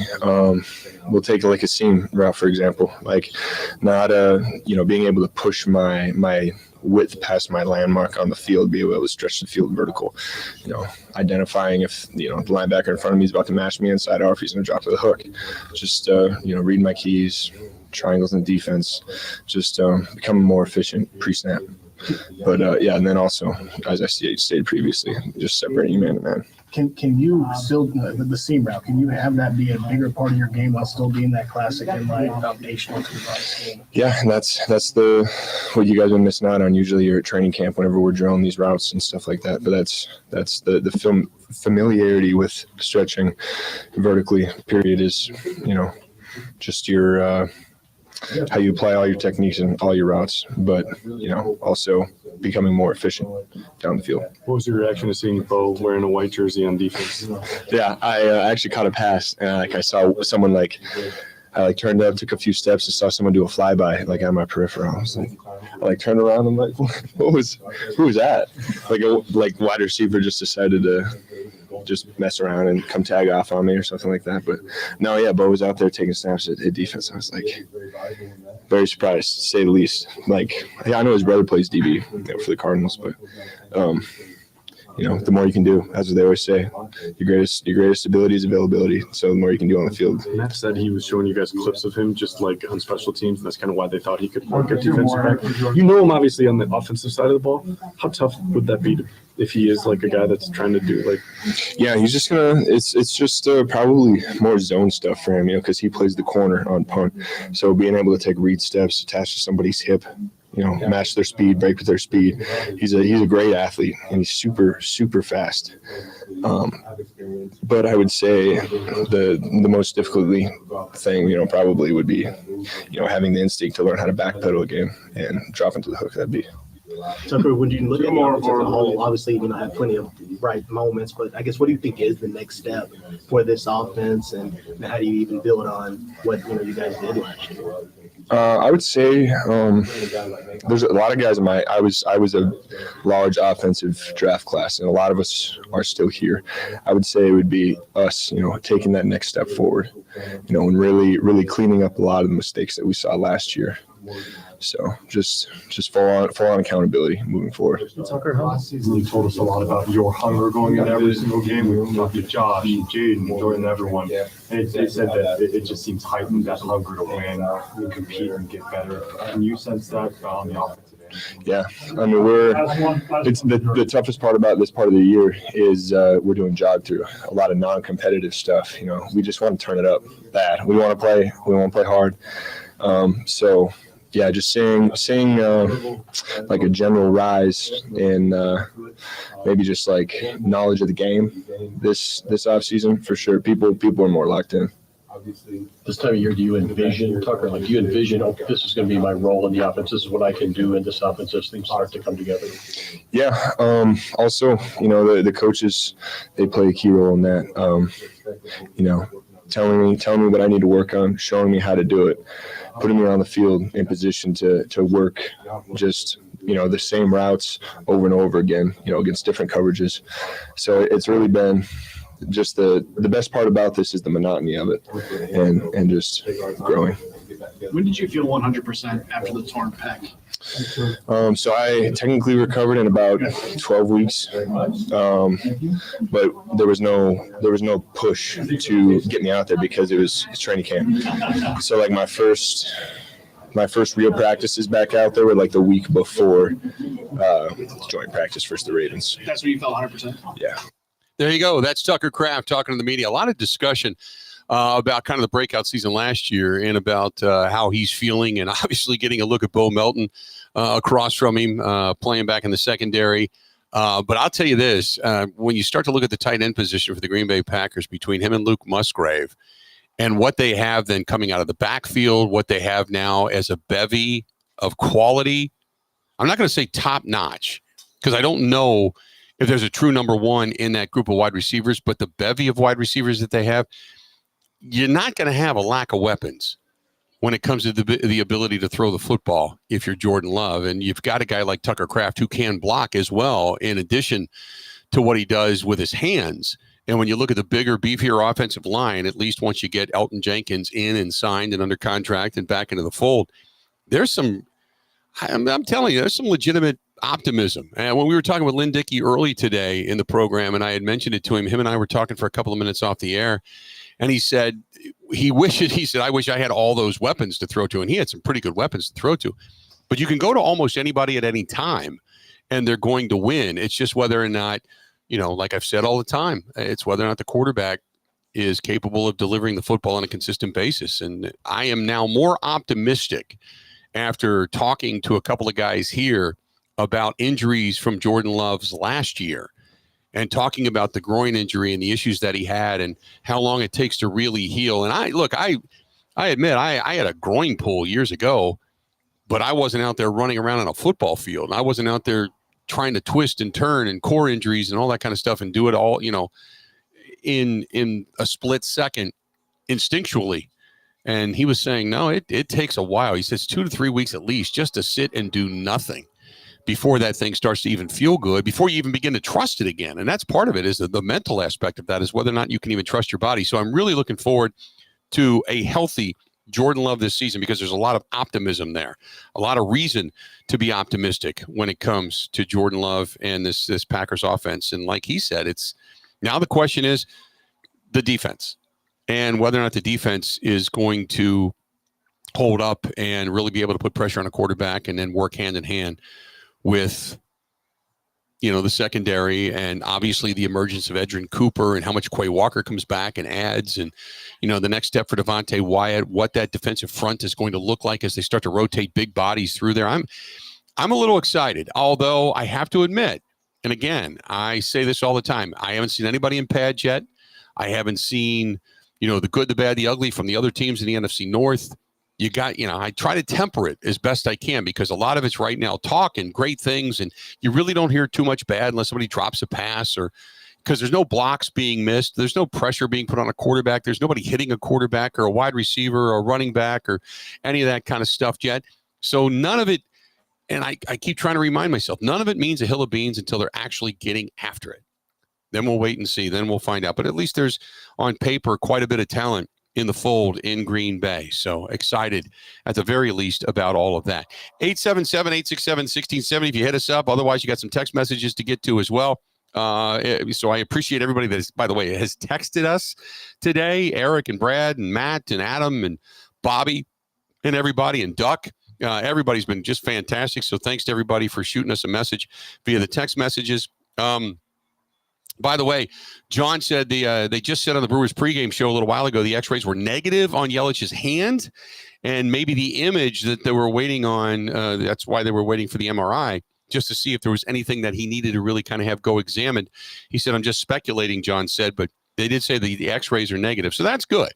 I didn't get a chance to hear it, obviously, because we're hearing on the air. I'm kind of watching the game, but I didn't get a chance to hear the rest of that, so we'll see. But that being said, Yelich out of the lineup again, which is, making obviously big news. And the fact that, he has not been able to go the last couple of days after taking a headfirst slide and injuring the wrist area of that hand. We'll wait and see. I'm hoping he just shakes it off in a couple of days. The soreness goes away and he's right back at it. But anytime you talk about any kind of a hand injury, a core injury, whatever, a back injury when it comes to Christian Yelich, you're kind of like, oh, my God, how long is it going to be before he really comes back? Because he was swinging a pretty good bat. How long is it going to be before he comes back and gets back into that groove again? Because like we talked about, when he's in that groove, man, I don't know a whole lot of hitters that are more fun to watch. He's fantastic when he's in that groove. So hopefully he can get back into that groove really quick, because for all intents and purposes, they really need him. Big time. Now is much more than ever. By the way, the Braves on top 3-1 right now, top of the third. Braves batting. Brewers put up a run in the bottom, but Braves got 3 runs. And they currently lead this ballgame. 3 runs on 5 hits right now. Brewers trailing 3-1. I'll give you a rundown of the rest of the National League Central when we come back because the Cubs are losing. Pirates are winning. Not that that matters a whole lot, but Cincinnati taking it on the chin right now. And the Cardinals are now up on the Blue Jays after 2. Let's do this. We'll step out. We'll take a quick break. We'll come back here, Rice Lake, Wisconsin, at Turtleback Golf Course with one more segment before we wrap things up today. Stay tuned. We got more coming up right after this. Covering Wisconsin sports like a blanket. This is the Bill Michaels Show on the Wisconsin Sports Zone Radio Network. At Potawatomi, where ways to win are endless, another chance to capture epic cash and prizes comes Friday, June 27th. It's the season finale blockbuster drawings. Watch your entries from Enchanted Spins, Unreal Treasures, and Boundless Bounty come together for drawings where $300,000 in cash and prizes is there for the taking. Be there to win your share. June 27th only at Potawatomi Casino Hotel, Milwaukee. More info online. Must be 21 years old to play.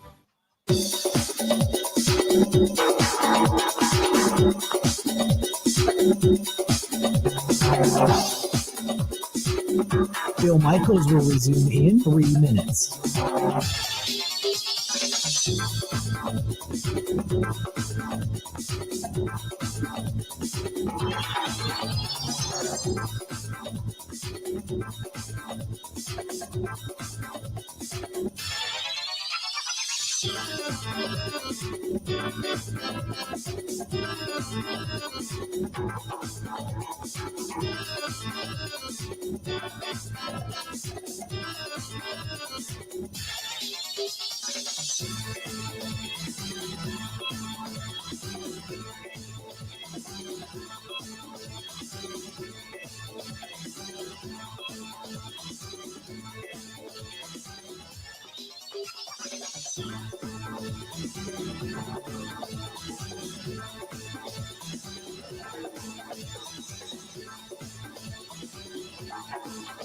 Bill Michaels will resume in 2 minutes.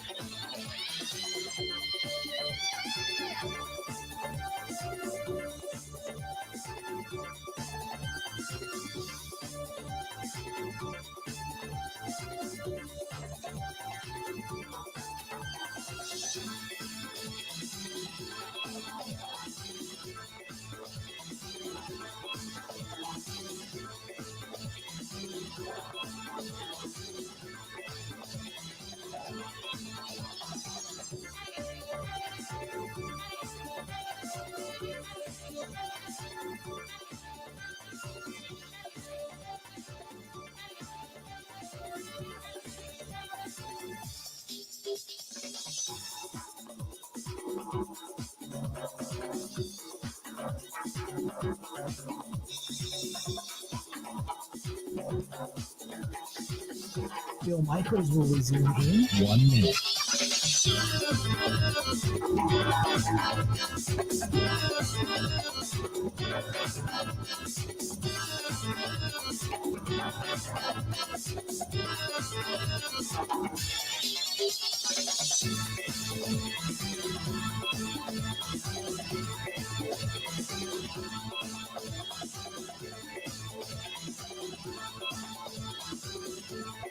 Bill Michaels will resume in 30 seconds.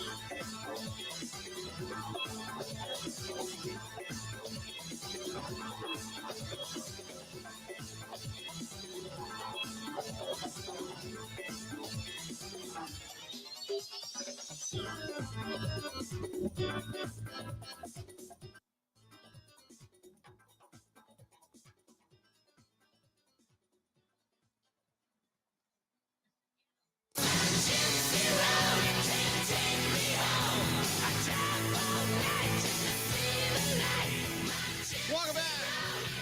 Rice Lake, Wisconsin. That's where we're at. We certainly appreciate you being a part of it. Hey, thanks to everybody that was a part of the ride over the weekend, the Memorial Ride. that took place over at Stoley's Hog Alley. Ended up out at Steel Tank Brewing of Oconomowoc, but Stoles 0109 a part of it as well. But everybody that stopped in the Stoley's, man, what a great job. A lot of money raised for some very worthy causes, some scholarships, and some other charities, including a very good friend of mine who runs Midwest EquiSearch. They go out and search for, missing people. They try to help, municipalities, police departments, and such go out and maybe either one, search an area that just to kind of clear it, to say that that's off the list of places to search, or they go out and try to, find people that are missing. And they're a nonprofit, very worthy charity, all volunteers. And they're one of the recipients of the motorcycle ride this past weekend. But it was a great weekend over at Stoley's Hog Alley. Stoley's Hog Alley, whether it's great burgers and pizza, all the televisions, ice-cold beer, a friendly staff, and that outdoor seating in the outdoor patio that they now have, or Stoles 0109. When they open up the garage doors, they bring the outside in. Music on the weekend, Stoles 0109 in Watertown on County Road R. Stoley's Hog Alley on Venice Beach Road in Oconomowoc, both of them owned by Jeff and Alicia Stoll. Great people, great place, and just a lot of fun to go to. So getting ready to get out of here. Is there anything that we today, Grant, that we missed that we have not had a chance to comment on? I know the Brewers are down 3-1. Well, yeah, that's nothing new. About 10 minutes ago, Giannis tweeted, and I think I've put this together. So Shams was on the McAfee show earlier today. Yeah. Who's the guy who took over for Woj as ESPN's big time insider, for those who don't know. And he gave an update on Halliburton's injury. And then he was asked about Giannis, and he basically said Giannis is still trying to figure out what he wants to do. And people are like kind of rolling their eyes at it. Giannis tweeted 9 minutes ago, does anyone else miss Woj? ? Oh, that's excellent. So it's either a hell of a coincidence or he's, taking shots at the ESPN guy. Yes. Just kind of won't let this thing die down, even though it seems like Giannis isn't going anywhere. Funny. That is fantastic.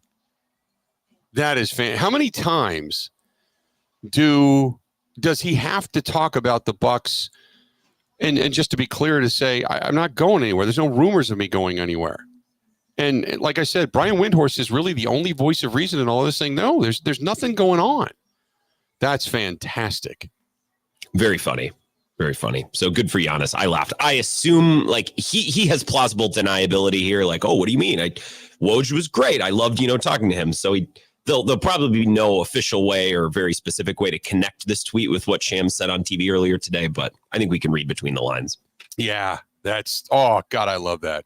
It's one of the reasons we just love Giannis, because it's just a very subtle, oh, by the way, but it's not like when Rodgers came out and said, lose my number, bro, that type of thing. This was very much I agree with you 100%. This is very much of just, hey, can anybody just listen, and live in reality. So that's fantastic. So you're going to go play a couple holes here? I'm going to go, I'm going to pack it up and go play a couple of holes. And it got a little cool. I got to be honest with you. It got a little cool up here. The temperature dropped. The sun went in. A lot of smoke in the area, and it got cloudy, so it got a little cooler. But I'm going to go try to warm up a little bit on the golf course. Try to play at least 9, and then head over to Tom Kozer's place where they have the sponsor party coming up tonight.